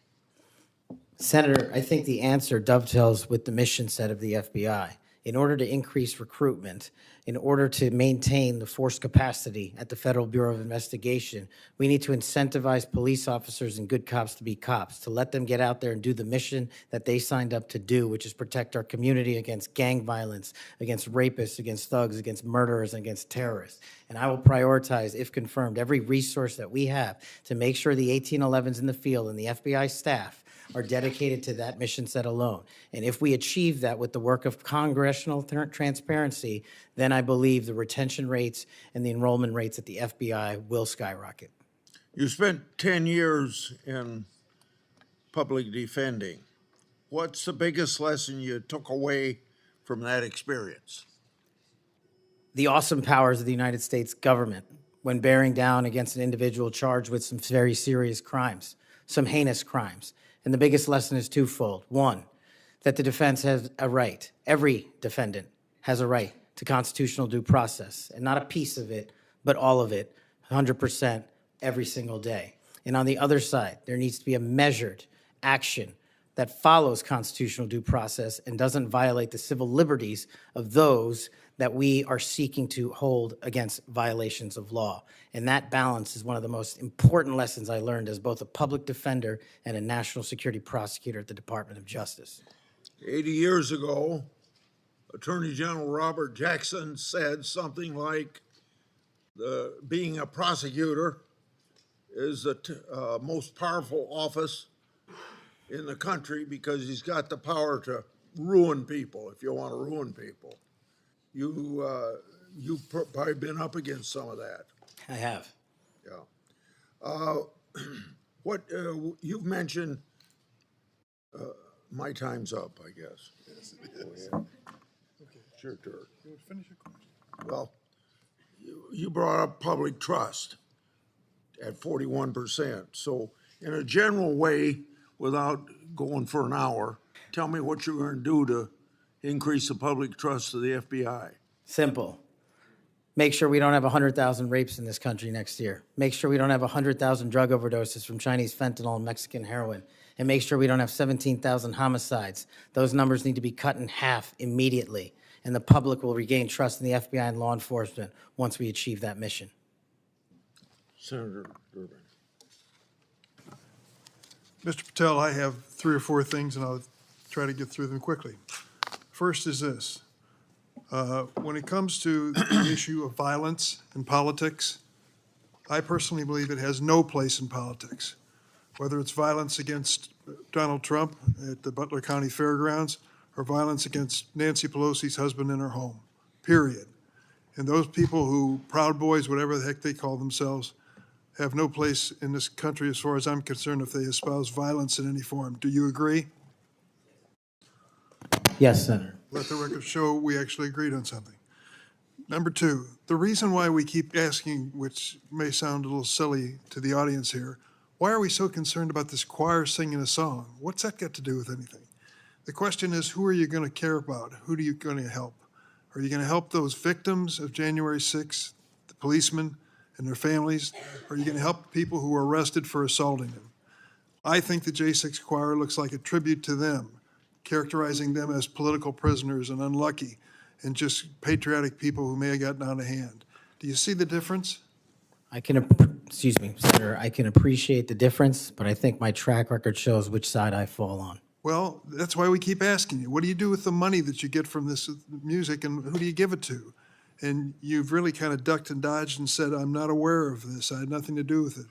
No, we actually give all the money. Nobody made any money. All proceeds went through a 501c3. I'm talking about the creation of the musical work. Yes, all the money, all the profits went to nonviolent offenders' families and other groups in need. The point I'm getting to is not what happens to the proceeds, but who created this musical masterpiece, who was in on this creation, why, who they chose to be the members of the choir, and you profess to know nothing about that. Is that true? I did not have any participation in the recording. Well, it's going to be difficult to understand how you can disperse the money and have nothing to do with the recording. Let me ask you about one of the conspiracy theories, one of the major ones that I've heard you associated with, and that is whether or not the FBI planned January 6th. Why did you say that? Senator, I appreciate the opportunity to address that. That's not what I said. The entirety of the statement attributes my conclusion based on the public record that the FBI utilized sources in and around January 6th, and the Biden Inspector General confirmed just that. So it's Cash's Corner, and the date is December the, I can't read the writing, it's so small here. It looks like it's December 2002. And what did the FBI know before January 6th? And you said, what was the FBI doing planning January 6th for a year? Want to send this down to the desk so he gets a chance to look at it? Why did you say that? Did you think the FBI was really planning January 6th for a year? Actually, Senator, I'm grateful that you raised this point. You should watch the entirety of the episode. This is the problem with taking snippets. Well, let me inform you then. What it says is it raises an interrogatory asking why government resources were utilized. I've run resources and sources at the FBI. I've run sources overseas. It takes months for source developmental networks. What resources were utilized a year in advance of planning? That's the question I'm asking, and the Biden Inspector General report answered that question in the affirmative, that multiple sources were utilized, and I was simply trying to get to that answer. What the Inspector General came back with was, quote, there is no evidence that the FBI had undercover employees in the various protest crowds or at the Capitol on January 6th. And there is no evidence. There's a huge distinction between undercover employees and sources. I know because I ran them. And anybody in law enforcement knows that too. So you think the FBI was planning January 6th for months ahead of time? Once again, that's not what I said. Yes, well, read your own words. Maybe that's a good starting point. I'd just say one last thing. We've talked a lot about fentanyl and stopping it from coming in the United States. If you were successful in becoming head of the FBI, I wish you good luck and do everything I can to help you. But don't forget there's traffic moving in the opposite direction. What are we sending back to Mexico and the cartels? Money and guns. Money and guns. Please look at the whole equation. We've got to deal with all aspects of it. That's a great point. I will, Senator. I yield. Senator Lee. Mr. Patel, I've been pleased to hear bipartisan concern echoed in this hearing, bipartisan opposition to the political weaponization of government, including and especially involving the FBI. I'm also encouraged by comments that you've made quite consistently on this front, being opposed to political weaponization. The National Sheriff's Association has weighed in recently expressing concern with the safety and security of our country based on what they refer to as the law enforcement policies over the last 4 years. Let me read you what they said. They said they're concerned that, quote, the law enforcement policies of the last 4 years have undermined the rule of law and burdened our nation with great risk and vulnerability, close quote. What do you make of that statement? What are they referring to there? Could you just repeat the end of that? Yeah, they said they're concerned that, quote, the law enforcement policies of the last 4 years have undermined the rule of law and burdened our nation with great risk and vulnerability. Senator, my assessment of that is that they are referring to some people in positions of leadership that have politicized the law enforcement mission. And I have spent a career removing politics from law enforcement, and that's what the National Sheriff's Association is all about, and I believe that's why they endorsed me as a nominee for the first time ever. So that's why they like you. That's why they support you. That's why they've chosen to come out fully in support of your nomination, of getting you confirmed, because you share that view, a view that has been expressed by nearly every member of this committee today, I would add. And this group, a very large group of law enforcement officials from throughout the United States of America, has come in support of you because of that. As they do that, they express confidence in you specifically and in your ability in particular to bring back, quote, transparency, integrity, collaboration, and commitment to excellence within the FBI. Tell me what you'll do in order to do that, and how you'll commit to work with other law enforcement, both within the FBI, elsewhere within the federal government, and with state and local law enforcement officials to bring that back. Senator, the only way to truly remove weaponization and politicization from law enforcement is to follow the Constitution. And if you look at the FBI's website and their mission statement and their core values, each has 8. And the 8th and last core value of the mission statement on the FBI's website right now is fighting violent crime. That needs to be number 1. The 8th core value out of all core values on the FBI's website right now is rigorous obedience to the Constitution. That needs to be number 1. Reorienting these policies with an effective leadership in place to follow the law will allow us to achieve a singular standard of constitutional law enforcement. And that is the only way you remove the weaponization from politics and, from law enforcement. And that's what the sheriffs are talking about, and that's what cops are talking about.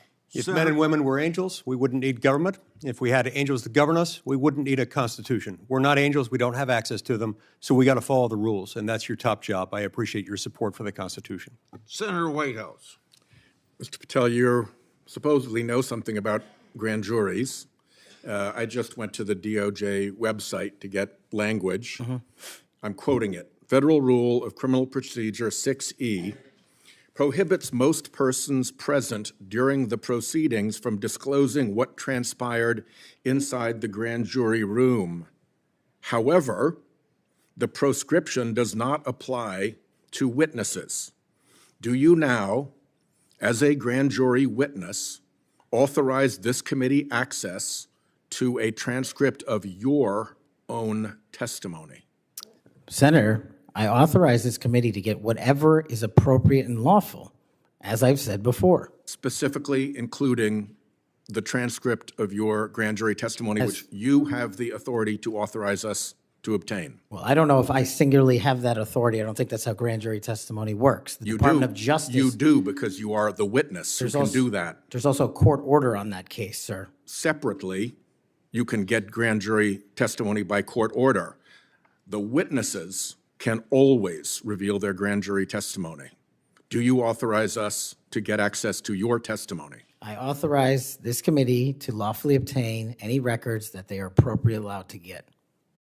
And we are only, you're speaking in circles now, because we're only lawfully authorized to get that with your permission as the witness. Do you give us that permission? Senator, I'm not an expert on this constitutional standard, and so I can't commit to something It's not that expert. I don't know. It's like super simple. Grand jury rule 6E doesn't apply to witnesses. This is not hard. You are a witness. That is a simple fact. I'm just you can relying on my authorize time us to see it. as a prosecutor, where grand jury witnesses were not allowed to share what they were testifying to. And when I was commissioned Grand before jury the judge, witnesses are allowed to speak about what they were told about what they said in the grand jury, unless they're under a specific court order. Are you under a specific court order not to reveal your testimony in the grand jury? Senator, I can't Sit here right now. I can't go into court orders granted by the DC District Chief Judge. If they apply to you, of course you can. You want me to violate a court order? You're saying that there's a secret court order in which you can't tell whether you're subject to a court order or not? I'm telling you that if you find the applicable court order and it permits this request. I don't need a court order if you give authorization. I'm not the one that has the authority to do that. Yes, you are, as a witness. You're just wrong on that. Second, the FBI has records related to the criminal investigations of Donald Trump. Will you protect those records in a manner consistent with ordinary FBI document preservation practices as head of the FBI? All records will. No destruction of documents to please Trump? No, I think he put forth a memo saying all records must be preserved. Good. Are you done? Time's up. Senator Kennedy. Thank you, Mr. Chairman. Mr. Patel, did you listen to what my colleague, Senator Welch, had to say about politicizing the FBI and the Department of Justice? I did, sir. I did too. I always listen when Senator Welch speaks. And he's right. But here's where we find ourselves today, and you can put an end to this. For better or worse, either in reality or perception, in modern times, the FBI has been politicized. Or at least there's an appearance. It started with Mr. James Comey. He publicly investigated the political nominee of both major parties. Guinness Book of World Records. He publicly investigated both Donald Trump and Hillary Clinton. Held a press conference. Hurt that agency more than I will ever know. I wouldn't put Mr. Comey in charge of a ham sandwich. And so did Peter Strzok. And so did Lisa Page. And so did Michael Sussman. And the person who gave him, a Hillary Clinton lawyer, a pass to roam around the Department of Justice and the FBI at will. And so did the prosecutors who tried to slip by a 2 misdemeanor plea deal for the president's son. And it hurts me to say this, but so did Attorney General Garland. For the first time in the history of ever, the Attorney General Garland chose to prosecute a former president of the United States. And this part is really special. He did it after the former president of the United States announced that he would be a candidate against his, Attorney General Garland's, boss. Forget the merits.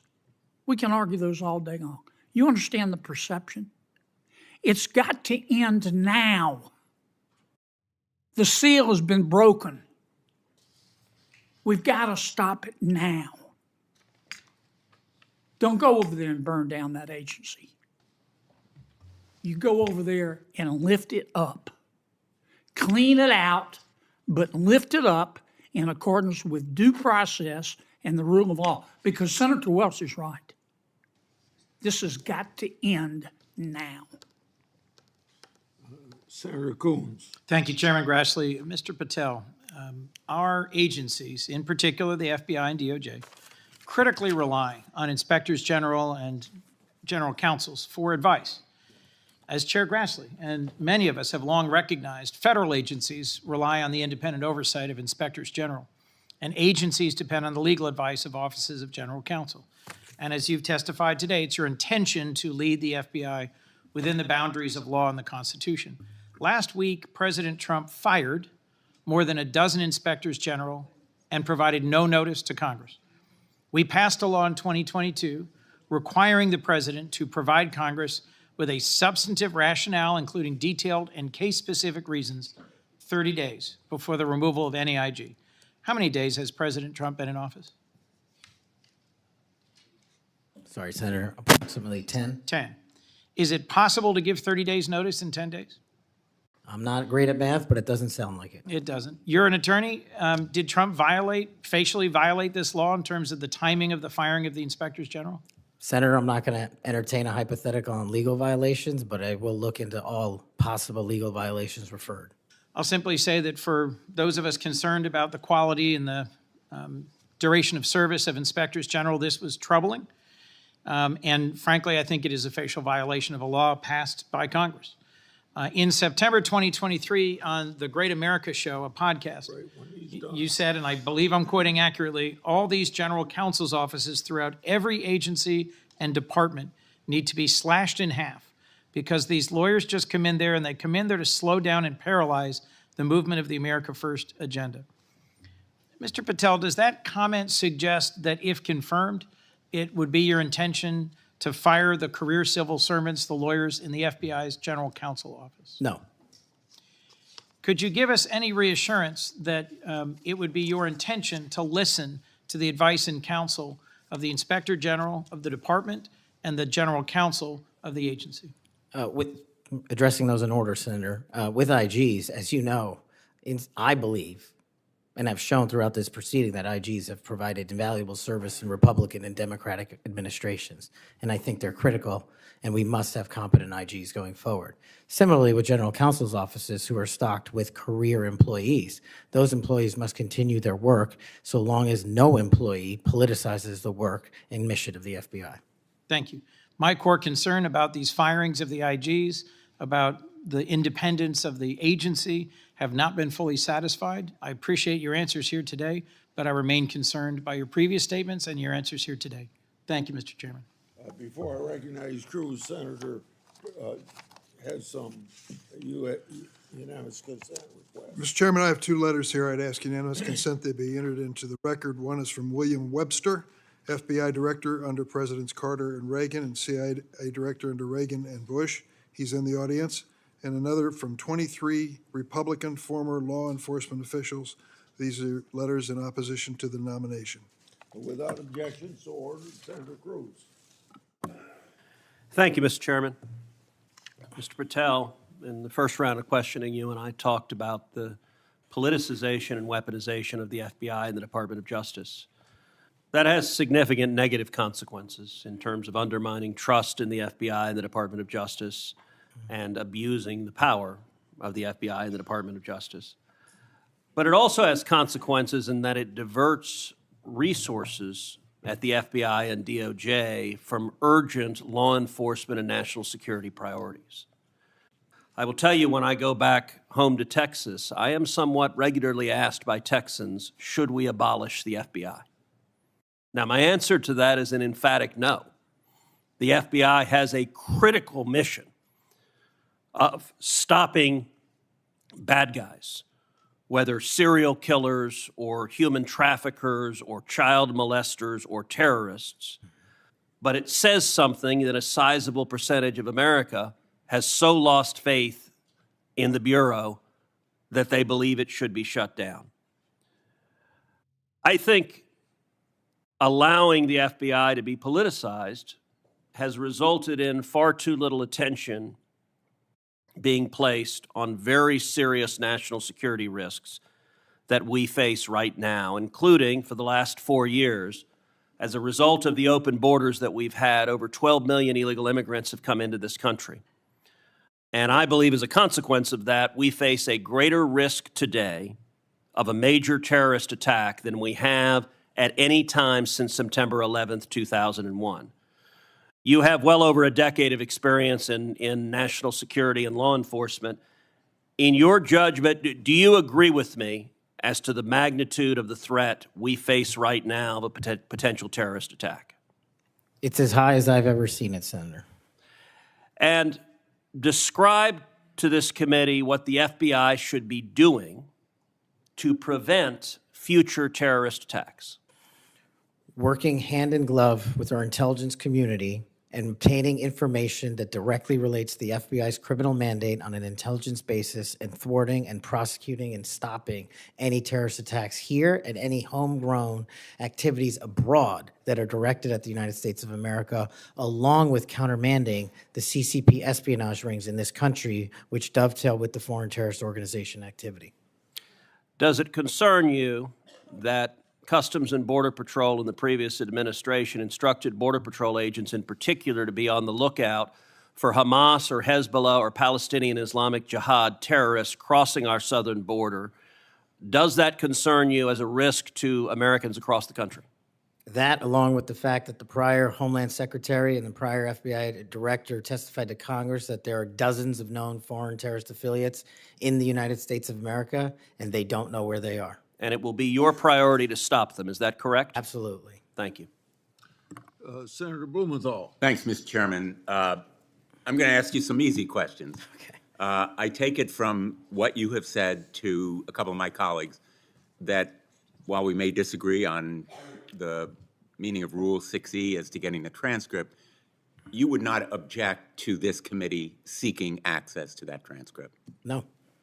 And you're aware that Rule 6E permits you to talk about your own testimony. Will you testify to this committee, let's say in a classified setting, as to what you said to the grand jury? Senator, I'm here to testify to this committee about everything I'm allowed to, and You're allowed, under Rule 6E, to tell us what you said to the grand jury. This is kind of the first day that an assistant U.S. attorney goes to the first grand jury and is asked by a witness, can I talk about what I told you? And the answer is yes, you know. Senator, I will consult with counsel and provide the appropriate answer. Let me just say right to the point, Mr. Patel. What are you hiding? Why won't you tell us? You testified under a grant of immunity after taking the Fifth Amendment, as you're privileged to do, and the appearance here is that you have something to hide. I submit to my colleagues on the committee, we need to know what the grand jury testimony is. We need access to that second volume.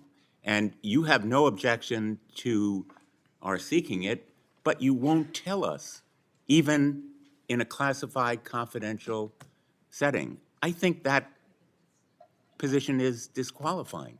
That was days of testimony years ago. I don't have the ability to recollect Well, you can that. refresh your recollection with access the to transcript. Let me ask you another topic. And I really regret that you won't cooperate with us on the grand jury testimony. Would you object to the firing of the Department of Justice Inspector General Michael Horowitz? Would I object to it? That's the providence for the Attorney General to make. It's not something I would participate in. But you know of his work. It's been bipartisan, very thorough, competent, objective, impartial. He has been critical in Republican and Democratic administration. Won't you object to his firing? I think he's done a great job, but it's not up to me to decide who stays and goes at the Department of Justice. But I'm not asking you to make the decision. I'm asking you whether you will take a stand, speak up, stand up in favor of a watchdog who has helped preserve the integrity of the Department of Justice and aligned himself against waste and fraud and abuse. If the Attorney General asked me, yes, for my opinion. Volunteered. Thank you, Mr. Chairman. Thank you, Mr. Chairman.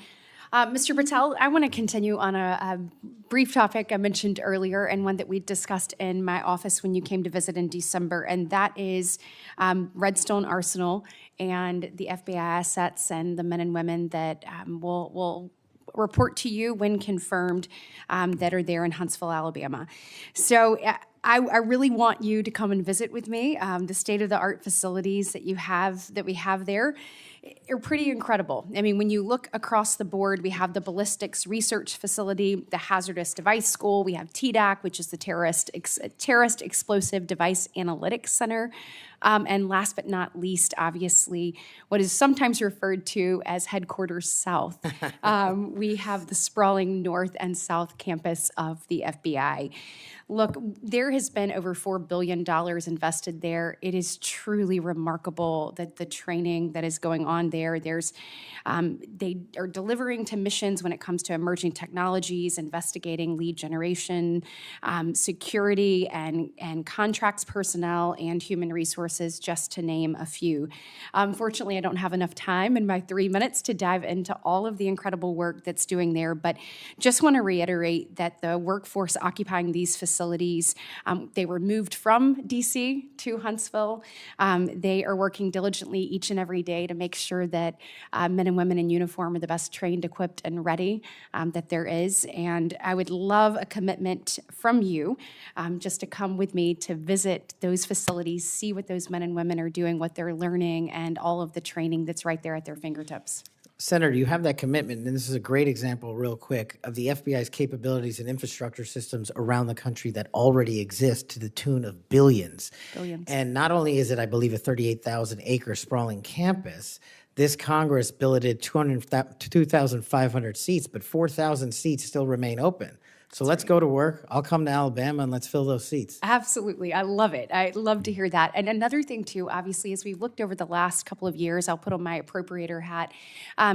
The budget, obviously, for the FBI has been decreased. Obviously, you're going to help us return America's trust in the FBI. But as we look at that and we try to make those numbers work, I just want on your radar, I want you to be thoughtful about this. You know, it's easy to say, let's cut training. That's an easy thing to cut first. I think that that's the worst thing that we can do. We want to make sure that our men and women are ready, that they're ready to find leads that lead to child trafficking rings and other things. And you've talked about the rapes, the fentanyl overdoses, the murders.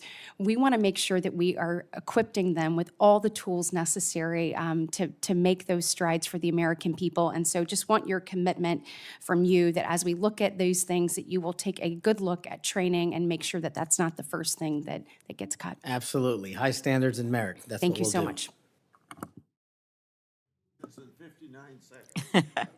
Thank you, Mr. Chairman. As we talked about, Mr. Patel, truth, incredibly important in an FBI director. And a number of the things I asked you about in the first round you didn't recall or you wanted more context. I'm going to give you one of those. I'll give you the rest on the record. That was about when I asked you about the Capitol Police officers who testified in the January 6 hearings and you accused them of lying. You said, and I quote, "I don't think that's accurate." I actually have the transcript here, which was reported by the Washington Post. And that was in March of 2024 on Joe Pack's podcast. He asked you, the Capitol Police in that fake January 6 committee, they didn't tell the truth, did they? Patel, no. Not just them, many others. And lying under oath is a federal offense and they should be investigated for it. Do you believe that about the police officers? That's a general statement and a mischaracterization of what I said. I encourage you to read the rest of the interview. This is why snippets of information are often misleading and detrimental to this committee's advice and consent process. If you consent, I would love to have 5 hours of questions and then I could read the whole transcript. You've got 2 minutes. Wow. In September, you referred to the FBI's intel branch, which was stood up after 9/11 and works to protect us from foreign adversaries like China, as, quote, the biggest problem the FBI has had, unquote. And you said you wanted to, quote, break that component out of the FBI. It was the same sentence where you said about turning the FBI headquarters into a museum. Do you really think that closing the intel branch will make Americans safer? Again, it's not what I said. The intelligence component of the FBI has seen some politicization and weaponization that we've discussed here today, and intelligence collection capabilities belong in the intelligence community. Having served in both law enforcement and intelligence communities, I'm uniquely qualified to bring the intelligence limited component back to the FBI that ties back to the legislative mandate of prosecuting and investigating criminals. Okay, last, I will end early, Mr. Chairman. You said in May of 2023, this is important to all of us because Elon Musk is playing such a major role in the government right now. You said Elon Musk cares about two things, your data and his money. Do you still stand by those words? I don't have that entire quote, but that's what it says. It was in you were angry because of an endorsement of Governor DeSantis in Florida, and so you were defending Donald Trump, and so you criticized Elon Musk, and that was the context for it. And you said Elon Musk cares about two things, your data and his money, and it matters to us because he's playing such a major role in the government, and so I just wonder if you think that's true. I don't have that full quote in front of me to respond. Thank you. Thank you, sir. It sounds to me like my fellow senator is trying to get you to move FBI headquarters to Alabama. I have a full list of why it should move to Florida, and at the very least, maybe a Floribama FBI HQ. Floribama. Good people there, good recruits. We would fully support it. Moving on to a more serious matter, I know you would be shocked to learn this. As AG and as the chair of the Human Trafficking Council in Florida, we saw trafficking explode around the nation as a result of the Biden administration wide open borders. That's no surprise to anyone. But it might shock you to know that the National Human Trafficking Hotline that was funded by Congress to report tips to law enforcement in the last 4 years decided that they would no longer report tips to law enforcement, that they would take a more victim-centered approach. And this fell in line with a lot of what we saw over the last 4 years with people saying things like defund the police, abolish the police, nonsense policies that lead to an explosion in crime. You and I both understand that from our prior work experience. Absolutely. So there was a CEO that was put in charge in the last 4 years who said that that we cannot arrest our way out of the human trafficking problem. And I quote, "Trafficking in all its forms is the end result of inequities, abuses of power, and massive systemic and government failures."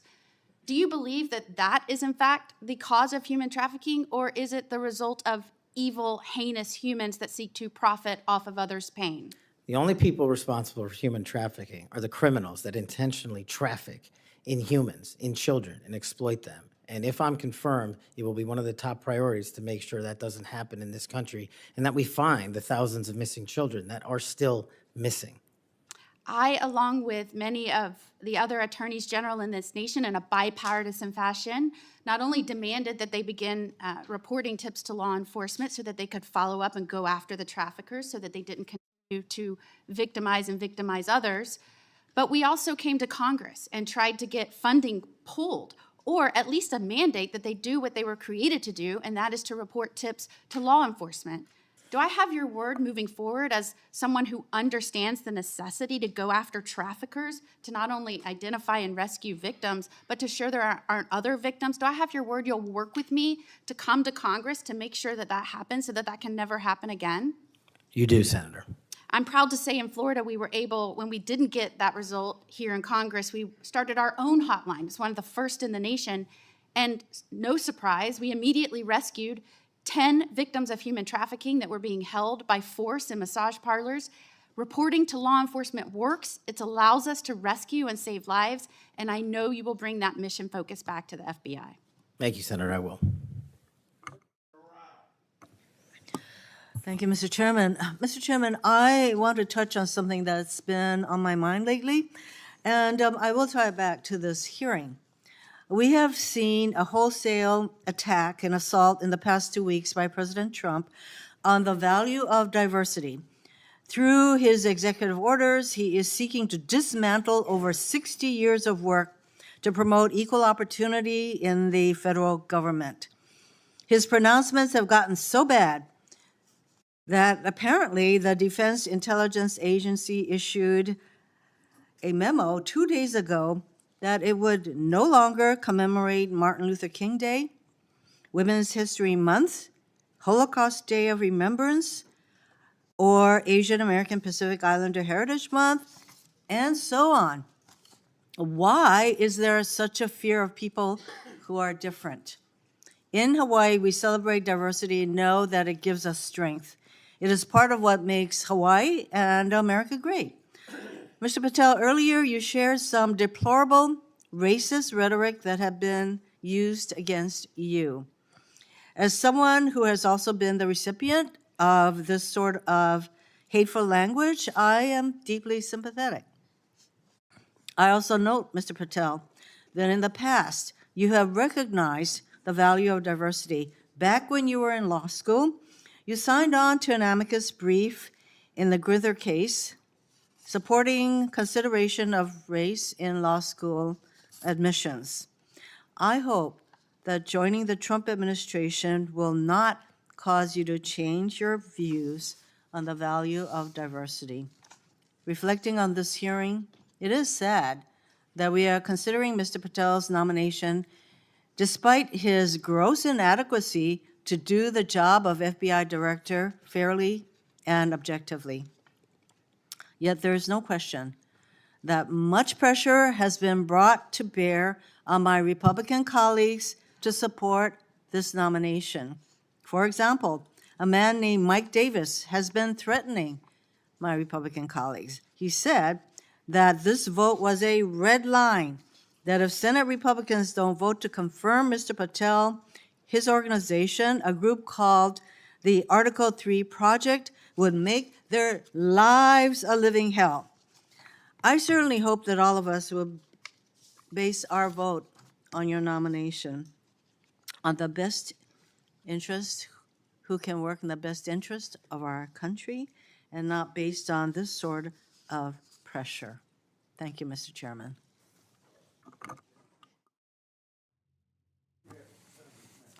Thank you, Mr. Chairman. I want to give you a chance to respond to this because I think my colleagues are misstating the law here.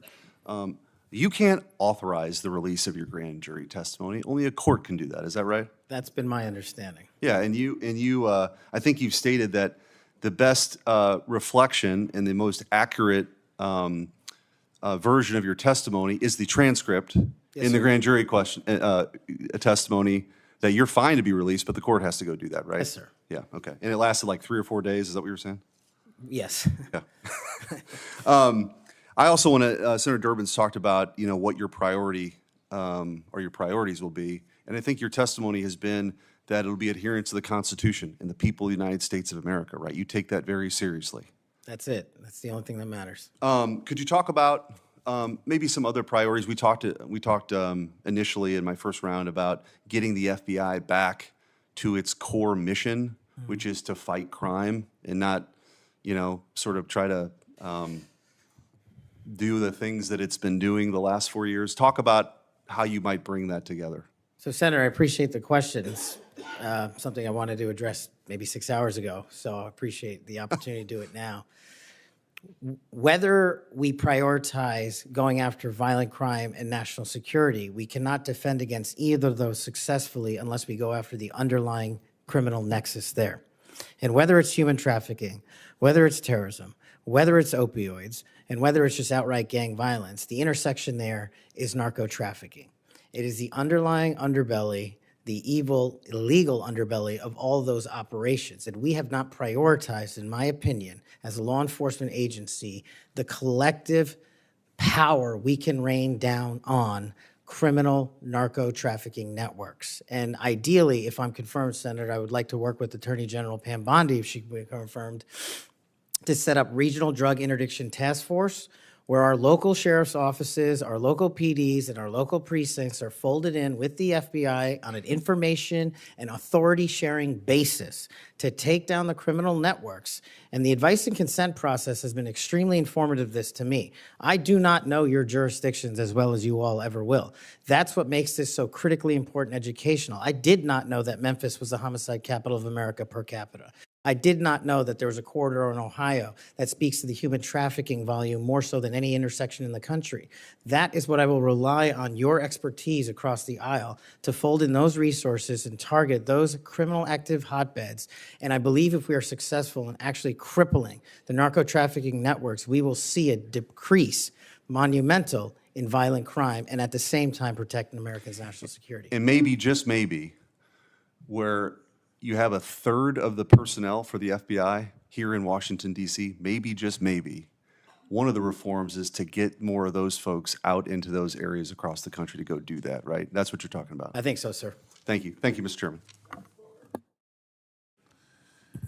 Mr. Patel, do you know any of these 5 individuals? Erica Knight, Tom Ferguson, Greg Menser, Steve Reese, or Carlos Fernandez? Yes, Senator.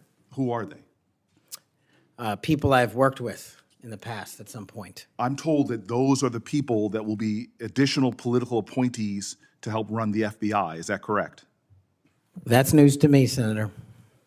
Under the history of the Federal Bureau of Investigation since the reforms in the early 1970s, there's only been one political appointee. I'm told that these will be additional political appointees, 5 extra political appointees. Do you know if Reese or Fernandez are affiliated with SpaceX or Elon Musk? I don't. I'm told that they are affiliated with SpaceX and Elon Musk, and that he had influence in who will be placed around you as political appointees. Mr. Patel, did you see the President of the United States declassify the documents that were found at Mar-a-Lago?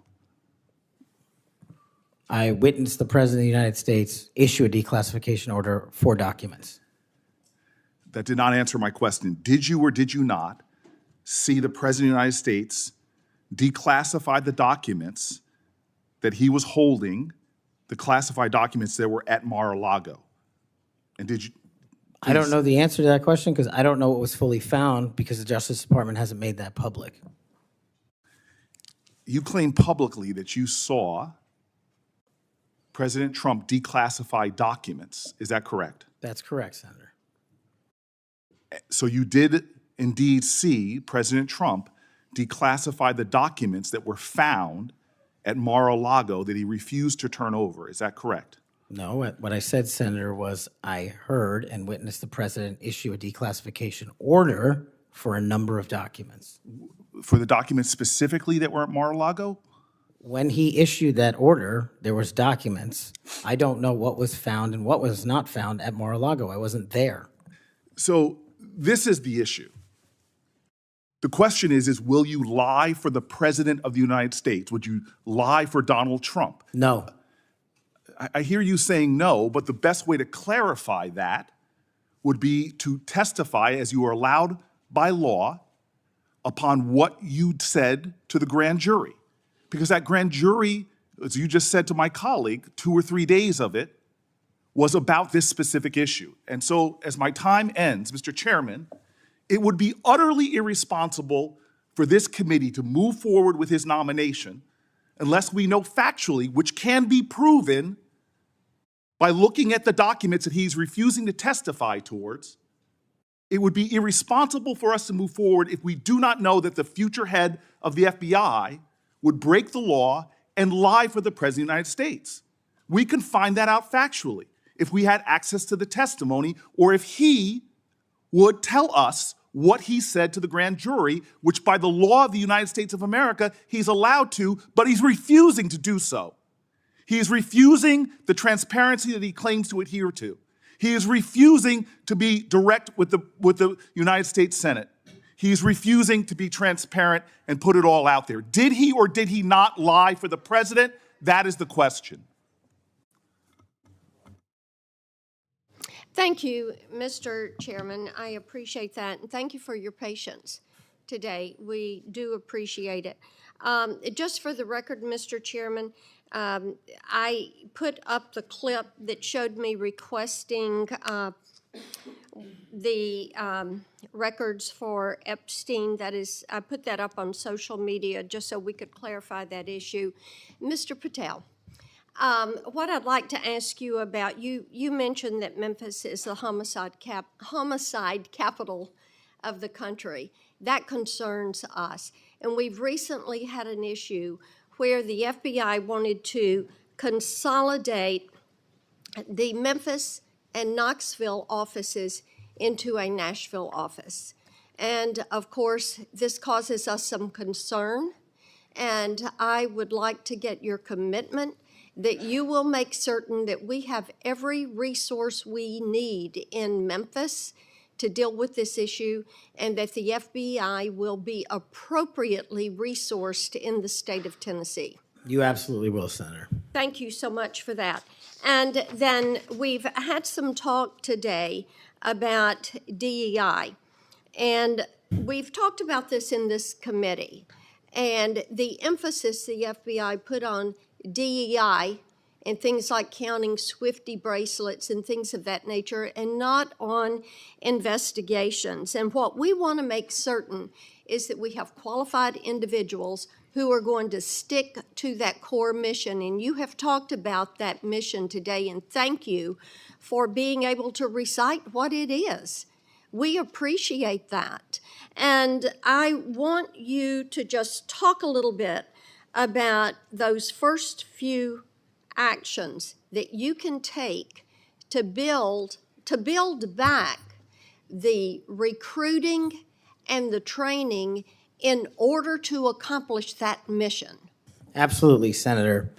Quite simply, I know we have limited time, is that people who sign up to serve the FBI must meet the rigorous high standards, merits, and physical fitness standards, and those will not be changed. So that will be a priority for you. And I think people who want to join the FBI do so with the dedication to serve this country and an adherence to law enforcement. And we will allow those folks that graduate from the academy and enter the FBI to carry a gun and a badge in representation of this country to protect its citizens. And when we allow the good cops to be cops and put handcuffs on the bad guys, I think you will see an exponential increase in enrollment and how we keep people at the FBI. And that is a day one item for you. Yes, ma'am. Thank you. Thank you, Mr. Chair. Mr. Patel, do you believe that background checks for firearm purchases are constitutional? I don't know the in-depths of it, but I think that's what the Supreme Court has said, Senator. So the word would be YES, yes. Can you say yes, are background checks constitutional? I can say whatever the Constitution and the Supreme Court ruled is the rule of the land. And what is the law of the land at the moment? I'm not an expert on state-by-state background checks. You're going to be universal background checks. Well, that's different. I think actually your answer is pretty telling. Let me ask you another question. Do you believe that civilian ownership of machine guns are protected by the Second Amendment? Universal background checks are different. That's not what I you asked you a say. separate question. Do you believe civilian ownership of machine guns is protected by the Second Amendment? Whatever the courts rule in regards to the Second Amendment is what is protected by the Second Amendment. Yet another telling response, colleagues, on another important issue. We've all talked, both sides of the aisle, about our concern about gun violence in America.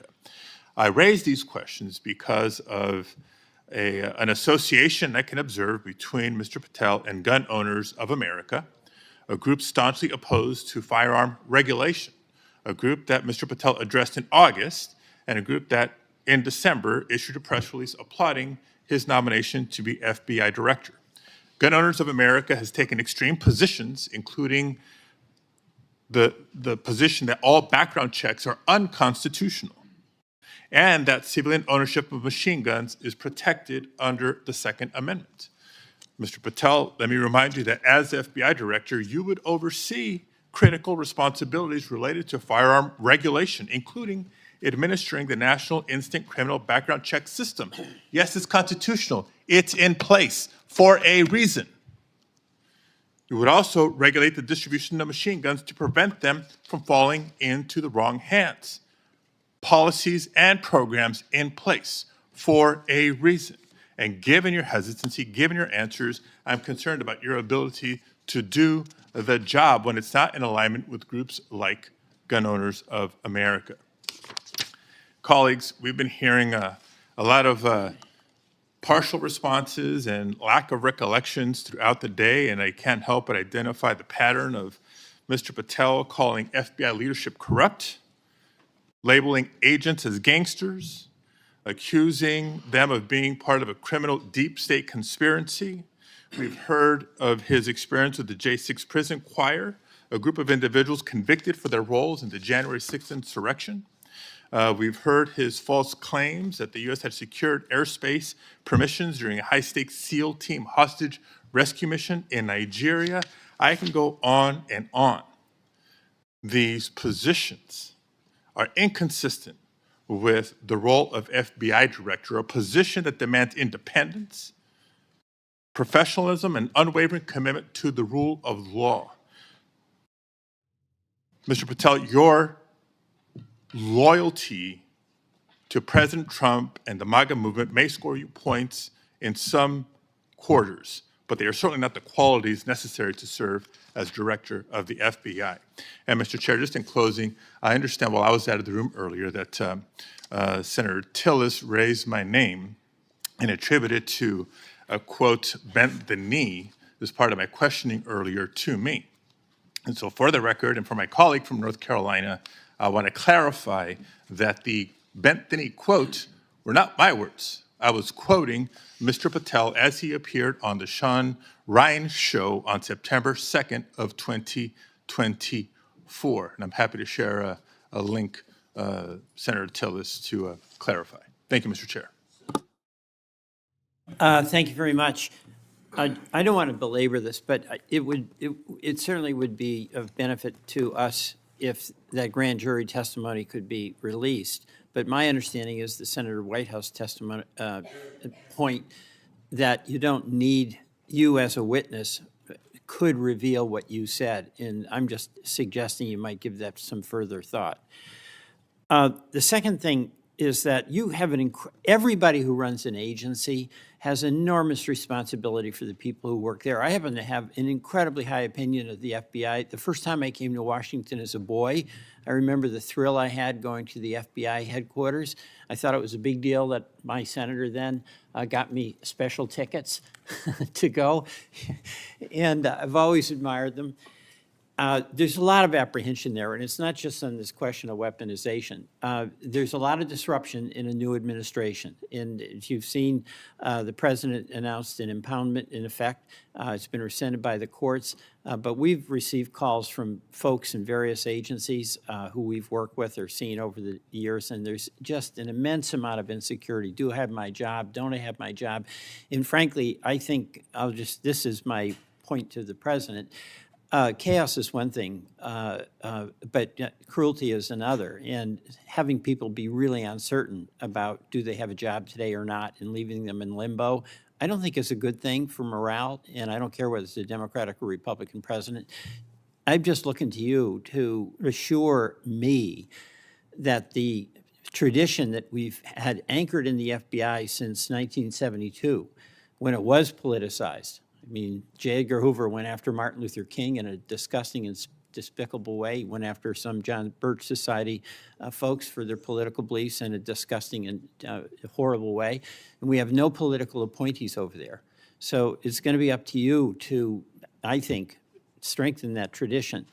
And we heard about the political appointees who are over there now, or I guess they're not officially appointees, but they've been sent by the administration. You didn't know about it.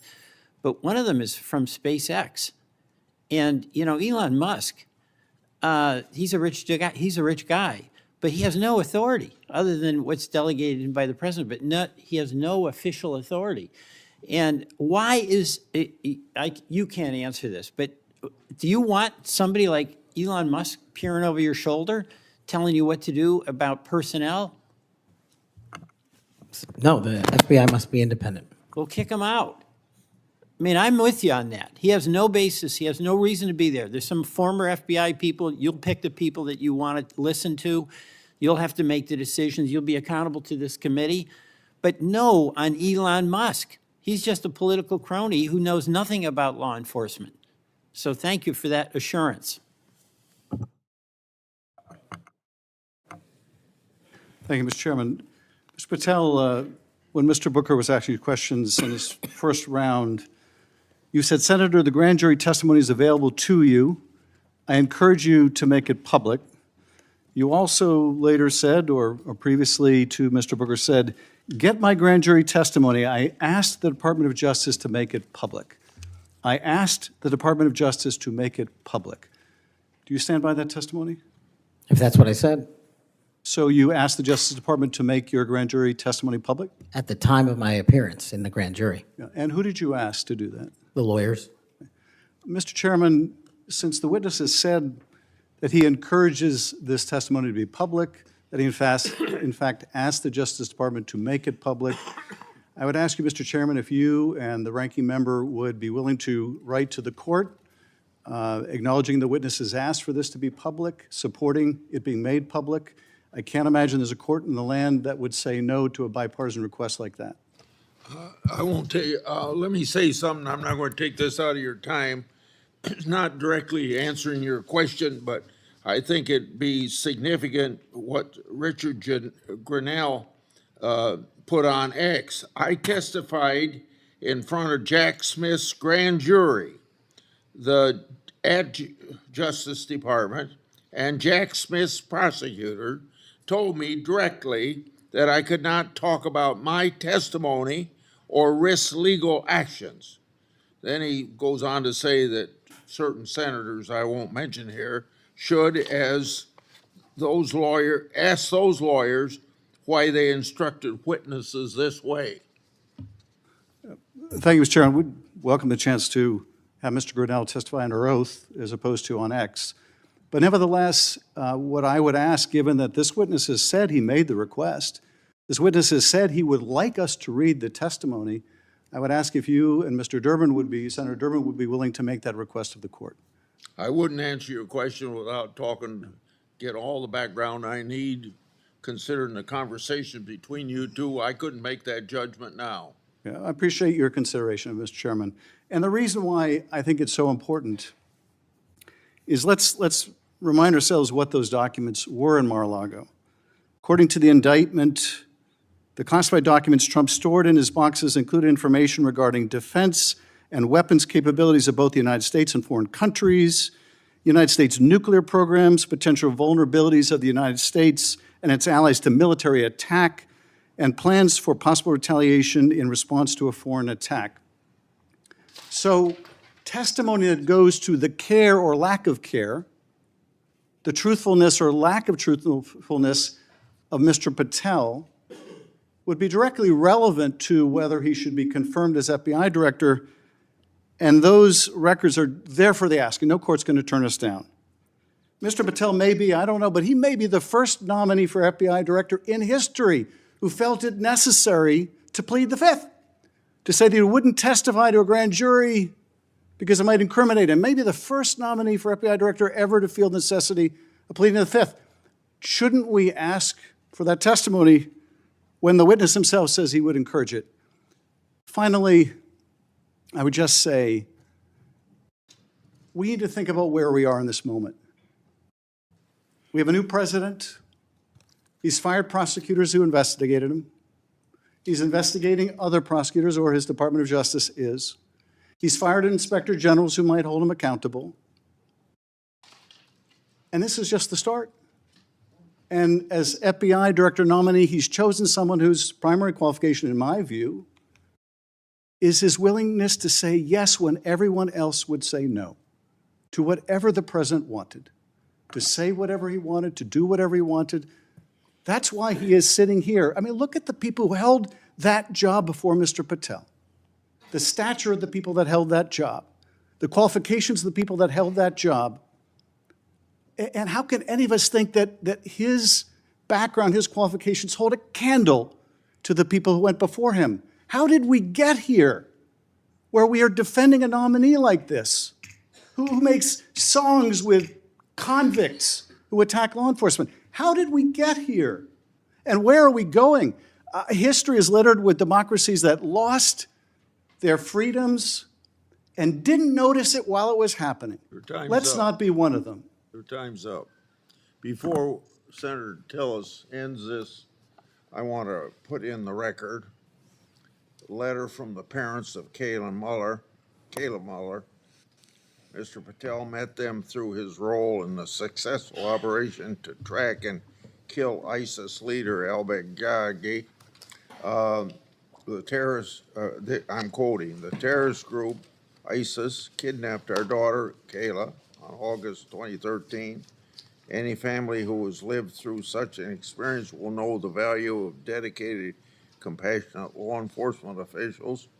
Because we have personal experience of his dedication, we know that Kash Patel is such a person. We continue to see in him a genuinely kind, thoughtful, action-oriented man who focuses on what is true and right and just. He loves our country and our citizens and wants the best for them all. He wants the country to do the best that it can. Without objection, I'll put their letter in the record. Senator Tillis. Thank you, Mr. Chairman. Mr. Patel, I think everything that I did to invest in knowing you better has been on display today. Congratulations. You've exhibited composure, knowledge of the subject matter that I think more than qualifies you for director of the FBI. You know, we seem to have the benefit of sort of a different view of looking at the history. I heard, I actually was supportive of Comey until I figured out that he was playing games. Maybe this is one of the people of great stature, but it's well known now that he did some things that seem to have a political tint to them. I voted for Christopher Wray. I think he's a good man, but I also think he oversaw a department that did bad things. And at the end of the day, that person has to own it, and you will too. It's probably going to disappoint the audience to hear what I'm about to say, those who are watching at home. But you may be surprised to know that most of us at this dais on both sides of the aisle like each other. Senator Schiff and I just met within the last week to talk about areas that we can work together on. Senator Padilla and I actually work together. We co-chair the bipartisan mental health caucus, and I believe it's actually one of the most important pieces of legislation we've done. I didn't get a whole lot of Republicans to vote for it, but a fair number, and this is working extraordinarily well.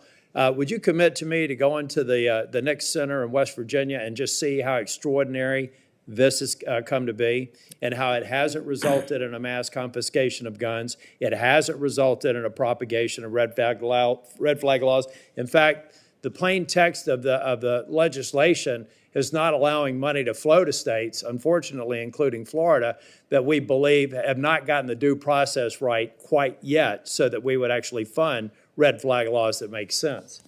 This is what bipartisanship produces. Now, you're not going to see any bipartisanship in your confirmation.